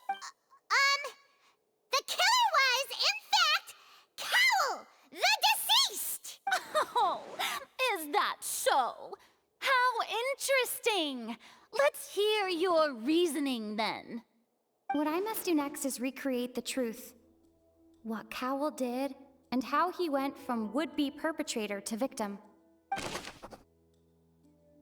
No one entered or left the Opera House through its entrances. So... The deceased's name is Cowell, Linny's assistant. Halsey's clothing was in the tunnel. So, there must have been some fear that she would attract attention. The sound we heard may have come from a clash between the missing Halsey and the criminal. Linny was not in the tunnel at that moment, which gave our criminal ample time. It would have been tough for both people to fit into that vent. They would likely have bumped into Linny as well.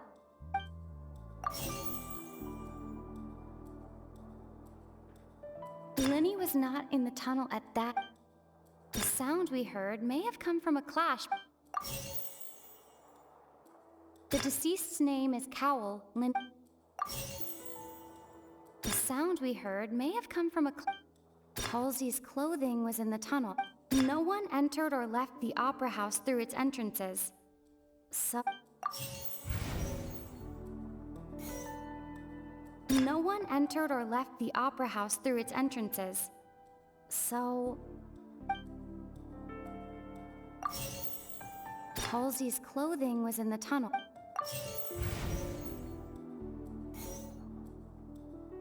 Linny was not in the tunnel at that moment, which gave our criminal...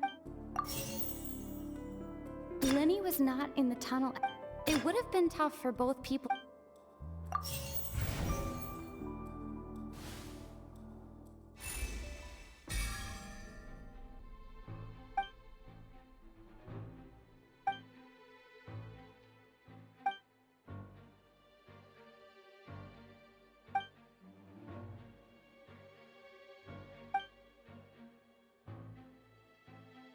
What's wrong, Traveler? Are you still having... I see how it... Look, since we're at a dead end, just like the trick as it transpired, the end result... If only we knew how Halsey... Well, that would be nice, but the tunnel only has... And it's not like this is a magic trick where you can just make a real live person disappear. You know... Excuse my interruption, dear opponents, but do you not...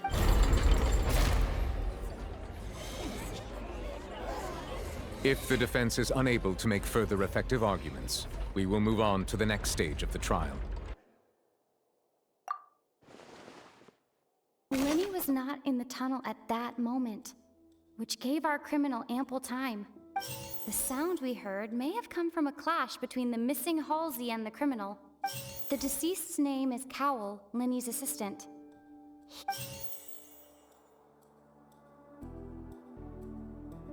Halsey's clothing was in the tunnel. The vase was not broken by chance.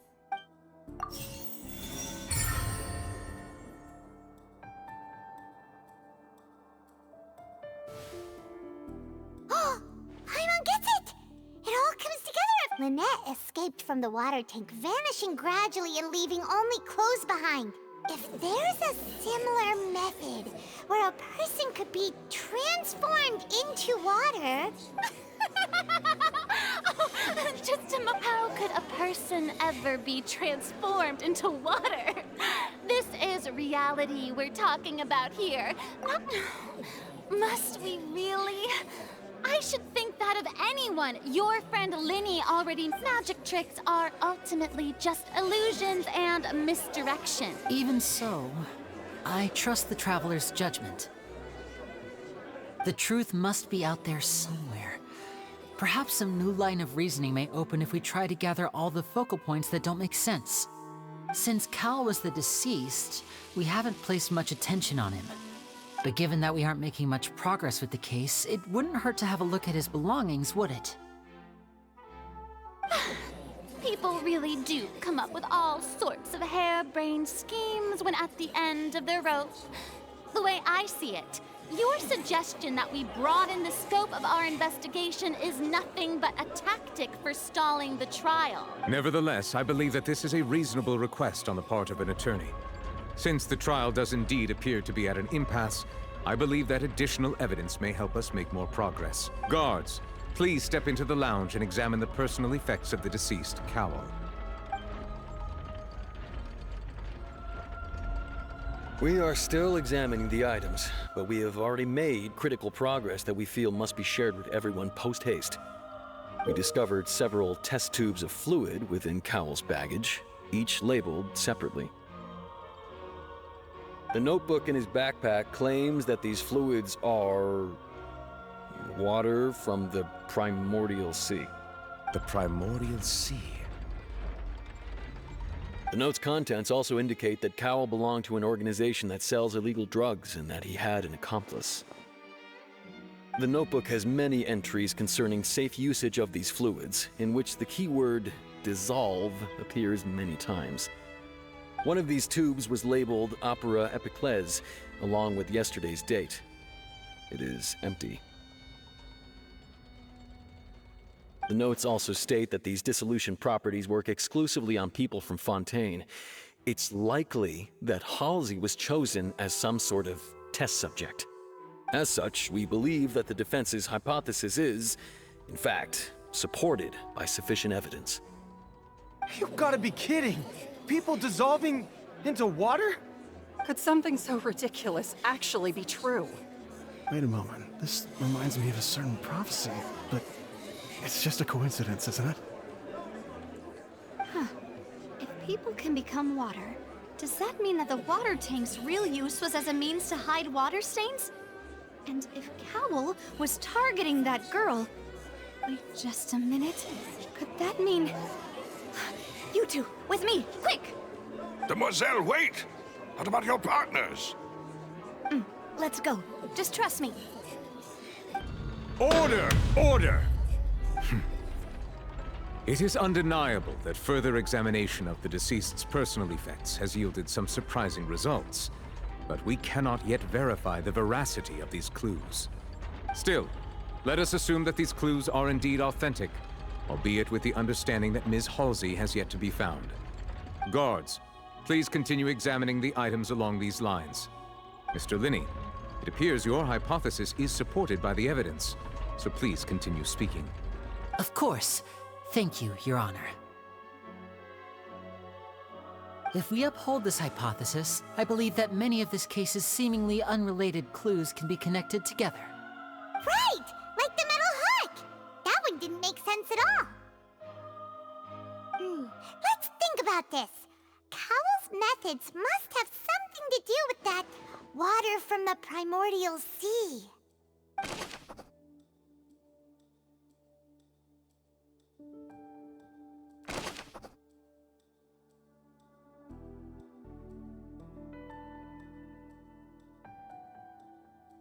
The water from the Primordial Sea should already have been prepped before Halsey entered the magic box. Lynette was in the magic box on stage the entire time. I remember there was something else within the inner layer of that box.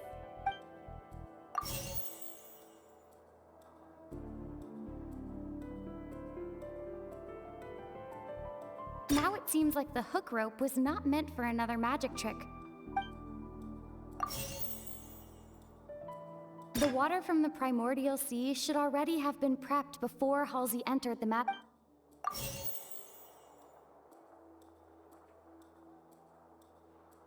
The rope that strung the water tank up was lit by the fireworks and cut.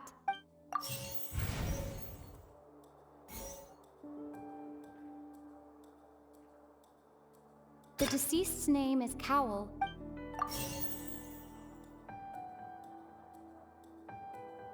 Lynette was in the magic box on stage the entire time. I remember there was something else with...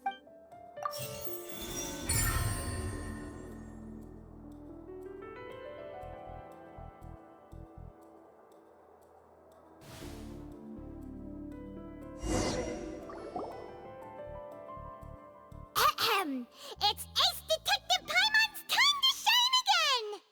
In the original plan, Cowl would tamper with the water tank rope and the number selector securing his target. When the magic box containing Halsey was lowered, the metal hook would retract gradually and pierce the balloon at the top of the box. When the balloon attached to the box popped, the water from the primordial seed inside it would pour down and dissolve Halsey.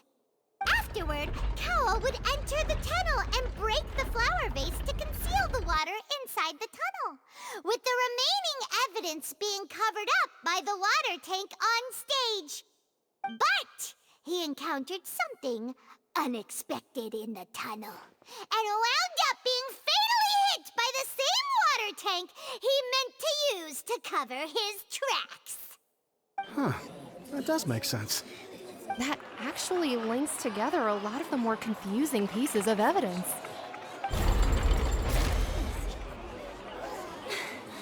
Oh dear, what do I do?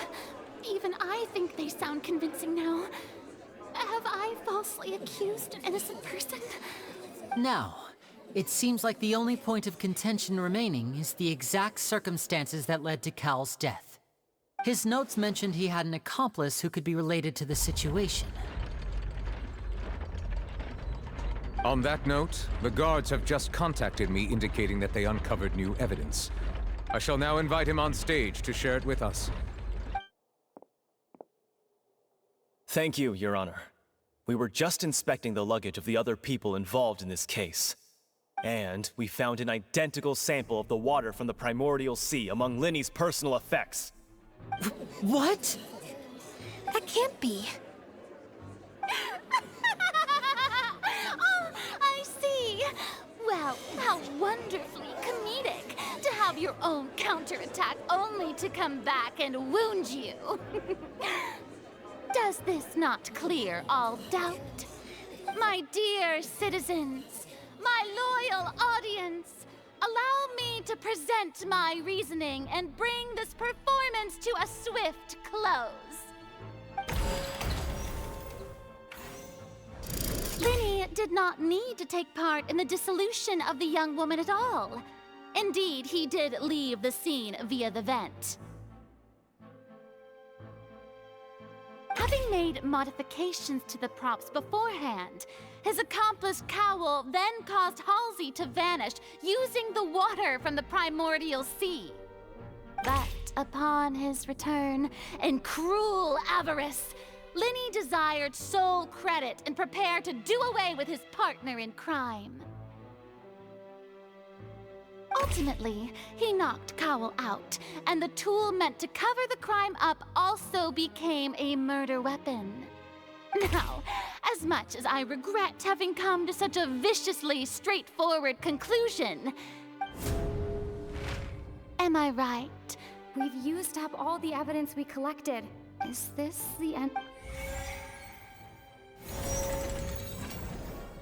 Oh no! Paimon seems using the water water is... I think we've all seen enough. I believe this is indeed the finale. Now then, my good, no... Excuse me, everyone, but I must interject. Miss, I must ask you not to... Oh, come on. Don't be hasty. I have a good reason for interrupting, you know.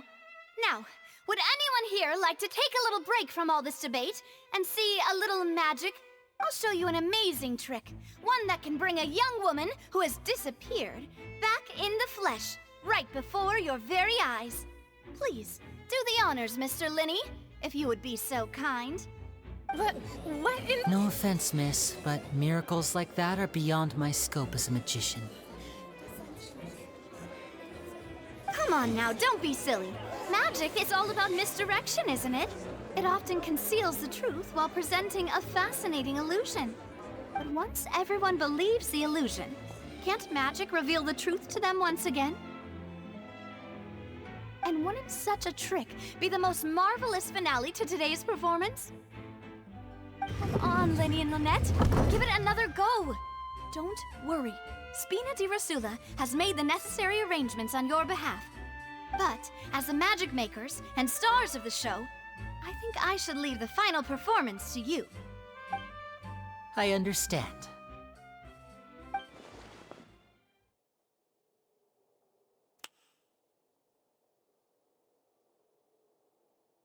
And voila!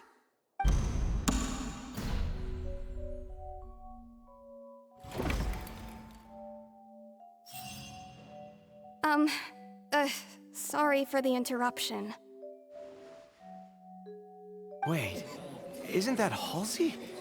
So, To be clear, I'm only here because this person told me that if I testified, the merit of doing so would lessen my sentence.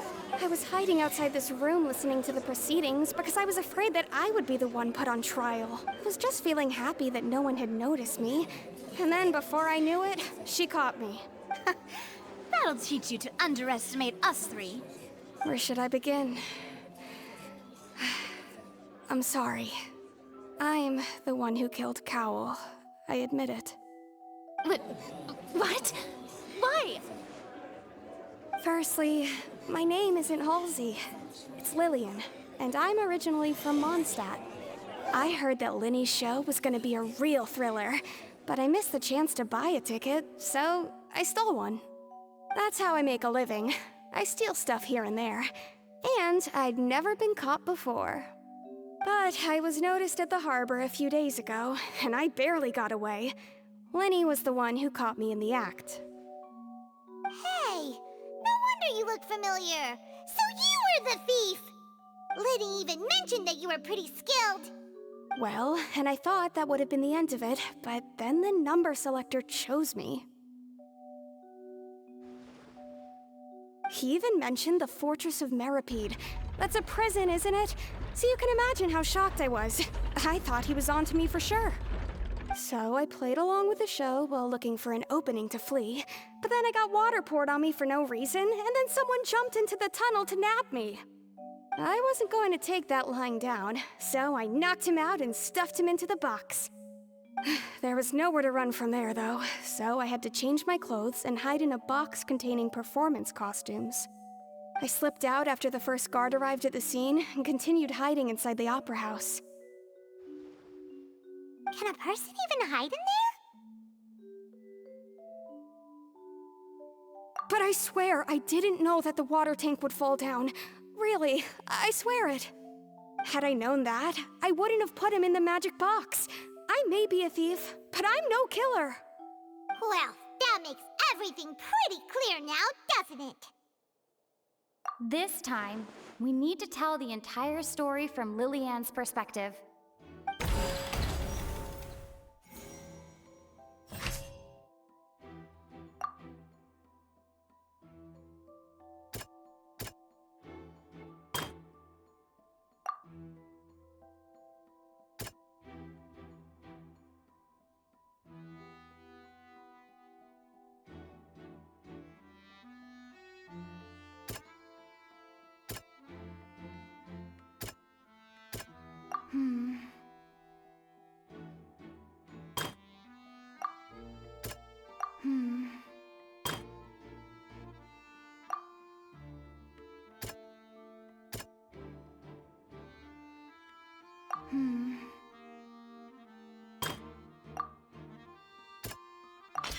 Lillian was afraid that she would be recognized if she left, so she changed clothes and hid, biding her time.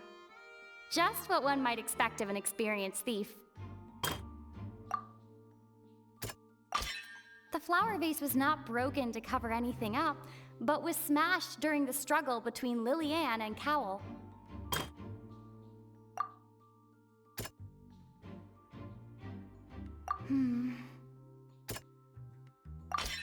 The strange sound wasn't from a fight. It was Lillian's attempt to break out when she was frightened. And it's Ace Detective Paimon time! Having been selected out of the blue, Lillian panicked. Her panic only intensified after she entered the tunnel and had water poured on her head. So she kicked the door open, producing the thud we all heard.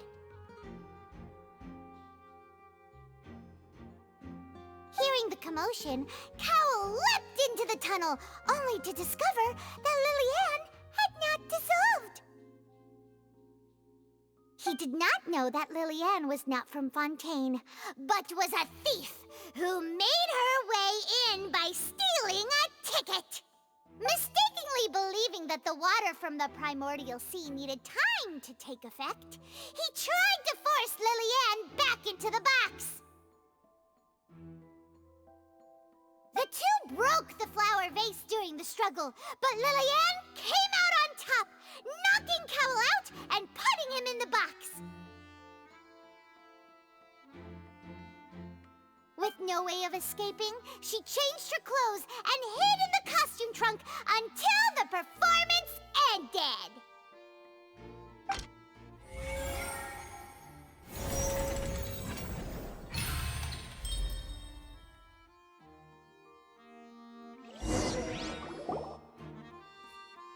She knew that she would have to go through guard This one, inspection long trial. if she tried to leave afterward.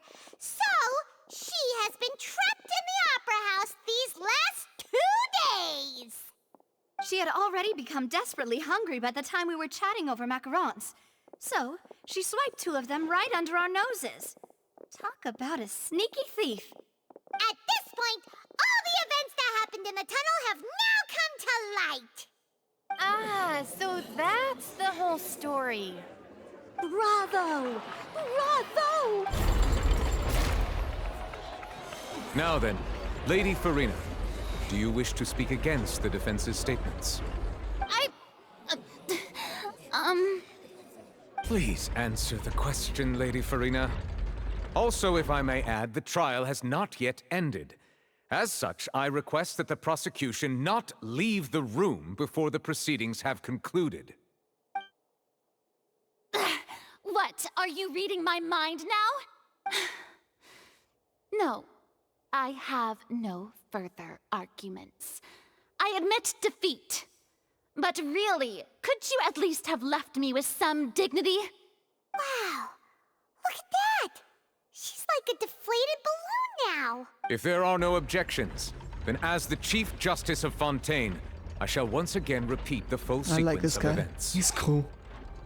The actual perpetrator of the serial disappearances, Cowell, selected his next victim from the audience reservation list. With some modifications to the selector, he could ensure that the pre-selected young woman would be chosen.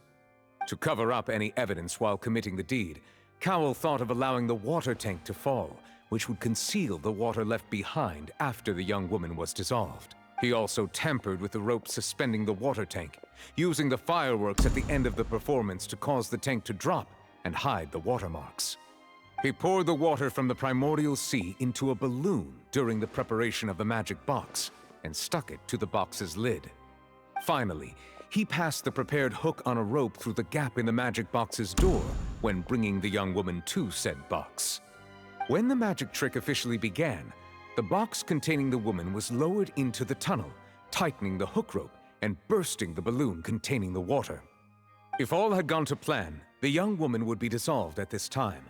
However, Lillian was not from Fontaine and thus fled the box with a loud noise. Realizing that there was trouble, Cowell entered the tunnel and met Lillian. Thinking that the waters had not yet taken effect, he decided to proceed. However, his opponent was more capable than he thought, and he was overcome, knocked unconscious, and placed into the magic box, and thus became his own final victim. Lillian, according to her own statements, then changed clothes and hid until the performance ended, before hiding in other parts of the opera house. As for Linny, he was in the underground structures within the opera house, and was thus ignorant of these happenings.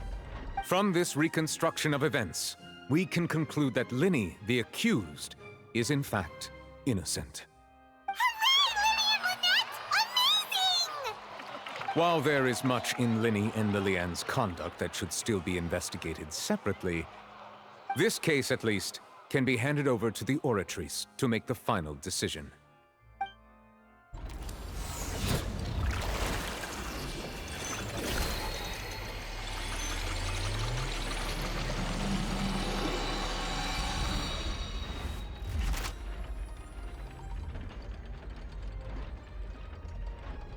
As such, Linny and Lynette are officially declared not guilty.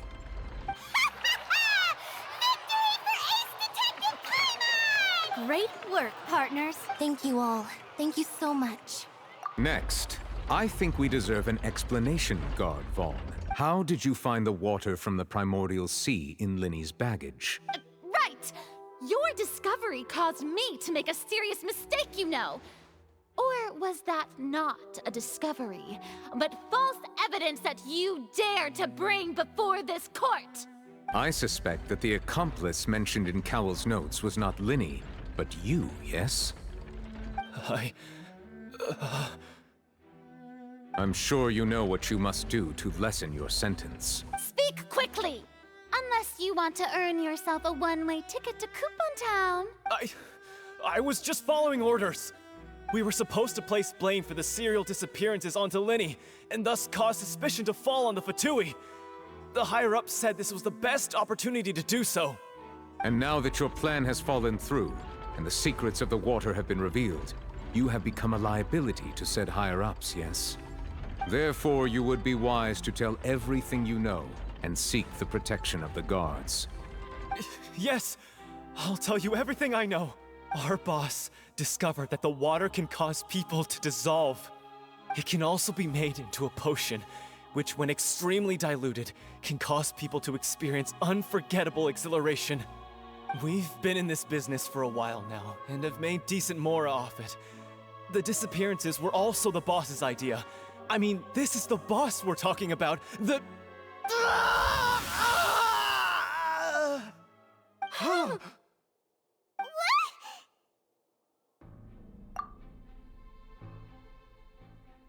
And now he can no longer talk. Such ruthlessness. I shouldn't have expected any less of them. An outrageous act. All present, please submit to inspection immediately.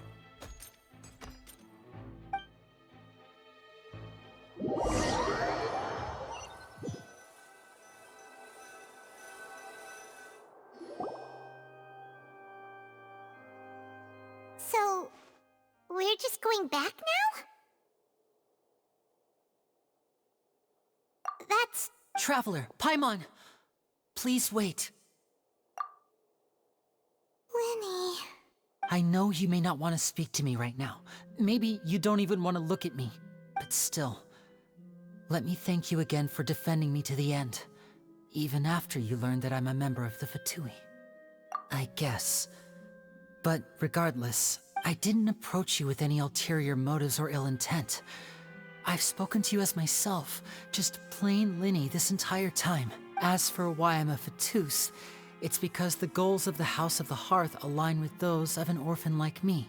That was how Father, who you might know as the Knave, approached recruiting us back then too. The Knave? The one who controls the House of the Hearth? She's your father? That's right. And since we're here, I was back when our parents first died. Lynette and I were left wandering the streets. To survive, I took to surreptitiously observing an older street performer who did magic. It took me several days to figure out how he pulled off his amazing tricks. I took my sister through several streets until we found a crowded corner, and we began to perform magic tricks there. To my surprise, we proved to be pretty popular, and we could at least stop worrying about where our next meal would come from for a time. But I didn't want my sister to remain a street rat. Before long, an aristocrat came to me and claimed that he wished to take us in after— So you went from orphans to— That was how we felt at first, too.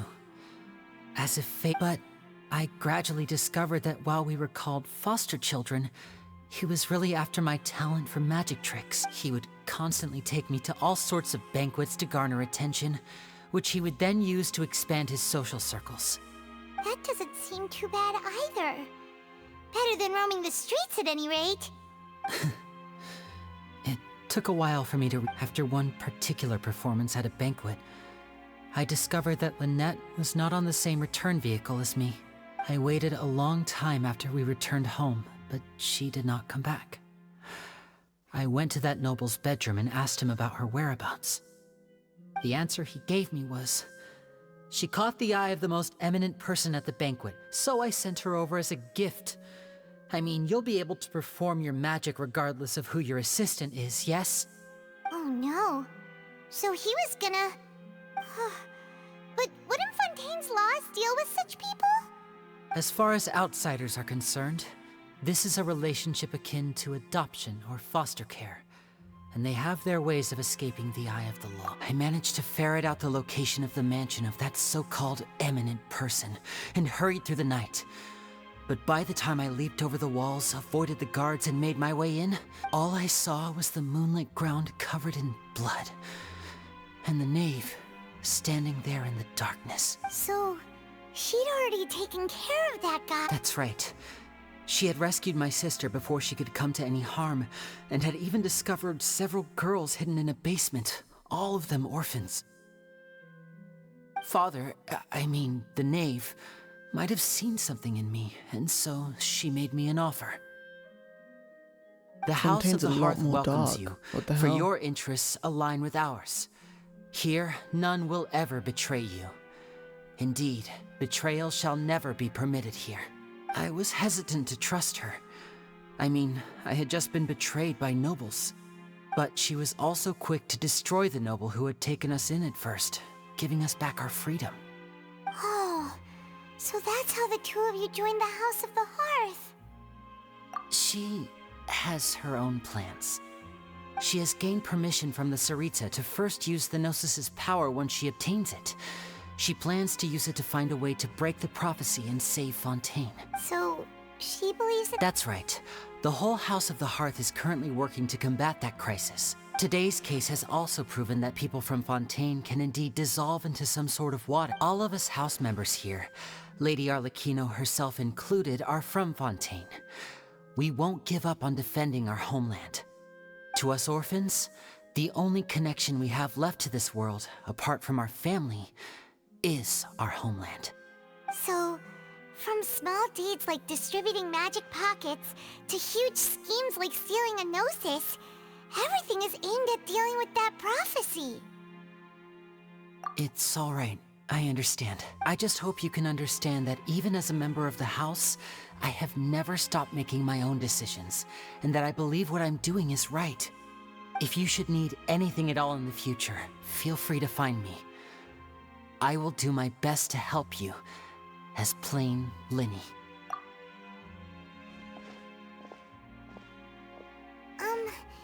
Bye, Linny!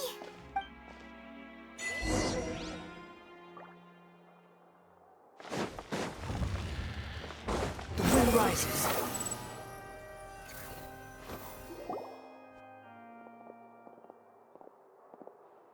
Hey there. What was with the disappearing act you pulled right as the trial ended? Were you looking for us, Navi? Well, this whole thing isn't exactly over, is it? I do feel that we're getting closer to solving the serial disappearances Huh? What's wrong, my dear partner? Besides, are you sure we're the ones who can crack a case that's been cold for decades now? And given that there's new evidence from the trial, there should be a trail of breadcrumbs for the Hydro Archon's people to follow now. Ah, I see. Well, I won't lie. I'm a little shocked to hear. Sorry. I might have been too. Don't say that, Navi. Aw, and we were having so much fun investigating with you, too. It was like having new waters flowing into a stagnant mire, causing new hope to spring forth, and the reflection in the murk to become clearer. Sorry about that. Wait, shall we have a farewell meal? You know. Huh? Do we really need to get that form? Well, I'd just like to have a proper ending to Anyway, it would just be a meal, so it shouldn't take up too much. You don't have to twist Paimon's arm if Boss Navi is treating Oh, wonderful.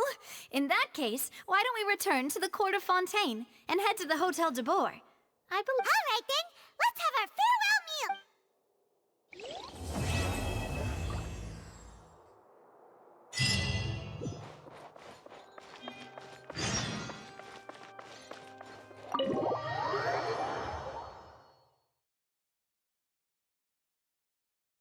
Is that Act 1 done?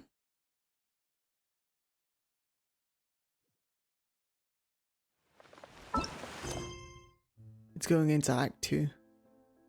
I don't want to do Act 2 right now.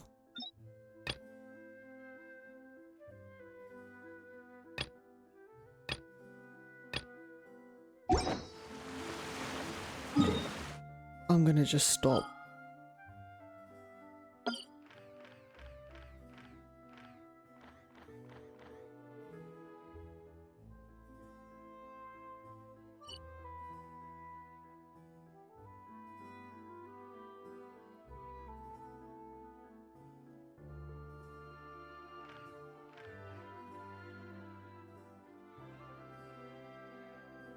Okay. We'll continue it next time.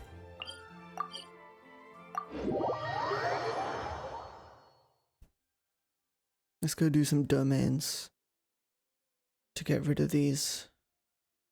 And then we'll end it here.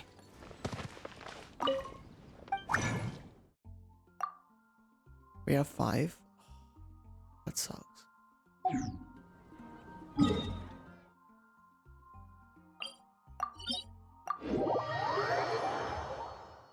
Alright, let's speed run through this.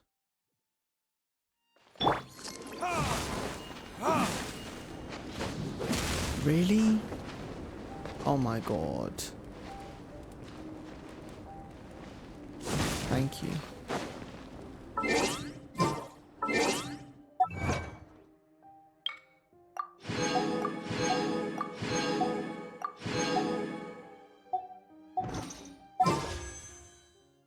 What's this? We have more?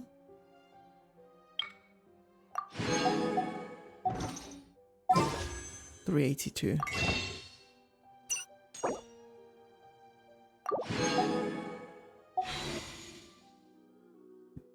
$52. Nice.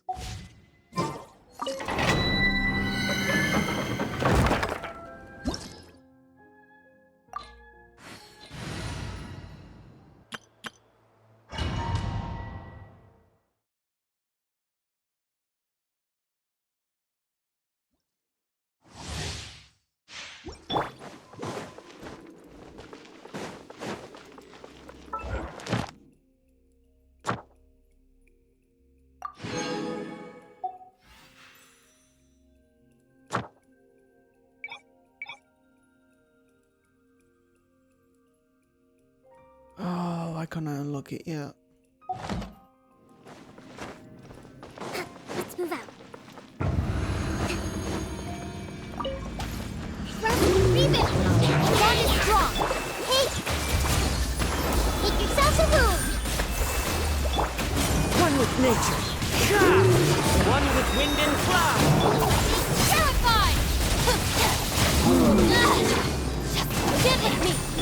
Committed to memory! Into the wind. Bring refuge!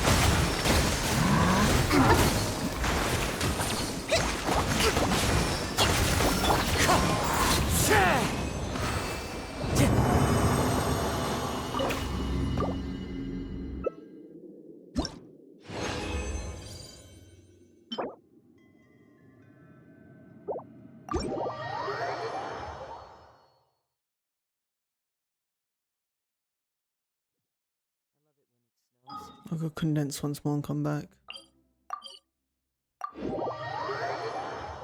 I want to see if I can do it faster if I swap Coco for Clear weather all Bennett or around something. brightens the heart.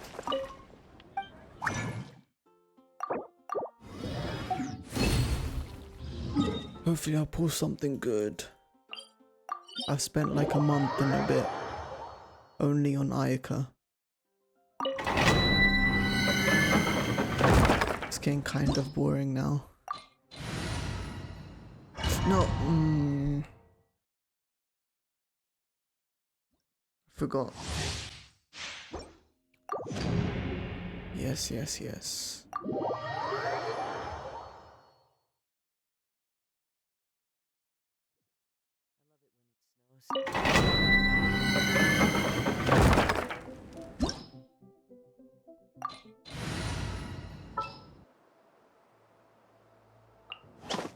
Gonna be epic.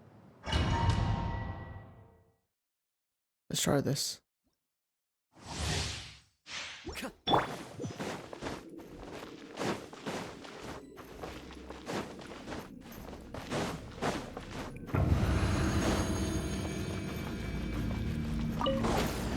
One is strong. One with nature. Clouds high. The birds come. This way, Tree. Share my knowledge. Out of my way. Let's light it up. Into the wind. Venture, everybody stand this way. Fallen leaves. Adorn my nut. Everyone hold hands. Let's light it up. Make yourselves at home. That's gonna hurt in the morning. Committed to memory. Adventure time.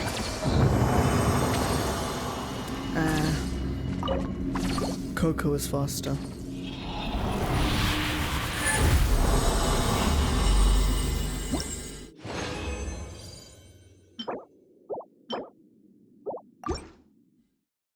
I don't want to change the... We'll just use this.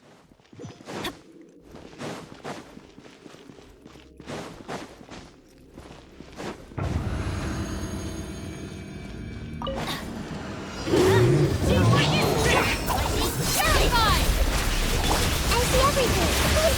Look at her. The Temple of Wisdom. Yeah. One with nature. One with wind and cloud. Time to go. Let's light it up. This way, Tree. I'm going in. Into the wind. Clouds high. The birds come. Grow. Make yourselves at home. Yeah.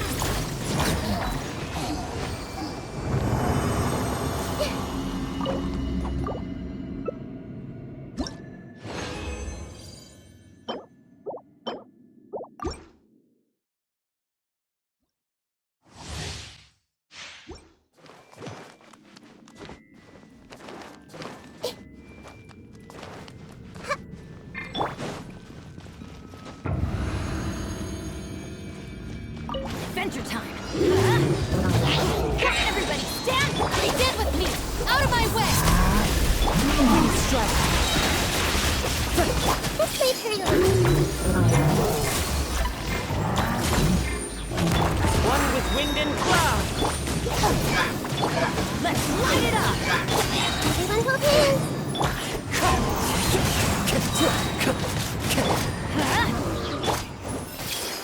Our bond is strong. One with nature. Teamwork is dreamwork. Lightning terrified. Fallen leaves. Adorn my night. Committed to memory. The Temple of Wisdom.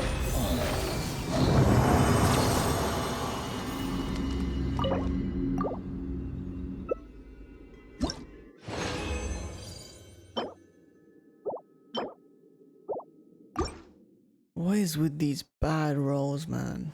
Healing bonus, really? Come on. Just give me attack percent or like crit damage or something.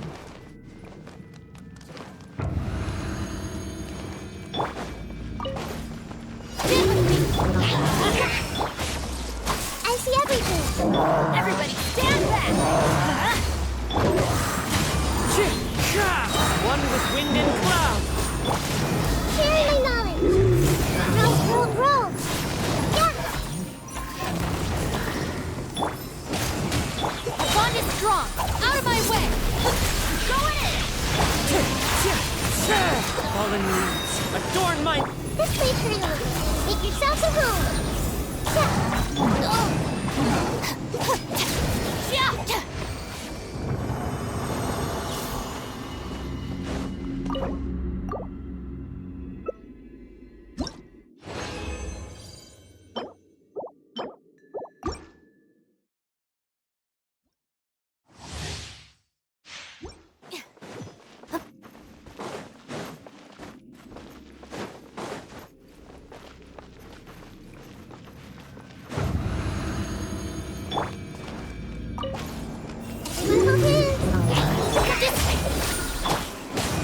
Teamwork is dreamwork!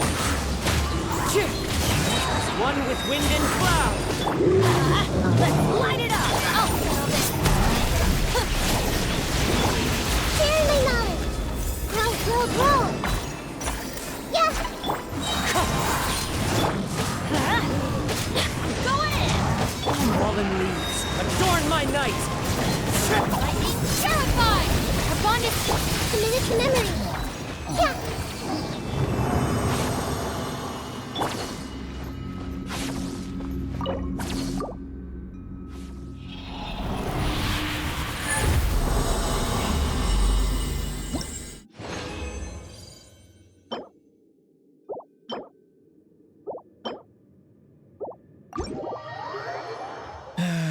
I don't think we got a single good one.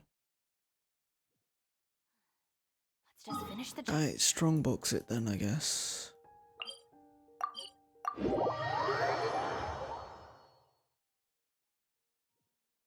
Like, my Ika's not It's a bad, nice but day, like, but I can't seem to shake this strange feeling. I don't know how people Let's just hope... even get good rolls. Where is she? Kamisato Ayaka, present. In the name of the Prinzessin! Alright, let's see what we pulled. Pyro damage. Crit rate attack. It's okay. But I'm not gonna... Nah. I don't like healing bonus. This one sucks. This one sucks as well.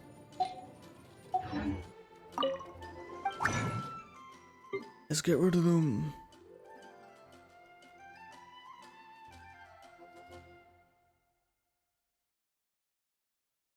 Oh, it used to be at the bottom. I guess they added all of this then. Cool.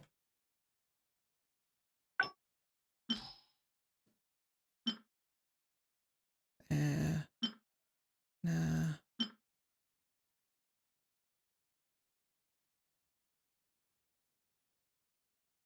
The last one's actually not bad. Defense with the death. Create crit damage and elemental mastery. I don't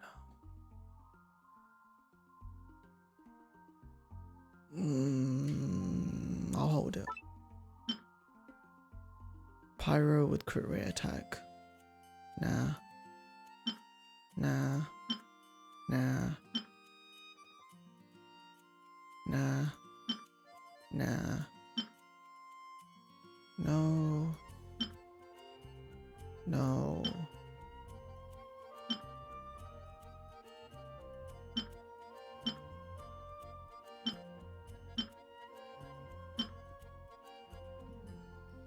None of them are good.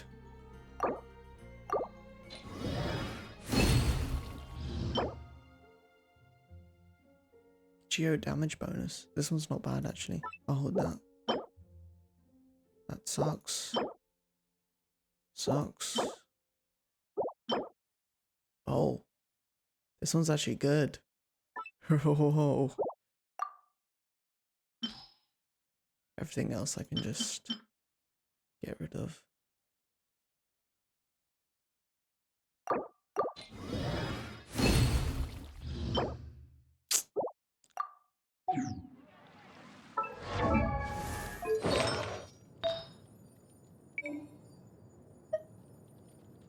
the new one, right? Crit damage attack. Oh, if that goes into attack percentage, that would be pretty nice.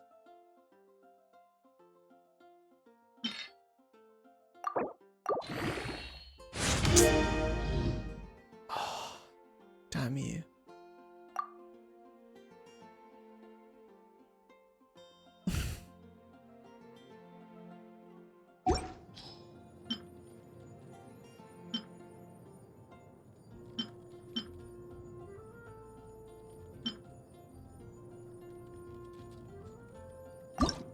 Let me see. I need to clear some artifacts anyway. Let's see what it rolls into.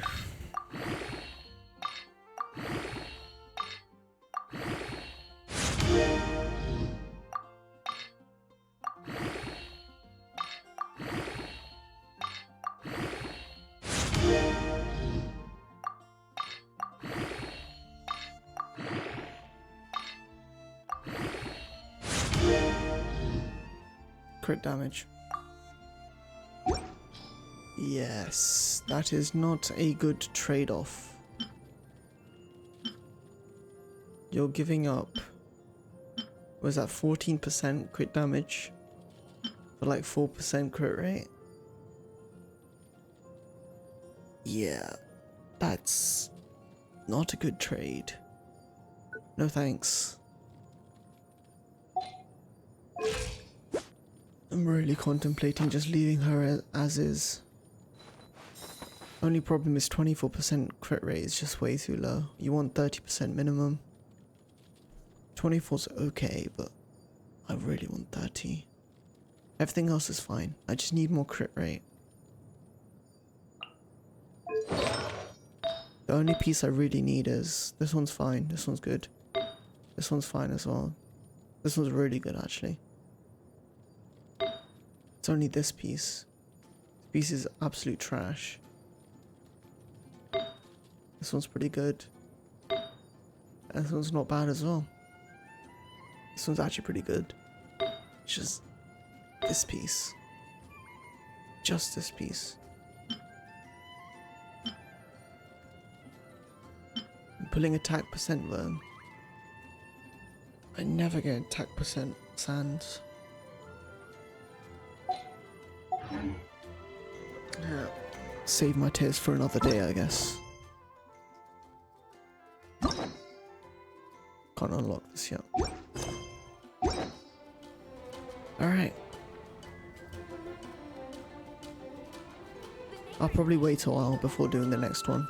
A blade is like a tea leaf. Only those who sample it many... Yeah, maybe in a few days, I don't know. It won't be like tomorrow, but I'll try continue it in a few days. Times can appreciate All its right, true let's stop here. qualities. Ancient alchemy truly is fascinating.